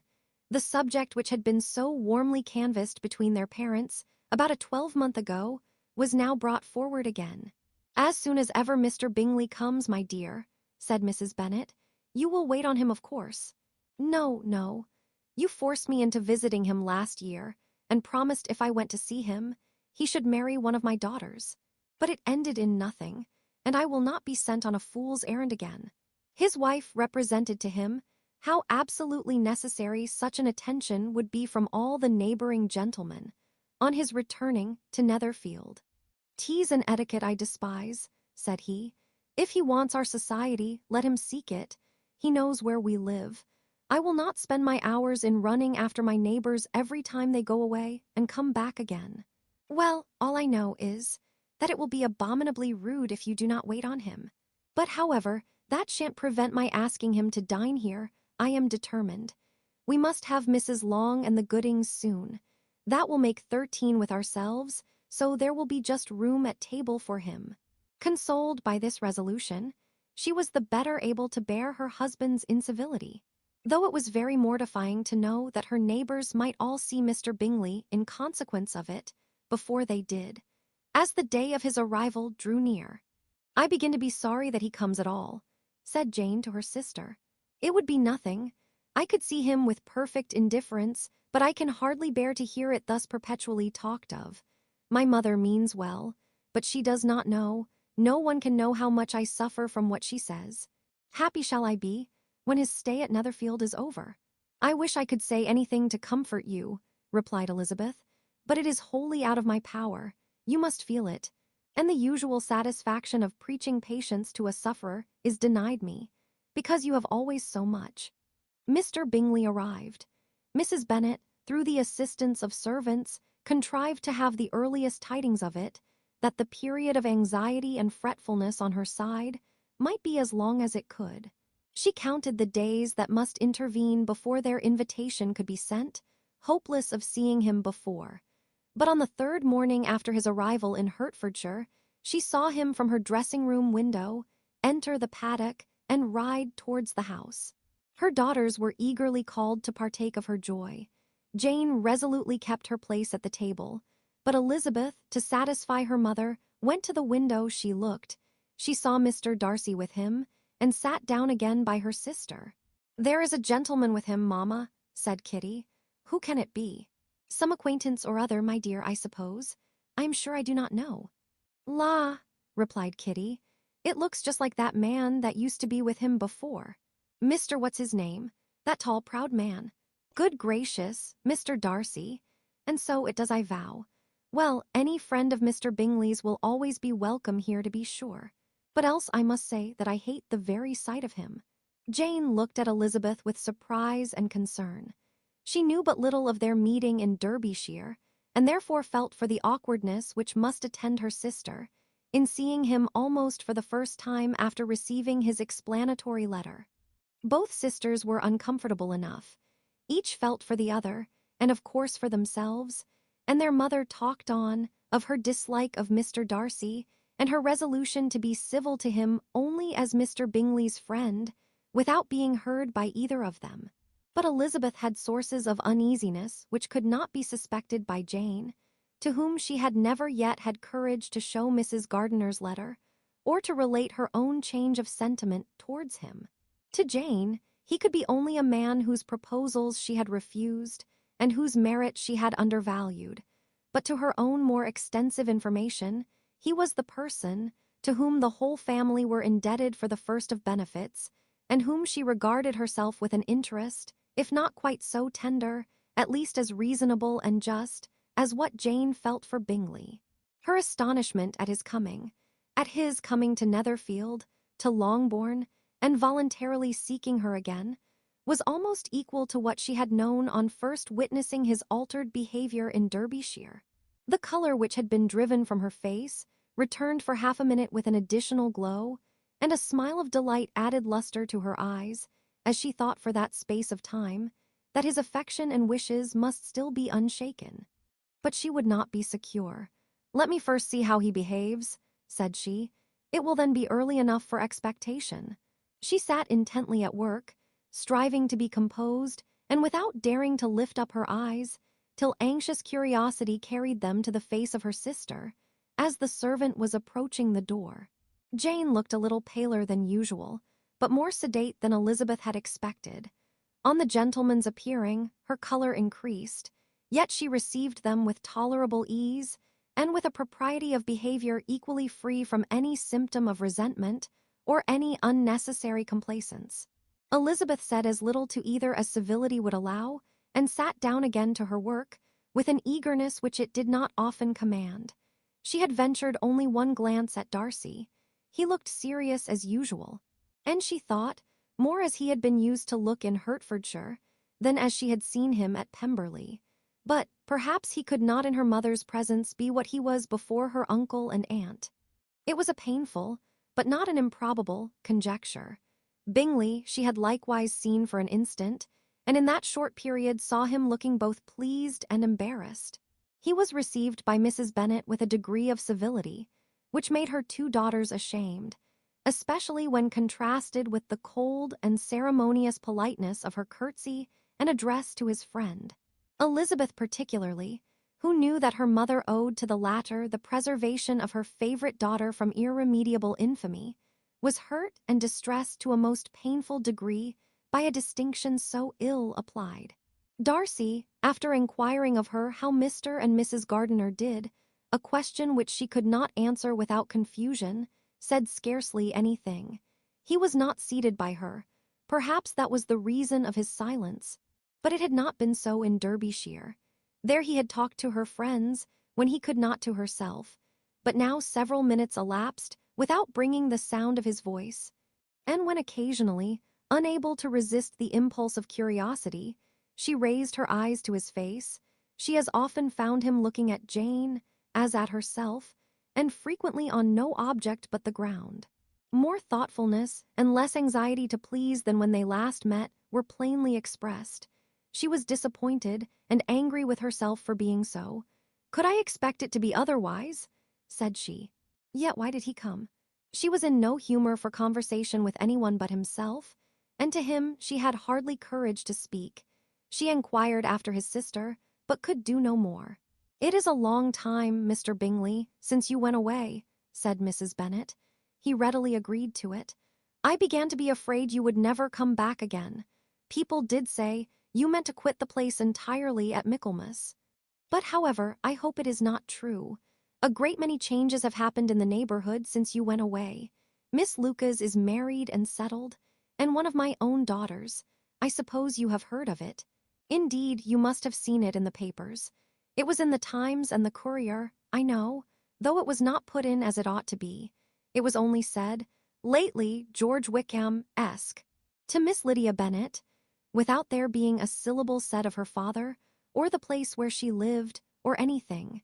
It was my brother Gardiner's drawing up too, and I wonder how he came to make such an awkward business of it. Did you see it? Bingley replied that he did, and made his congratulations. Elizabeth dared not lift up her eyes. How Mr. Darcy looked, therefore, she could not tell. It is a delightful thing, to be sure, to have a daughter well married, continued her mother. But at the same time, Mr. Bingley, it is very hard to have her taken such away from me. They are gone down to Newcastle, a place quite northward, it seems, and there they are to stay I do not know how long. His regiment is there, for I suppose you have heard of his leaving the shire and of his being gone into the regulars. Thank heaven, he has some friends, though perhaps not so many as he deserves. Elizabeth, who knew this to be levelled at Mr. Darcy, was in such misery of shame that she could hardly keep her seat. It drew from her, however, the exertion of speaking, which nothing else had so effectually done before, and she asked Bingley whether he meant to make any stay in the country at present. A few weeks, he believed. When you have killed all your own birds, Mr. Bingley, said her mother, I beg you will come here and shoot as many as you please on Mr. Bennet's manor. I am sure he will be vastly happy to oblige you, and will save all the best of the coveys for you. Elizabeth's misery increased at such unnecessary, such officious attention. Were the same fair prospect to arise at present as had flattered them a year ago, everything, she was persuaded, would be hastening to the same vexatious conclusion. At that instant she felt that years of happiness could not make Jane or herself amends for moments of such painful confusion. The first wish of my heart, said she to herself, is never more to be in company with either of them. Their society can afford no pleasure that will atone for such wretchedness as this. Let me never see either one or the other again. Yet the misery, for which years of happiness were to offer no compensation, received soon afterwards material relief from observing how much the beauty of her sister rekindled the admiration of her former lover. When first he came in, he had spoken to her but little, but every 5 minutes seemed to be giving her more of his attention. He found her as handsome as she had been last year, as good-natured, and as unaffected, though not quite so chatty. Jane was anxious that no difference should be perceived in her at all, and was really persuaded that she talked as much as ever. But her mind was so busily engaged that she did not always know when she was silent. When the gentleman rose to go away, Mrs. Bennet was mindful of her intended civility, and they were invited and engaged to dine at Longbourn in a few days' time. You are quite a visit in my debt, Mr. Bingley, she added, for when you went to town last winter, you promised to take a family dinner with us as soon as you returned. I have not forgot, you see, and I assure you, I was very much disappointed that you did not come back and keep your engagement. Bingley looked a little silly at this reflection, and said something of his concern at having been prevented by business. They then went away. Mrs. Bennet had been strongly inclined to ask them to stay and dine there that day, but though she always kept a very good table, she did not think anything less than 2 courses could be good enough for a man on whom she had such anxious designs, or satisfy the appetite and pride of one who had 10,000 a year. Chapter 12. As soon as they were gone, Elizabeth walked out to recover her spirits, or in other words, to dwell without interruption on those subjects that must deaden them more. Mr. Darcy's behavior astonished and vexed her. Why, if he came only to be silent, grave, and indifferent, said she, did he come at all? She could settle it in no way that gave her pleasure. He could be still amiable, still pleasing, to my uncle and aunt when he was in town. And why not to me? If he fears me, why come hither? If he no longer cares for me, why silent? Teasing man, I will think no more about him. Her resolution was for a short time involuntarily kept by the approach of her sister, who joined her with a cheerful look, which showed her better satisfied with their visitors than Elizabeth. Now, said she, that this first meeting is over, I feel perfectly easy. I know my own strength, and I shall never be embarrassed again by his coming. I am glad he dines here on Tuesday. It will then be publicly seen that on both sides we meet only as common and indifferent acquaintance." "Yes, very indifferent indeed," said Elizabeth laughingly. "Oh, Jane, take care. My dear Lizzie, you cannot think me so weak as to be in danger now. I think you are in very great danger of making him as much in love with you as ever." They did not see the gentleman again till Tuesday, and Mrs. Bennet in the meanwhile was giving way to all the happy schemes which the good humour and common politeness of Bingley in half an hour's visit had revived. On Tuesday there was a large party assembled at Longbourn, and the two, who were most anxiously expected, to the credit of their punctuality as sportsmen, were in very good time. When they repaired to the dining-room, Elizabeth eagerly watched to see whether Bingley would take the place, which, in all their former parties, had belonged to him by her sister. Her prudent mother, occupied by the same ideas, forbore to invite him to sit by herself. On entering the room, he seemed to hesitate, but Jane happened to look round and happened to smile. It was decided. He placed himself by her. Elizabeth, with a triumphant sensation, looked towards his friend. He bore it with noble indifference, and she would have imagined that Bingley had received his sanction to be happy, had she not seen his eyes likewise turned towards Mr. Darcy, with an expression of half-laughing alarm. His behaviour to her sister was such, during dinner-time, as showed an admiration of her, which, though more guarded than formerly, persuaded Elizabeth that if left wholly to himself, Jane's happiness and his own would be speedily secured. Though she dared not depend upon the consequence, she yet received pleasure from observing his behaviour. It gave her all the animation that her spirits could boast, for she was in no cheerful humour. Mr. Darcy was almost as far from her as the table could divide them. He was on one side of her mother. She knew how little such a situation would give pleasure to either, or make either appear to advantage. She was not near enough to hear any of their discourse, but she could see how seldom they spoke to each other, and how formal and cold was their manner whenever they did. Her mother's ungraciousness made the sense of what they owed him more painful to Elizabeth's mind, and she would, at times, have given anything to be privileged to tell him that his kindness was neither unknown nor unfelt by the whole of the family. She was in hopes that the evening would afford some opportunity of bringing them together, that the whole of the visit would not pass away without enabling them to enter into something more of conversation than the mere ceremonious salutation attending his entrance. Anxious and uneasy, the period which passed in the drawing-room before the gentleman came was wearisome and dull to a degree that almost made her uncivil. She looked forward to their entrance as the point on which all her chance of pleasure for the evening must depend.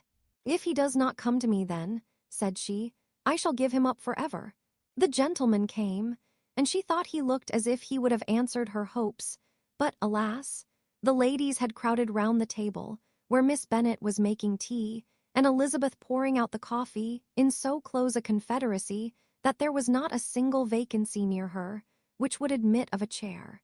And on the gentleman's approaching, one of the girls moved closer to her than ever, and said, in a whisper, "The men shan't come and part us, I am determined.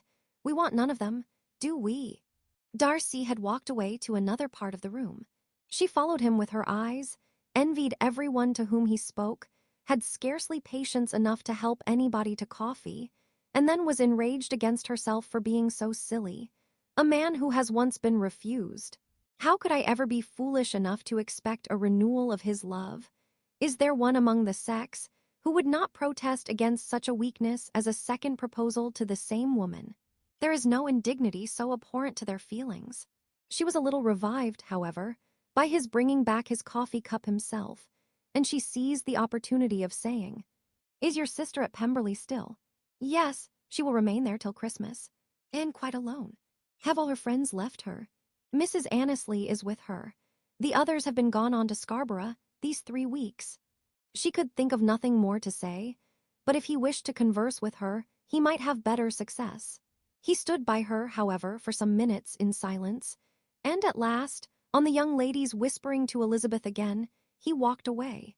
When the tea things were removed and the card tables placed, the ladies all rose, and Elizabeth was then hoping to be soon joined by him, when all her views were overthrown, by seeing him fall a victim to her mother's rapacity for whist players, and in a few moments after seated with the rest of the party. She now lost every expectation of pleasure. They were confined for the evening at different tables, and she had nothing to hope, but that his eyes were so often turned towards her side of the room, as to make him play as unsuccessfully as herself. Mrs. Bennet had designed to keep the two Netherfield gentlemen to supper, but their carriage was unluckily ordered before any of the others, and she had no opportunity of detaining them. "Well, girls," said she, as soon as they were left to themselves, "what say you to the day? I think everything has passed off uncommonly well, I assure you. The dinner was as well dressed as any I ever saw. The venison was roasted to a turn, and everybody said they never saw so fat a haunch. The soup was 50 times better than what we had at the Lucases last week, and even Mr. Darcy acknowledged that the partridges were remarkably well done. And I suppose he has 2 or 3 French cooks at least. And my dear Jane, I never saw you look in greater beauty. Mrs. Long said so too, for I asked her whether you did not. And what do you think she said besides? Ah, Mrs. Bennet, we shall have her at Netherfield at last. She did indeed. I do think Mrs. Long is as good a creature as ever lived, and her nieces are very pretty behaved girls and not at all handsome. I like them prodigiously." Mrs. Bennet, in short, was in very great spirits.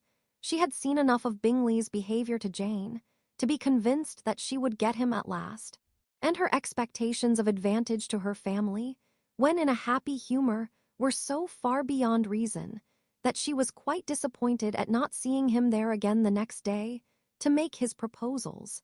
"It has been a very agreeable day," said Miss Bennet to Elizabeth. "The party seemed so well selected, so suitable one with the other. I hope we may often meet again." Elizabeth smiled. "Lizzie, you must not do so. You must not suspect me. It mortifies me.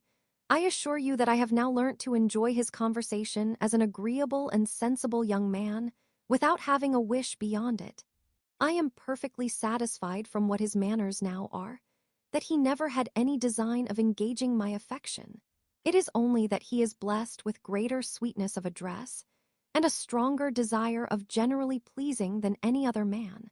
"You are very cruel," said her sister. "You will not let me smile, and are provoking me to it every moment. How hard it is in some cases to be believed, and how impossible in others.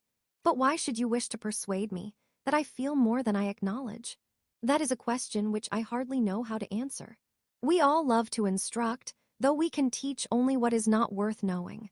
Forgive me, and if you persist in indifference, do not make me your confidant." Chapter 13. A few days after this visit, Mr. Bingley called again, and alone. His friend had left him that morning for London, but was to return home in 10 days' time. He sat with them above an hour, and was in remarkably good spirits.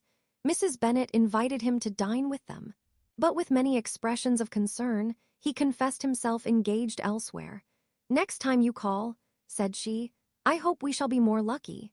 He should be particularly happy at any time, and see. And if she would give him leave, would take an early opportunity of waiting on them. "Can you come tomorrow?" Yes, he had no engagement at all for tomorrow, and her invitation was accepted with alacrity. He came, and in such very good time that the ladies were none of them dressed. In ran Mrs. Bennet to her daughter's room, in her dressing gown, and with her hair half finished, crying out, "My dear Jane, make haste and hurry down. He is come, Mr. Bingley is come. He is, indeed. Make haste, make haste. Here, Sarah, come to Miss Bennet this moment and help her on with her gown. Never mind Miss Lizzie's hair." "We will be down as soon as we can," said Jane. "But I dare say Kitty is forwarder than either of us, for she went upstairs half an hour ago." "Oh, hang Kitty, what has she to do with it? Come, be quick, be quick. Where is your sash, my dear?" But when her mother was gone, Jane would not be prevailed on to go down without one of her sisters. The same anxiety to get them by themselves was visible again in the evening. After tea, Mr. Bennet retired to the library, as was his custom, and Mary went upstairs to her instrument. 2 obstacles of the 5 being thus removed, Mrs. Bennet sat looking and winking at Elizabeth and Catherine for a considerable time, without making any impression on them. Elizabeth would not observe her.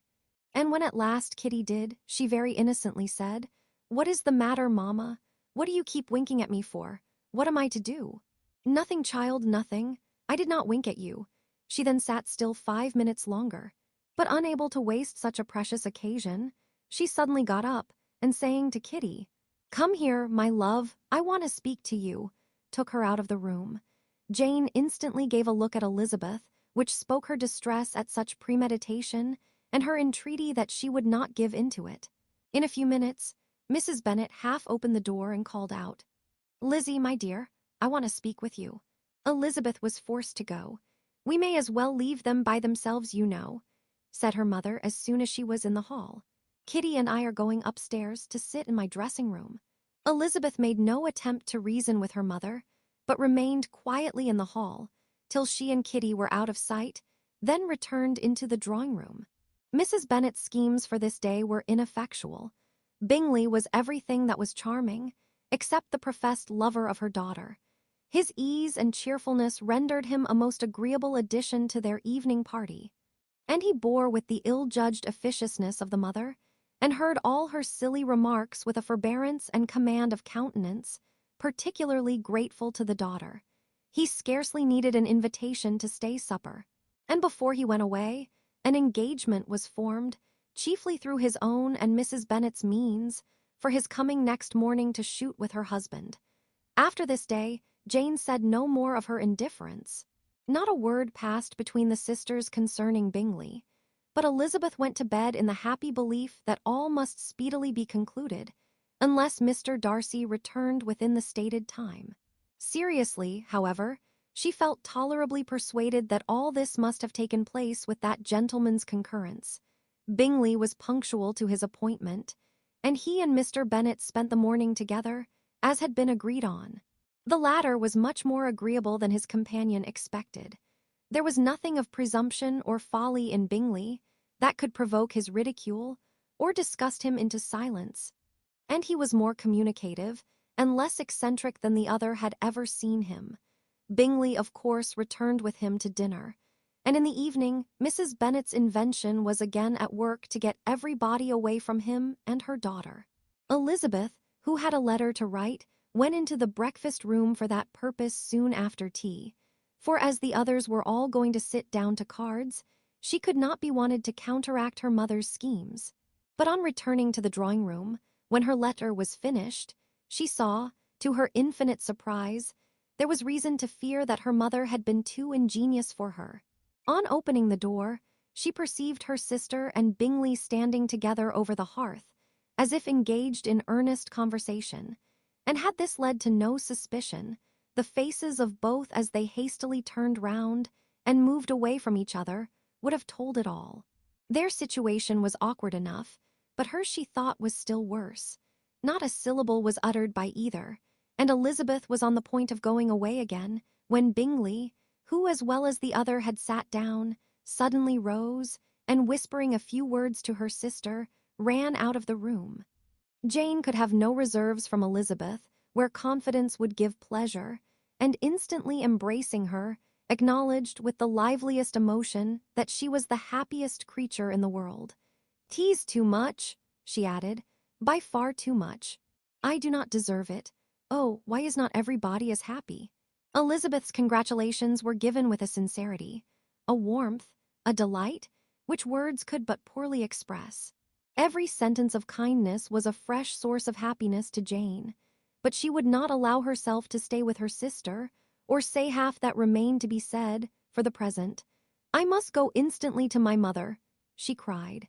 "I would not on any account trifle with her affectionate solicitude, or allow her to hear it from anyone but myself. He is gone to my father already. Oh, Lizzie, to know that what I have to relate will give such pleasure to all my dear family. How shall I bear so much happiness?" She then hastened away to her mother, who had purposely broken up the card party, and was sitting upstairs with Kitty. Elizabeth, who was left by herself, now smiled at the rapidity and ease with which an affair was finally settled, that had given them so many previous months of suspense and vexation. "And this," said she, "is the end of all his friends' anxious circumspection, of all his sister's falsehood and contrivance, the happiest, wisest, most reasonable end." In a few minutes she was joined by Bingley, whose conference with her father had been short and to the purpose.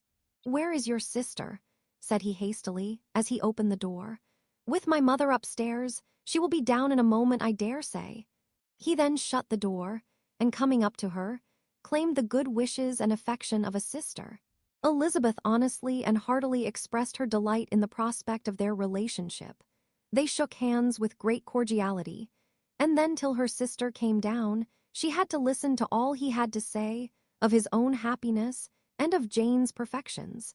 And in spite of his being a lover, Elizabeth really believed all his expectations of felicity to be rationally founded, because they had for basis the excellent understanding and super-excellent disposition of Jane, and a general similarity of feeling and taste between her and himself. It was an evening of no common delight to them all. The satisfaction of Miss Bennet's mind gave a glow of such sweet animation to her face as made her look handsomer than ever. Kitty simpered and smiled, and hoped her turn was coming soon. Mrs. Bennet could not give her consent, or speak her approbation in terms warm enough to satisfy her feelings, though she talked to Bingley of nothing else for half an hour. And when Mr. Bennet joined them at supper, his voice and manner plainly showed how really happy he was. Not a word, however, passed his lips in allusion to it, till their visitor took his leave for the night. But as soon as he was gone, he turned to his daughter and said, "Jane, I congratulate you. You will be a very happy woman." Jane went to him instantly, kissed him, and thanked him for his goodness. "You are a good girl," he replied, "and I have great pleasure in thinking you will be so happily settled. I have not a doubt of your doing very well together. Your tempers are by no means unlike. You are each of you so complying that nothing will ever be resolved on, so easy that every servant will cheat you, and so generous that you will always exceed your income. I hope not so. Imprudence or thoughtlessness in money matters would be unpardonable in me." "Exceed their income, my dear Mr. Bennet," cried his wife. "What are you talking of?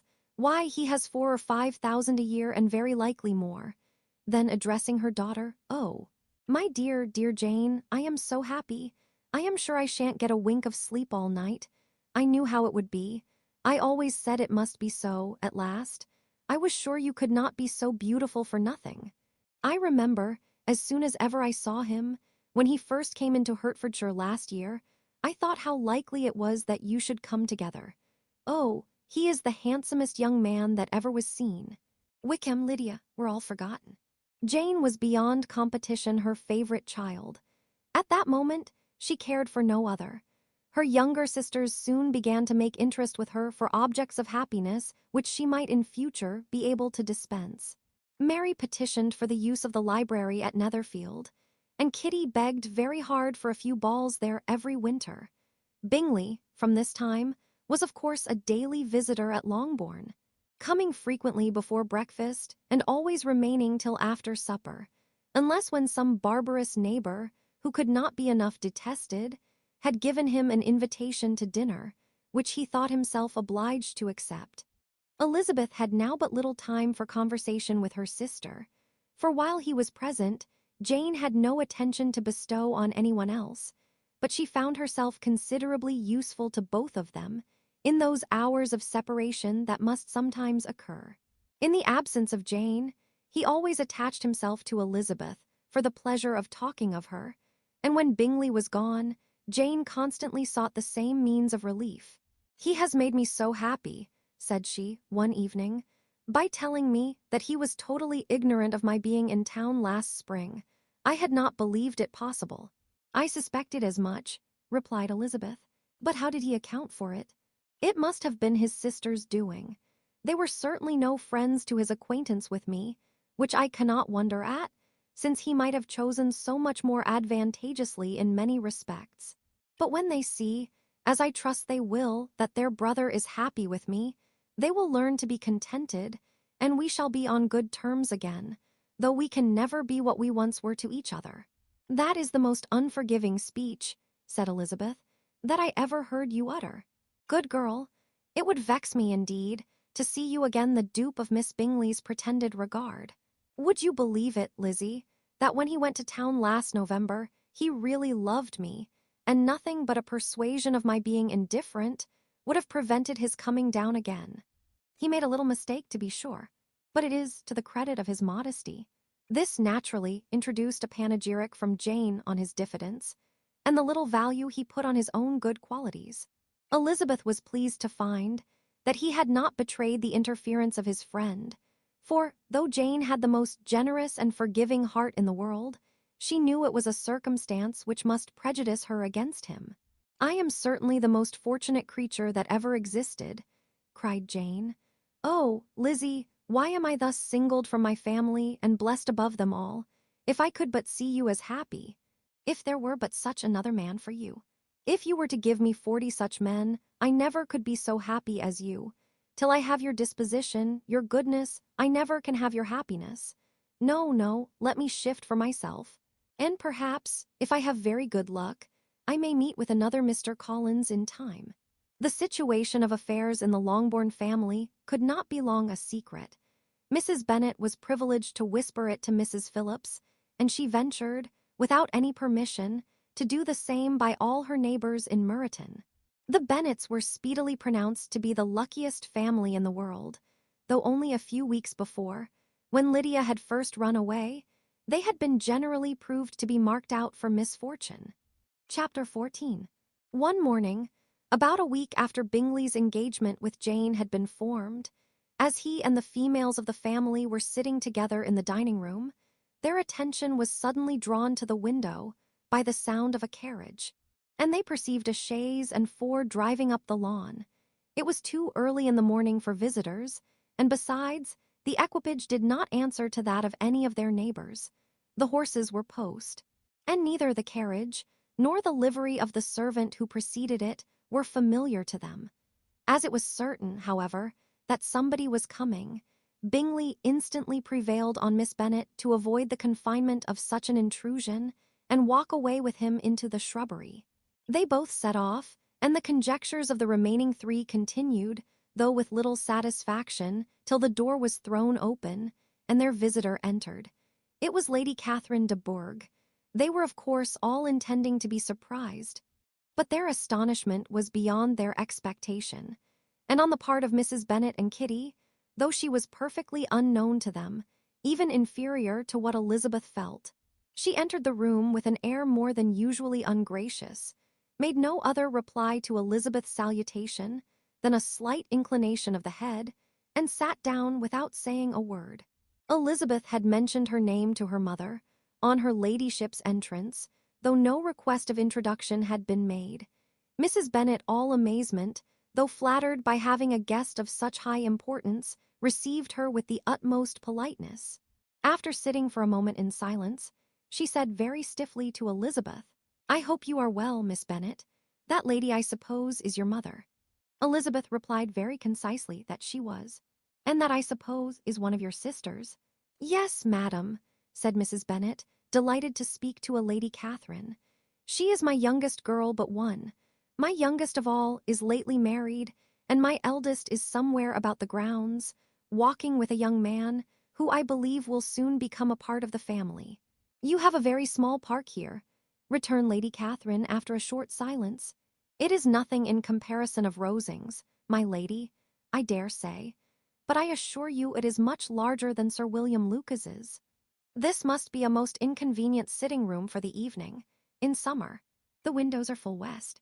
Mrs. Bennet assured her that they never sat there after dinner, and then added, "May I take the liberty of asking your ladyship whether you left Mr. and Mrs. Collins well?"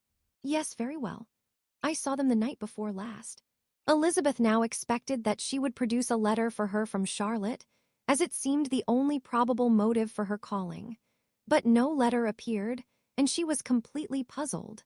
Mrs. Bennet, with great civility, begged her ladyship to take some refreshment, but Lady Catherine very resolutely, and not very politely, declined eating anything, and then rising up, said to Elizabeth, "Miss Bennet, There seemed to be a prettyish kind of a little wilderness on one side of your lawn.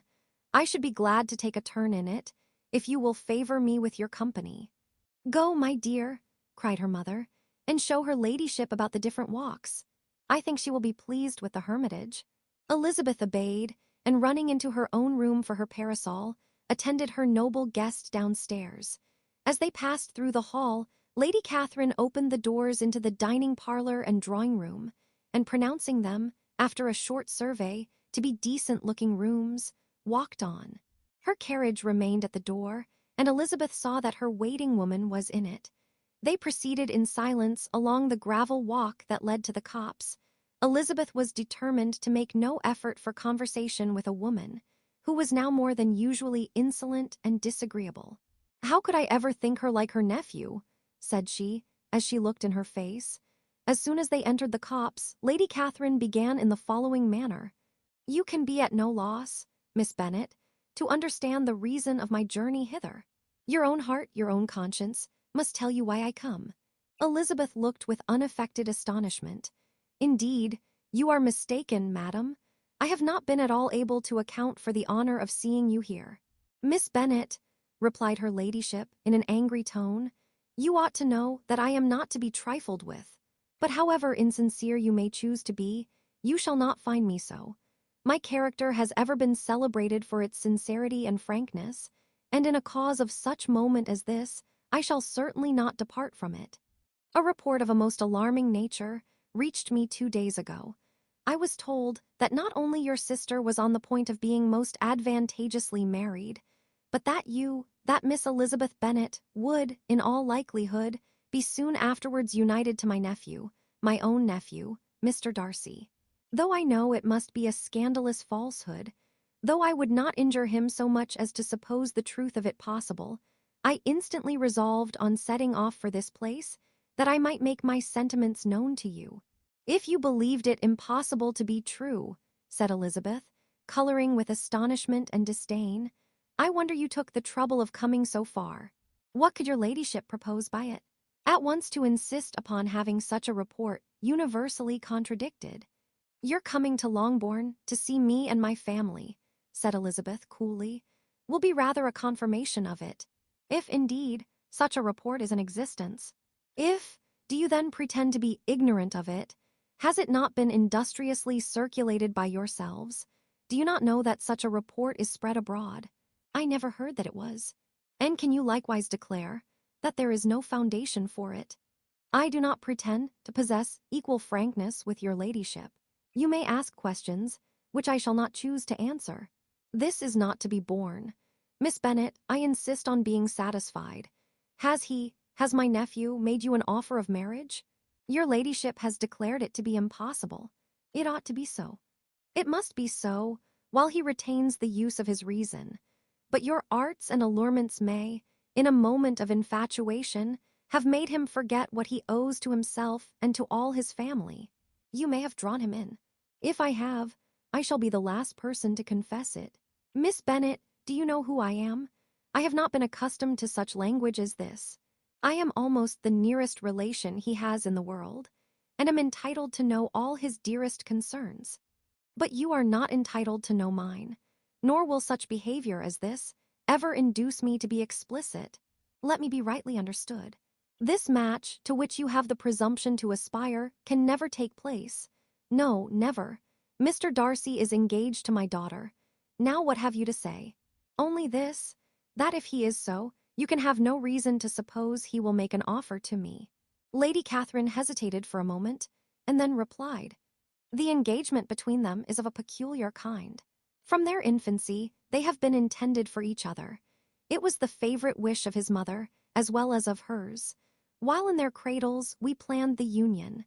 And now, at the moment when the wishes of both sisters would be accomplished, in their marriage, to be prevented by a young woman of inferior birth, of no importance in the world, and wholly unallied to the family.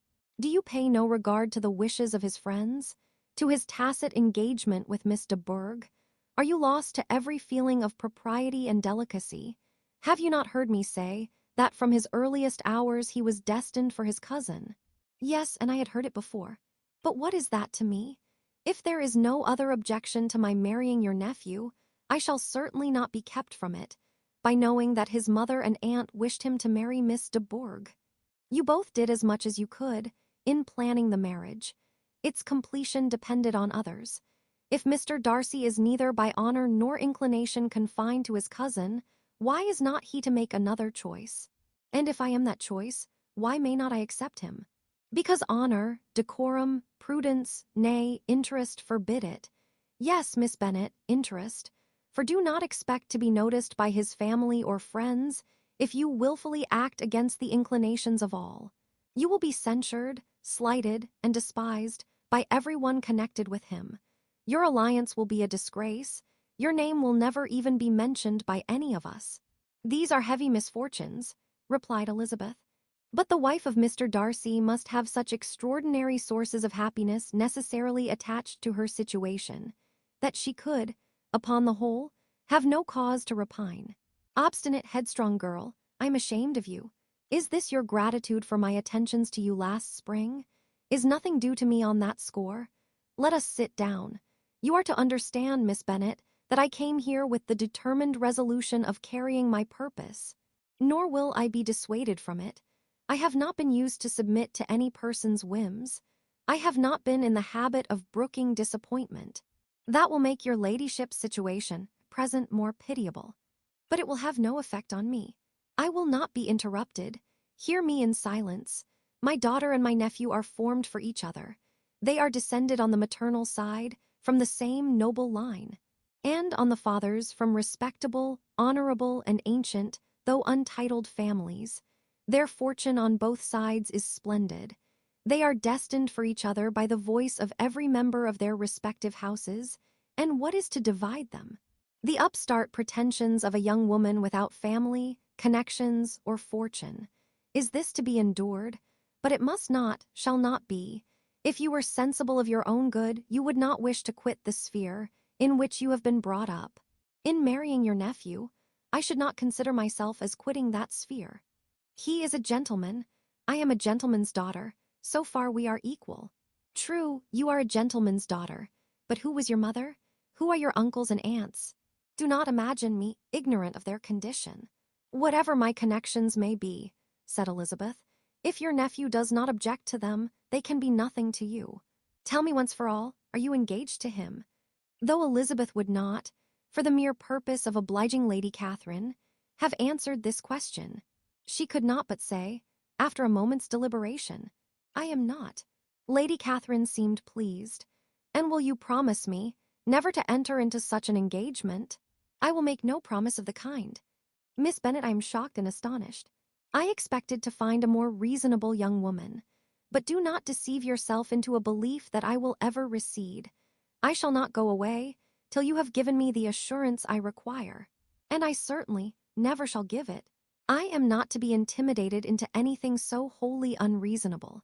Your ladyship wants Mr. Darcy to marry your daughter, but would my giving you the wished-for promise make their marriage at all more probable?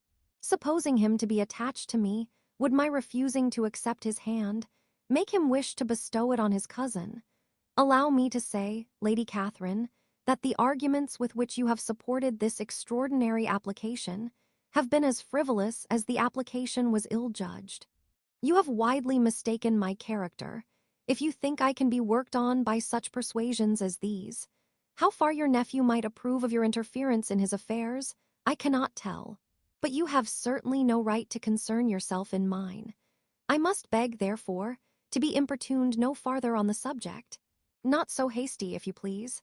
I have by no means done. To all the objections I have already urged, I have still another to add.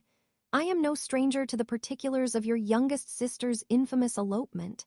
I know it all, that the young man's marrying her was a patched-up business at the expense of your father and uncles.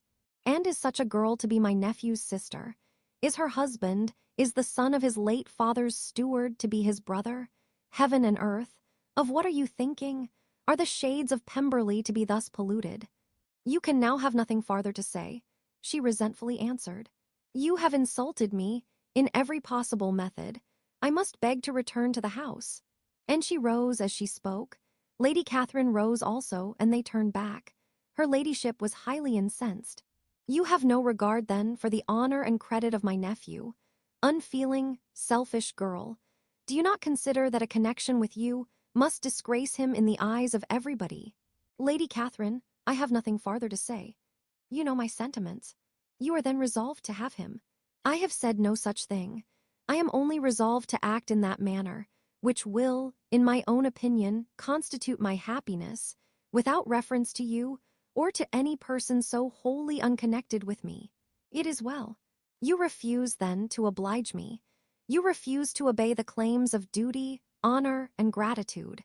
You are determined to ruin him in the opinion of all his friends, and make him the contempt of the world." "Neither duty, nor honor, nor gratitude," replied Elizabeth, "have any possible claim on me in the present instance. No principle of either would be violated by my marriage with Mr. Darcy. And with regard to the resentment of his family, or the indignation of the world, if the former were excited by his marrying me, it would not give me one moment's concern, and the world in general would have too much sense to join in the scorn. And this is your real opinion? This is your final resolve? Very well, I shall now know how to act. Do not imagine, Miss Bennet, that your ambition will ever be gratified. I came to try you. I hope to find you reasonable. But depend upon it, I will carry my point." In this manner Lady Catherine talked on, till they were at the door of the carriage, when turning hastily round, she added, "I take no leave of you, Miss Bennet. I send no compliments to your mother. You deserve no such attention. I am most seriously displeased." Elizabeth made no answer, and without attempting to persuade her ladyship to return into the house, walked quietly into it herself. She heard the carriage drive away as she proceeded upstairs. Her mother impatiently met her at the door of the dressing-room, to ask why Lady Catherine would not come in again and rest herself. "She did not choose it," said her daughter. "She would go. She is a very fine-looking woman, and her calling here was prodigiously civil, for she only came, I suppose, to tell us the Collinses were well. She is on her road somewhere, I dare say, and so passing through Meryton, thought she might as well call on you. I suppose she had nothing particular to say to you, Lizzie." Elizabeth was forced to give into a little falsehood here, for to acknowledge the substance of their conversation was impossible. Chapter 15. The discomposure of spirits, which this extraordinary visit threw Elizabeth into, could not be easily overcome, nor could she for many hours learn to think of it less than incessantly. Lady Catherine, it appeared, had actually taken the trouble of this journey from Rosings for the sole purpose of breaking off her supposed engagement with Mr. Darcy. It was a rational scheme, to be sure, but from what the report of their engagement could originate, Elizabeth was at a loss to imagine, till she recollected that his being the intimate friend of Bingley, and her being the sister of Jane, was enough, at a time when the expectation of one wedding made every body eager for another, to supply the idea. She had not herself forgotten to feel that the marriage of her sister must bring them more frequently together, and her neighbours at Luca's lodge, therefore, for through their communication with the Collinses, the report she concluded had reached Lady Catherine had only set that down, as almost certain and immediate, which she had looked forward to as possible, at some future time. In revolving Lady Catherine's expressions, however, she could not help feeling some uneasiness as to the possible consequence of her persisting in this interference. From what she had said of her resolution to prevent their marriage, it occurred to Elizabeth that she must meditate an application to her nephew, and how he might take a similar representation of the evils attached to a connection with her, she dared not pronounce. She knew not the exact degree of his affection for his aunt, or his dependence on her judgment, but it was natural to suppose that he thought much higher of her ladyship than she could do. And it was certain that in enumerating the miseries of a marriage with one, whose immediate connections were so unequal to his own, his aunt would address him on his weakest side. With his notions of dignity, he would probably feel that the arguments, which to Elizabeth had appeared weak and ridiculous, contained much good sense and solid reasoning. If he had been wavering before as to what he should do, which had often seemed likely, the advice and entreaty of so near a relation might settle every doubt, and determine him at once to be as happy as dignity unblemished could make him. In that case, he would return no more. Lady Catherine might see him in her way through town, and his engagement to Bingley of coming again to Netherfield must give way. If, therefore, an excuse for not keeping his promise should come to his friend within a few days, she added, I shall know how to understand it. I shall then give over every expectation, every wish of his constancy. If he is satisfied with only regretting me, when he might have obtained my affections and hand, I shall soon cease to regret him at all. The surprise of the rest of the family, on hearing who their visitor had been, was very great, but they obligingly satisfied it with the same kind of supposition which had appeased Mrs. Bennet's curiosity, and Elizabeth was spared from much teasing on the subject. The next morning, as she was going downstairs, she was met by her father, who came out of his library with a letter in his hand. Lizzie, said he, I was going to look for you. Come into my room.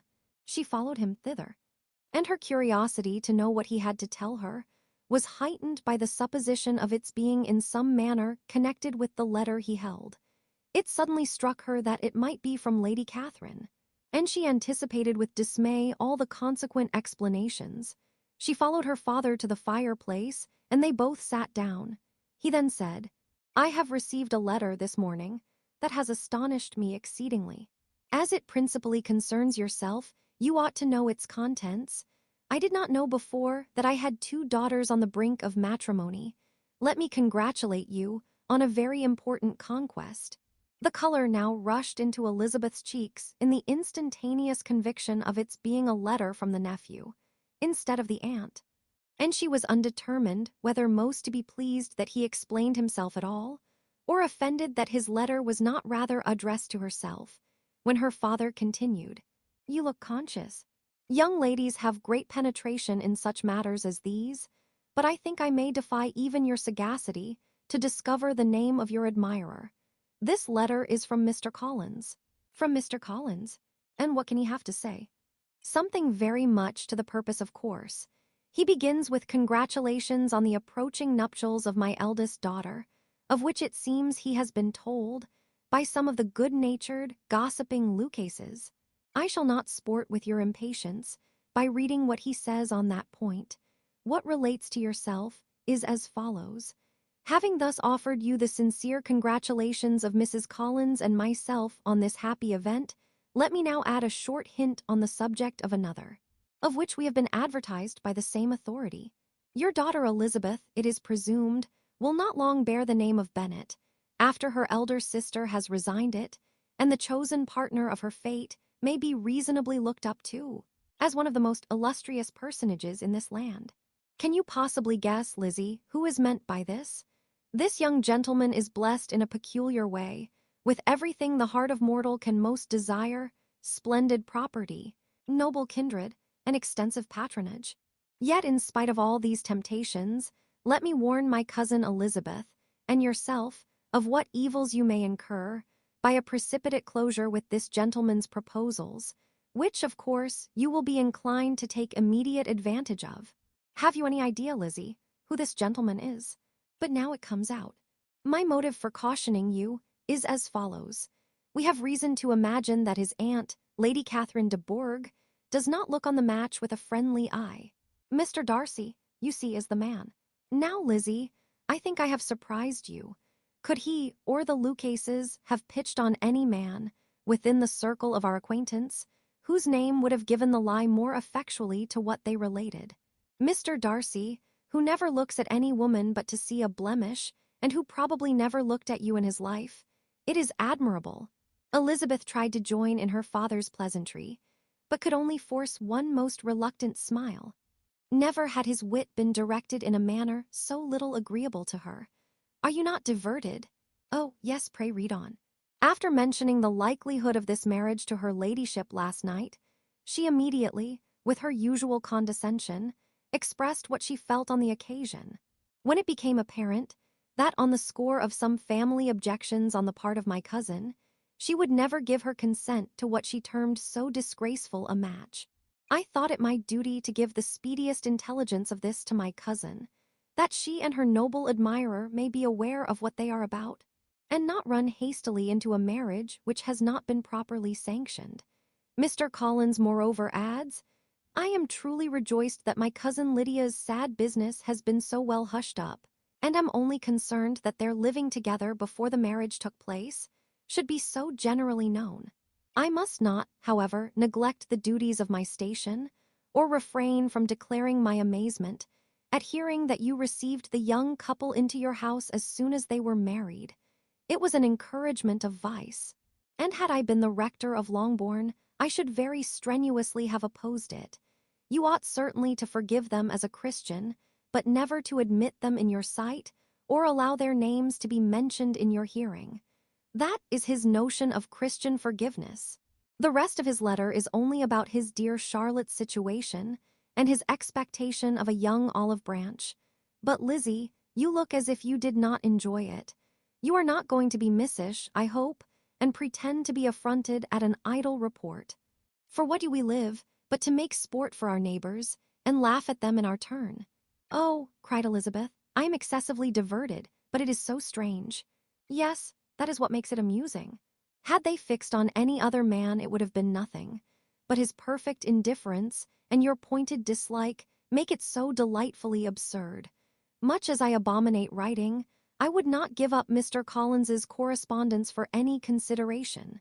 Nay, when I read a letter of his, I cannot help giving him the preference even over Wickham, much as I value the impudence and hypocrisy of my son-in-law. And pray, Lizzie, what said Lady Catherine about this report? Did she call to refuse her consent? To this question, his daughter replied only with a laugh, and as it had been asked without the least suspicion, she was not distressed by his repeating it. Elizabeth had never been more at a loss to make her feelings appear what they were not. It was necessary to laugh when she would rather have cried. Her father had most cruelly mortified her by what he said of Mr. Darcy's indifference, and she could do nothing but wonder at such a want of penetration, or fear that perhaps, instead of his seeing too little, she might have fancied too much. Chapter 16. Instead of receiving any such letter of excuse from his friend, as Elizabeth half expected Mr. Bingley to do, he was able to bring Darcy with him to Longbourn before many days had passed after Lady Catherine's visit. The gentleman arrived early, and before Mrs. Bennet had time to tell him of their having seen his aunt, of which her daughter sat in momentary dread, Bingley, who wanted to be alone with Jane, proposed their all walking out. It was agreed too. Mrs. Bennet was not in the habit of walking.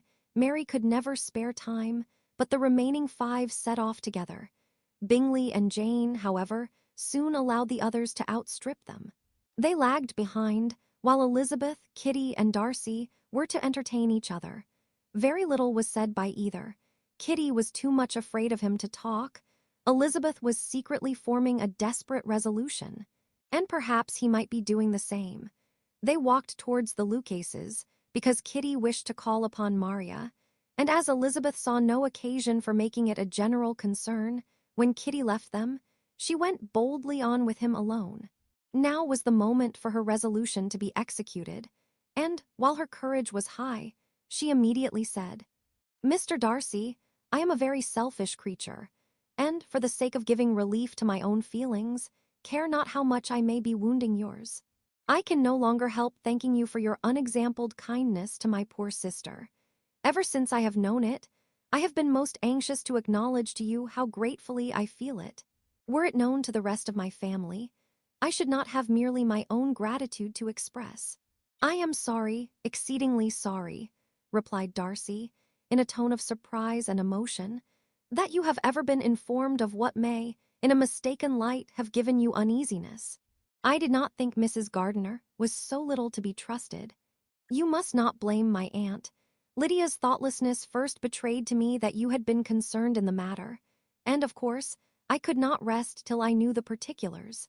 Let me thank you again and again, in the name of all my family, for that generous compassion which induced you to take so much trouble and bear so many mortifications for the sake of discovering them.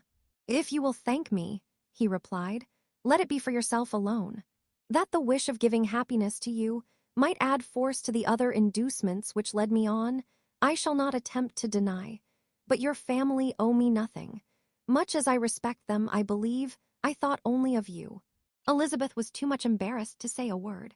After a short pause, her companion added, "You are too generous to trifle with me. If your feelings are still what they were last April, tell me so at once. My affections and wishes are unchanged, but one word from you will silence me on this subject forever." Elizabeth, feeling all the more than common awkwardness and anxiety of his situation, now forced herself to speak, and immediately, though not very fluently, gave him to understand that her sentiments had undergone so material a change, since the period to which he alluded, as to make her receive with gratitude and pleasure his present assurances. The happiness which this reply produced was such as he had probably never felt before, and he expressed himself on the occasion as sensibly and as warmly as a man violently in love can be supposed to do. Had Elizabeth been able to encounter his eye, she might have seen how well the expression of heartfelt delight diffused over his face became him, but though she could not look, she could listen, and he told her of feelings, which, in proving of what importance she was to him, made his affection every moment more valuable. They walked on, without knowing in what direction. There was too much to be thought, and felt, and said, for attention to any other objects. She soon learnt that they were indebted for their present good understanding to the efforts of his aunt, who did call on him in her return through London, and there relate her journey to Longbourn, its motive, and the substance of her conversation with Elizabeth, dwelling emphatically on every expression of the latter, which, in her ladyship's apprehension, peculiarly denoted her perverseness and assurance, in the belief that such a relation must assist her endeavours to obtain that promise from her nephew, which she had refused to give. But unluckily for her ladyship, its effect had been exactly contrariwise. "It taught me to hope," said he, "as I had scarcely ever allowed myself to hope before. I knew enough of your disposition to be certain that, had you been absolutely, irrevocably decided against me, you would have acknowledged it to Lady Catherine, frankly and openly." Elizabeth coloured and laughed as she replied, "Yes, you know enough of my frankness to believe me capable of that. After abusing you so abominably to your face, I could have no scruple in abusing you to all your relations. What did you say of me that I did not deserve? For, though your accusations were ill-founded, formed on mistaken premises, my behaviour to you at the time had merited the severest reproof. It was unpardonable. I cannot think of it without abhorrence. We will not quarrel for the greater share of blame annexed to that evening," said Elizabeth. "The conduct of neither, if strictly examined, will be irreproachable. But since then we have both, I hope, improved in civility. I cannot be so easily reconciled to myself. The recollection of what I then said, of my conduct, my manners, my expressions during the whole of it, is now, and has been many months, inexpressibly painful to me. Your reproof, so well applied, I shall never forget. Had you behaved in a more gentlemanlike manner, those were your words, you know not, you can scarcely conceive how they have tortured me, though it was some time, I confess, before I was reasonable enough to allow their justice. I was certainly very far from expecting them to make so strong an impression. I had not the smallest idea of their being ever felt in such a way. I can easily believe it. You thought me then devoid of every proper feeling. I am sure you did. The turn of your countenance I shall never forget. As you said that I could not have addressed you in any possible way, that would induce you to accept me. Oh, do not repeat what I then said. These recollections will not do at all. I assure you that I have long been most heartily ashamed of it." Darcy mentioned his letter.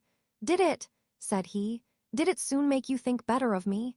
Did you, on reading it, give any credit to its contents?" She explained what its effect on her had been, and how gradually all her former prejudices had been removed. "I knew," said he, "that what I wrote must give you pain, but it was necessary. I hope you have destroyed the letter. There was one part especially, the opening of it, which I should dread your having the power of reading again. I can remember some expressions, which might justly make you hate me. The letter shall certainly be burnt. if you believe it essential to the preservation of my regard. But though we have both reason to think my opinions not entirely unalterable, they are not, I hope, quite so easily changed as that implies. When I wrote that letter, replied Darcy, I believed myself perfectly calm and cool, but I am since convinced that it was written in a dreadful bitterness of spirit. The letter perhaps began in bitterness, but it did not end so. The adieu is charity itself, but think no more of the letter. The feelings of the person who wrote and the person who received it are now so widely different from what they were then, that every unpleasant circumstance attending it ought to be forgotten. You must learn some of my philosophy. Think only of the past as its remembrance gives you pleasure. I cannot give you credit for any philosophy of the kind. Your retrospections must be so totally void of reproach that the contentment arising from them is not of philosophy, but what is much better, of ignorance. But with me, it is not so. Painful recollections will intrude, which ought not to be repelled. I have been a selfish being all my life in practice, though not in principle. As a child I was taught what was right, but I was not taught to correct my temper. I was given good principles, but left to follow them in pride and conceit.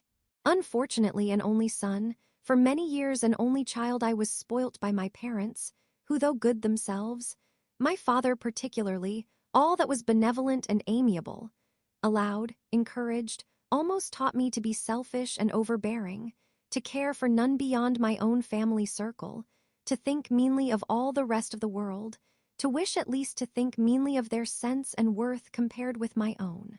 Such I was from 8 to 28, and such I might still have been but for you, dearest, loveliest Elizabeth.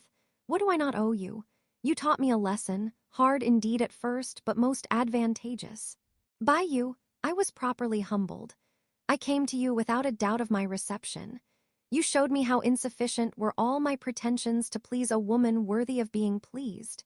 Had you then persuaded yourself that I should? Indeed I had. What will you think of my vanity? I believed you to be wishing, expecting my addresses.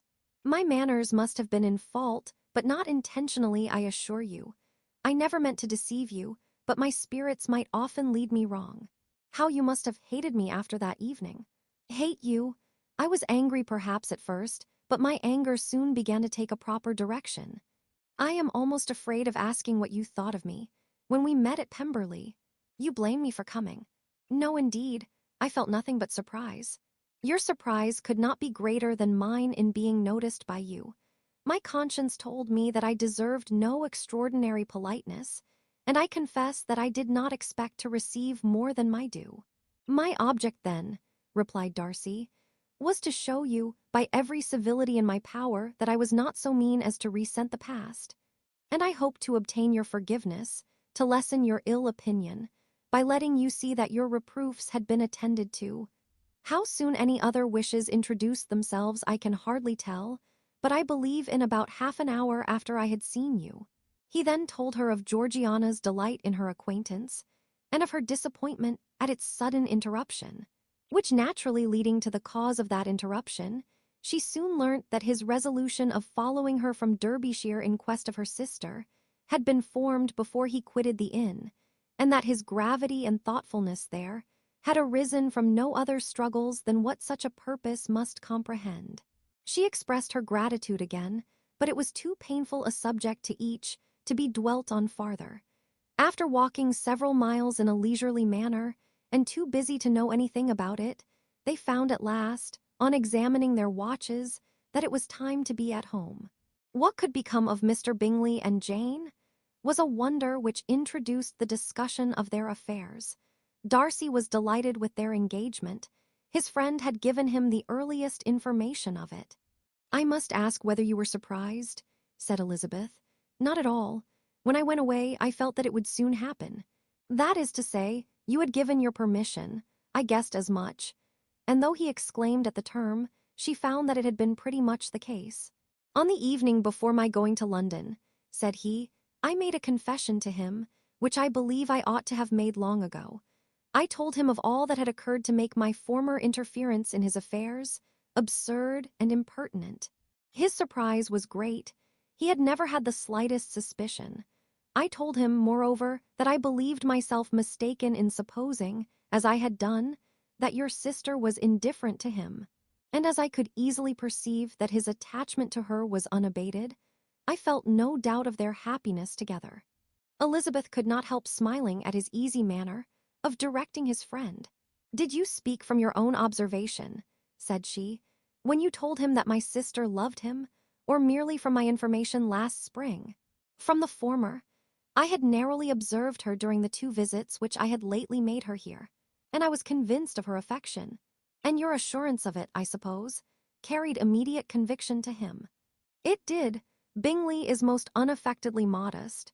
His diffidence had prevented his depending on his own judgment in so anxious a case, but his reliance on mine made everything easy. I was obliged to confess one thing, which for a time, and not unjustly, offended him. I could not allow myself to conceal that your sister had been in town 3 months last winter, that I had known it, and purposely kept it from him. He was angry, but his anger, I am persuaded, lasted no longer than he remained in any doubt of your sister's sentiments. He has heartily forgiven me now." Elizabeth longed to observe that Mr. Bingley had been a most delightful friend, so easily guided that his worth was invaluable, but she checked herself. She remembered that he had yet to learn to be laughed at, and it was rather too early to begin. In anticipating the happiness of Bingley, which of course was to be inferior only to his own, he continued the conversation till they reached the house. In the hall they parted. Chapter 17. "My dear Lizzie, where can you have been walking to?" was a question which Elizabeth received from Jane as soon as she entered the room, and from all the others when they sat down to table. She had only to say in reply that they had wandered about till she was beyond her own knowledge. She colored as she spoke, but neither that nor anything else awakened a suspicion of the truth. The evening passed quietly, unmarked by anything extraordinary.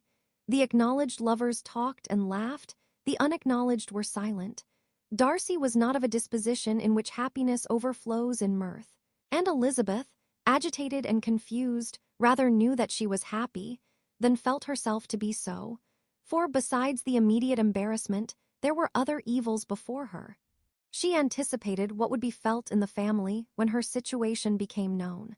She was aware that no one liked him but Jane, and even feared that with the others it was a dislike which not all his fortune and consequence might do away. At night she opened her heart to Jane. Though suspicion was very far from Miss Bennet's general habits, she was absolutely incredulous here. "You are joking, Lizzie. This cannot be. Engaged to Mr. Darcy? No, no, you shall not deceive me. I know it to be impossible. This is a wretched beginning indeed. My sole dependence was on you, and I am sure nobody else will believe me if you do not. Yet, indeed, I am in earnest. I speak nothing but the truth. He still loves me, and we are engaged." Jane looked at her doubtingly. "Oh, Lizzie, it cannot be. I know how much you dislike him." "You know nothing of the matter. That is all to be forgot. Perhaps I did not always love him so well as I do now. But in such cases as these, a good memory is unpardonable. This is the last time I shall ever remember it myself." Miss Bennet still looked all amazement. Elizabeth again and more seriously assured her of its truth. "Good heaven, can it be really so? Yet now I must believe you," cried Jane. "My dear, dear Lizzie, I do congratulate you, but are you certain? Forgive the question. Are you quite certain that you can be happy with him?" "There can be no doubt of that. It is settled between us already that we are to be the happiest couple in the world. But are you pleased, Jane? Shall you like to have such a brother?" "Very, very much. Nothing could give either Bingley or myself more delight, but we considered it, we talked of it as impossible. And do you really love him quite well enough? Oh, Lizzie, do anything rather than marry without affection. Are you quite sure that you feel what you ought to do?" "Oh, yes. You will only think I feel more than I ought to do when I tell you all." "What do you mean?" "Why, I must confess that I love him better than I do Bingley. I am afraid you will be angry." "My dearest sister, now be serious. I want to talk very seriously. Let me know everything that I am to know, without delay. Will you tell me how long you have loved him?" "It has been coming on so gradually that I hardly know when it began. But I believe I must date it from my first seeing his beautiful grounds at Pemberley. Another entreaty that she would be serious, however, produced the desired effect, and she soon satisfied Jane by her solemn assurances of attachment. When convinced on that article, Miss Bennet had nothing farther to wish. "Now I am quite happy," said she, "for you will be as happy as myself. I always had a value for him. Were it for nothing but his love of you, I must always have esteemed him. But now, as Bingley's friend and your husband, there can be only Bingley and yourself more dear to me.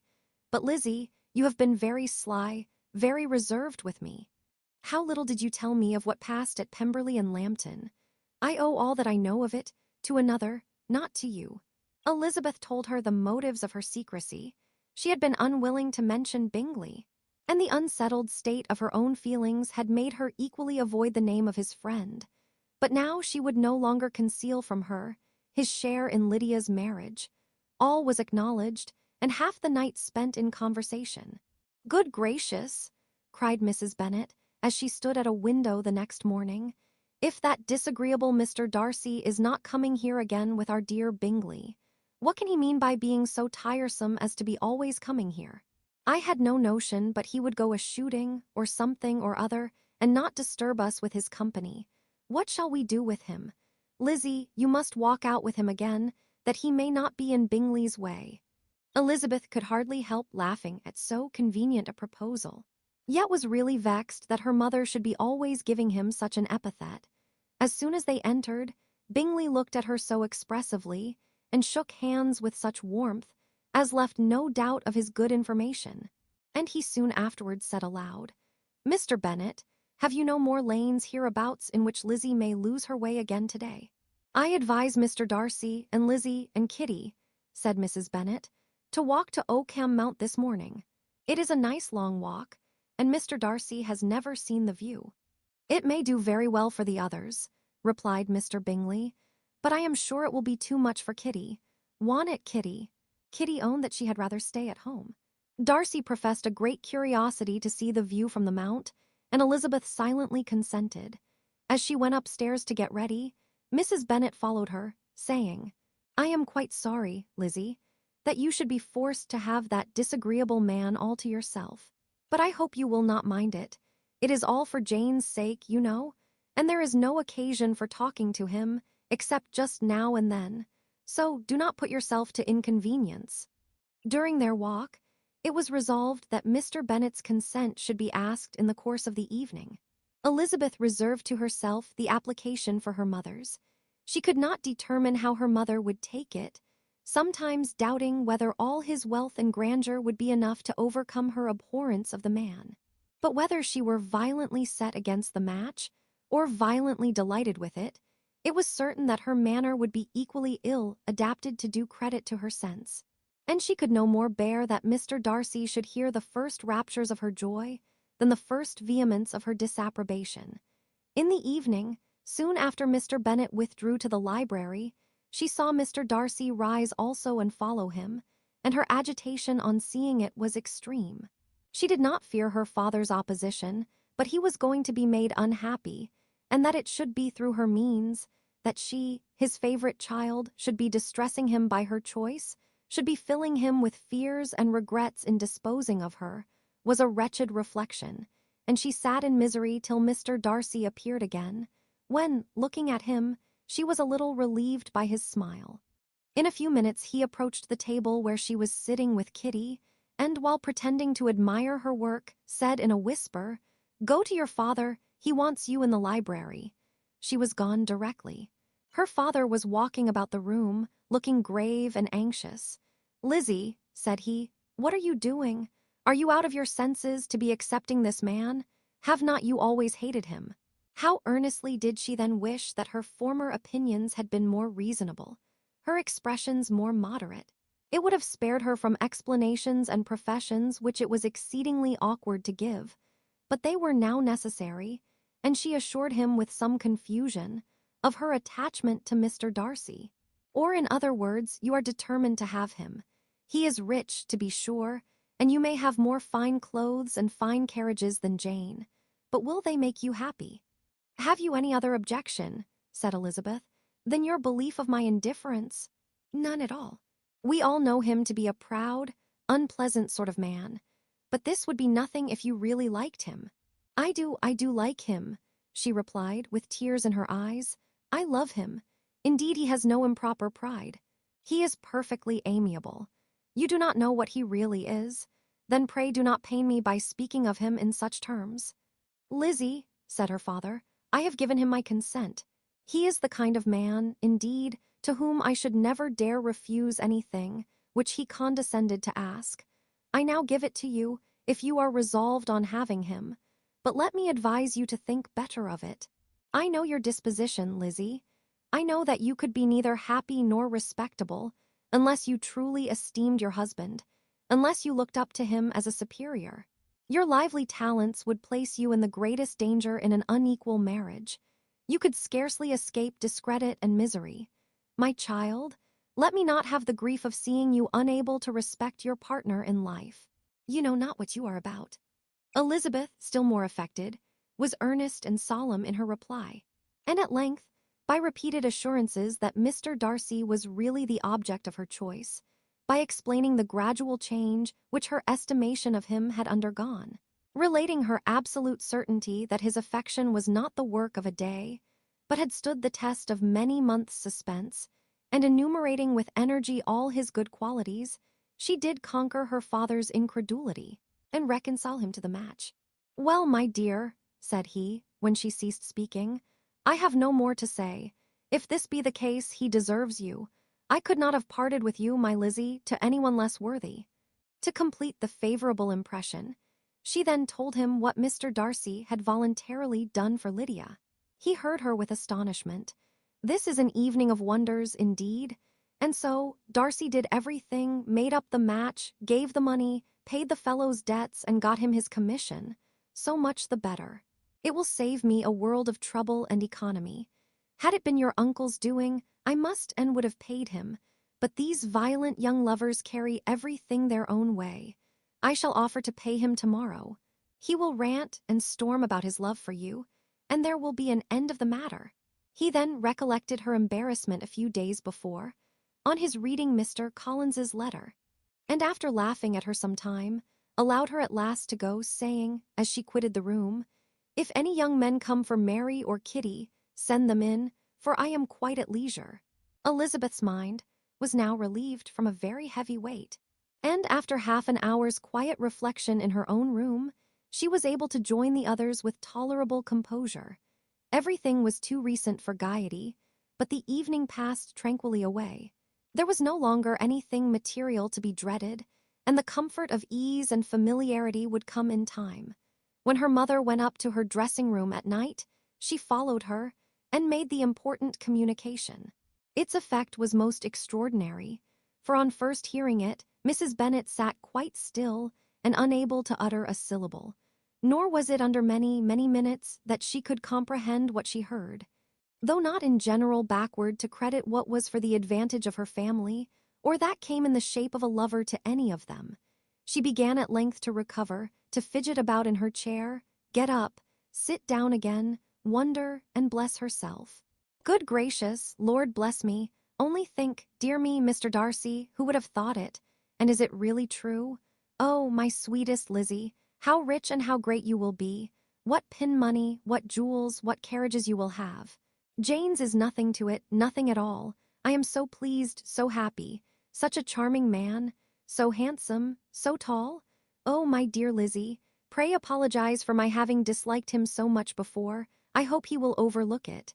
Dear, dear Lizzie, a house in town, everything that is charming, 3 daughters married, 10,000 a year. Oh, Lord, what will become of me? I shall go distracted. This was enough to prove that her approbation need not be doubted.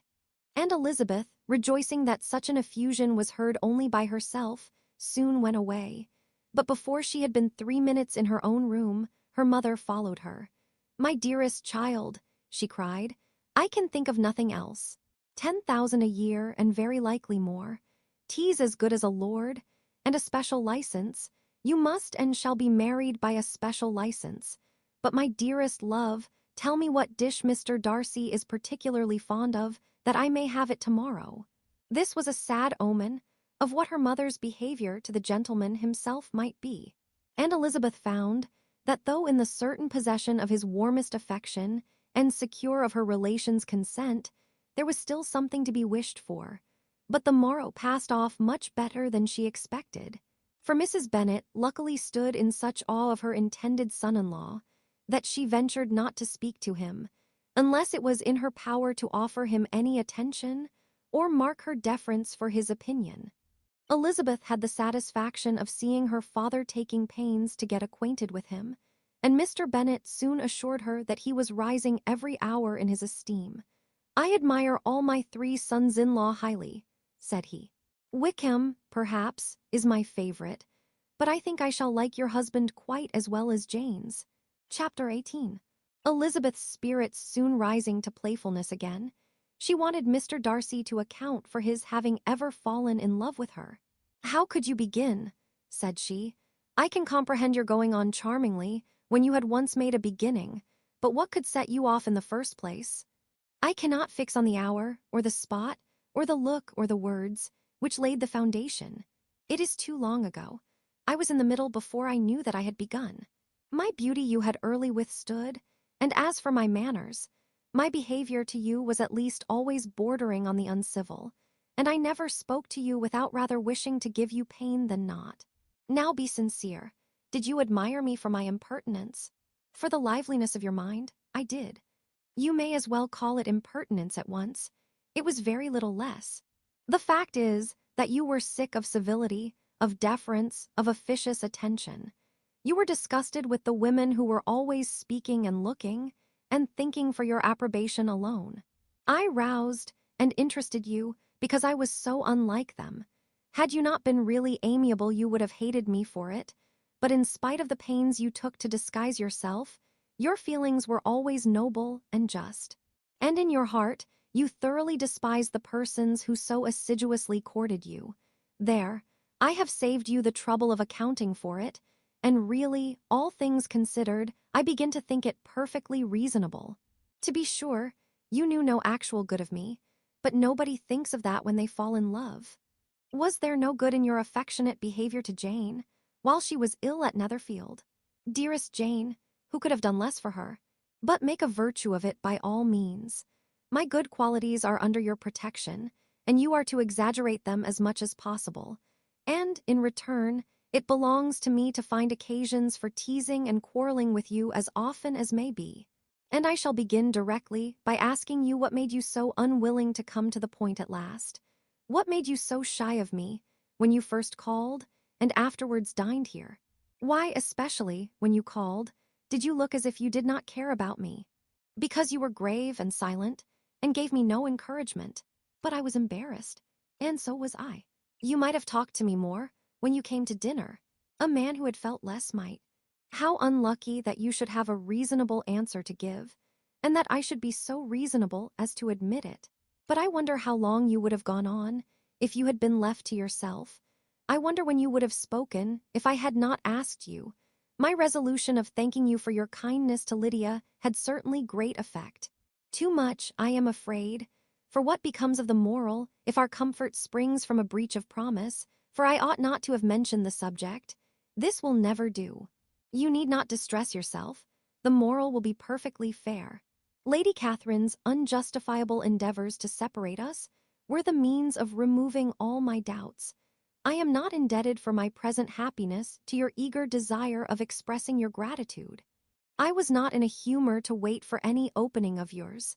My aunt's intelligence had given me hope, and I was determined at once to know everything. Lady Catherine has been of infinite use, which ought to make her happy, for she loves to be of use. But tell me, what did you come down to Netherfield for? Was it merely to ride to Longbourn and be embarrassed? Or had you intended any more serious consequence? My real purpose was to see you, and to judge, if I could, whether I might ever hope to make you love me. My avowed one, or what I avowed to myself, was to see whether your sister were still partial to Bingley, and if she were, to make the confession to him which I have since made. Shall you ever have courage to announce to Lady Catherine What is to befall her? I am more likely to want time than courage, Elizabeth. But it ought to be done, and if you will give me a sheet of paper, it shall be done directly. And if I had not a letter to write myself, I might sit by you and admire the evenness of your writing, as another young lady once did. But I have an aunt, too, who must not be longer neglected. From an unwillingness to confess how much her intimacy with Mr. Darcy had been overrated, Elizabeth had never yet answered Mrs. Gardiner's long letter. But now, having that to communicate which she knew would be most welcome, she was almost ashamed to find that her uncle and aunt had already lost 3 days of happiness, and immediately wrote as follows. I would have thanked you before, my dear aunt, as I ought to have done, for your long, kind, satisfactory detail of particulars, but to say the truth, I was too cross to write. You supposed more than really existed, but now suppose as much as you choose. Give a loose to your fancy, indulge your imagination in every possible flight which the subject will afford, and unless you believe me actually married, you cannot greatly err. You must write again very soon, and praise him a great deal more than you did in your last. I thank you, again and again, for not going to the lakes. How could I be so silly as to wish it? Your idea of the ponies is delightful. We will go round the park every day. I am the happiest creature in the world. Perhaps other people have said so before, but not one with such justice. I am happier even than Jane. She only smiles, I laugh. Mr. Darcy sends you all the love in the world that he can spare from me. You are all to come to Pemberley at Christmas. Yours and C. Mr. Darcy's letter to Lady Catherine was in a different style, and still different from either was what Mr. Bennet sent to Mr. Collins in reply to his last. Dear Sir, I must trouble you once more for congratulations. Elizabeth will soon be the wife of Mr. Darcy. Console Lady Catherine as well as you can, but if I were you, I would stand by the nephew. He has more to give. Yours sincerely, and C. Miss Bingley's congratulations to her brother on his approaching marriage were all that was affectionate and insincere. She wrote even to Jane on the occasion to express her delight and repeat all her former professions of regard. Jane was not deceived, but she was affected, and though feeling no reliance on her, could not help writing her a much kinder answer than she knew was deserved. The joy which Miss Darcy expressed on receiving similar information was as sincere as her brother's in sending it. 4 sides of paper were insufficient to contain all her delight and all her earnest desire of being loved by her sister. Before any answer could arrive from Mr. Collins, or any congratulations to Elizabeth from his wife, the Longbourn family heard that the Collinses were come themselves to Luca's lodge. The reason of this sudden removal was soon evident. Lady Catherine had been rendered so exceedingly angry by the contents of her nephew's letter, that Charlotte, really rejoicing in the match, was anxious to get away till the storm was blown over. At such a moment, the arrival of her friend was a sincere pleasure to Elizabeth, though in the course of their meetings she must sometimes think the pleasure dearly bought, when she saw Mr. Darcy exposed to all the parading and obsequious civility of her husband. He bore it, however, with admirable calmness. He could even listen to Sir William Lucas, when he complimented him on carrying away the brightest jewel of the country, and expressed his hopes of their all meeting frequently at St. James's with very decent composure. If he did shrug his shoulders, it was not till Sir William was out of sight. Mrs. Phillips's vulgarity was another, and perhaps a greater tax on his forbearance. And though Mrs. Phillips, as well as her sister, stood in too much awe of him to speak with the familiarity which Bingley's good humour encouraged, yet, whenever she did speak, she must be vulgar. Nor was her respect for him, though it made her more quiet, at all likely to make her more elegant. Elizabeth did all she could to shield him from the frequent notice of either, and was ever anxious to keep him to herself, and to those of her family with whom he might converse without mortification. And though the uncomfortable feelings arising from all this took from the season of courtship much of its pleasure, it added to the hope of the future, and she looked forward with delight to the time when they should be removed from society so little pleasing to either, to all the comfort and elegance of their family party at Pemberley. Chapter 19. Happy for all her maternal feelings was the day on which Mrs. Bennet got rid of her two most deserving daughters. With what delighted pride she afterwards visited Mrs. Bingley and talked of Mrs. Darcy may be guessed. I wish I could say, for the sake of her family, that the accomplishment of her earnest desire in the establishment of so many of her children produced so happy an effect as to make her a sensible, amiable, well-informed woman for the rest of her life. Though perhaps it was lucky for her husband, who might not have relished domestic felicity in so unusual a form, that she still was occasionally nervous and invariably silly. Mr. Bennet missed his second daughter exceedingly. His affection for her drew him oftener from home than anything else could do. He delighted in going to Pemberley, especially when he was least expected. Mr. Bingley and Jane remained at Netherfield only a 12-month. So near a vicinity to her mother and Meryton relations was not desirable even to his easy temper or her affectionate heart. The darling wish of his sisters was then gratified. He bought an estate in a neighbouring county to Derbyshire, and Jane and Elizabeth, in addition to every other source of happiness, were within 30 miles of each other. Kitty, to her very material advantage, spent the chief of her time with her two elder sisters. In society so superior to what she had generally known, her improvement was great. She was not of so ungovernable a temper as Lydia, and, removed from the influence of Lydia's example, she became, by proper attention and management, less irritable, less ignorant, and less insipid. From the farther disadvantage of Lydia's society she was of course carefully kept, and though Mrs. Wickham frequently invited her to come and stay with her, with the promise of balls and young men, her father would never consent to her going. Mary was the only daughter who remained at home, and she was necessarily drawn from the pursuit of accomplishments by Mrs. Bennet's being quite unable to sit alone. Mary was obliged to mix more with the world, but she could still moralize over every morning visit. And as she was no longer mortified by comparisons between her sister's beauty and her own, it was suspected by her father that she submitted to the change without much reluctance. As for Wickham and Lydia, their characters suffered no revolution from the marriage of her sisters. He bore with philosophy the conviction that Elizabeth must now become acquainted with whatever of his ingratitude and falsehood had before been unknown to her, and in spite of everything was not wholly without hope that Darcy might yet be prevailed on to make his fortune. The congratulatory letter which Elizabeth received from Lydia on her marriage explained to her that, by his wife at least, if not by himself, such a hope was cherished. The letter was to this effect: "My dear Lizzie, I wish you joy. If you love Mr. Darcy half as well as I do my dear Wickham, you must be very happy.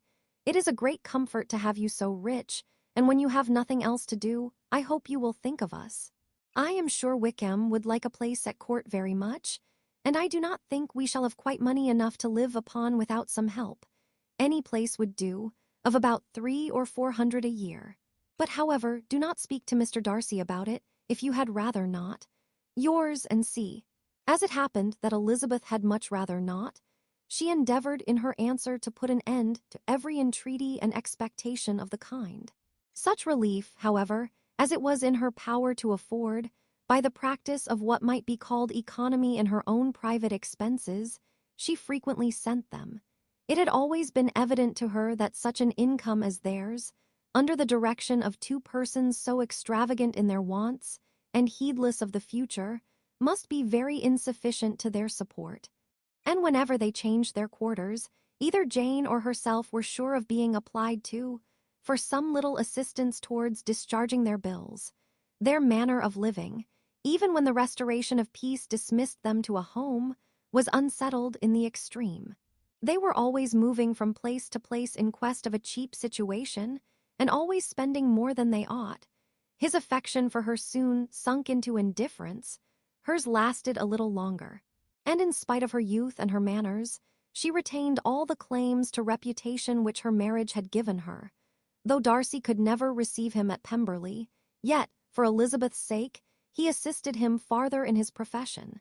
Lydia was occasionally a visitor there, when her husband was gone to enjoy himself in London or Bath, And with the Bingleys, they both of them frequently stayed so long that even Bingley's good humor was overcome, and he proceeded so far as to talk of giving them a hint to be gone. Miss Bingley was very deeply mortified by Darcy's marriage, but as she thought it advisable to retain the right of visiting at Pemberley, she dropped all her resentment, was fonder than ever of Georgiana, almost as attentive to Darcy as heretofore,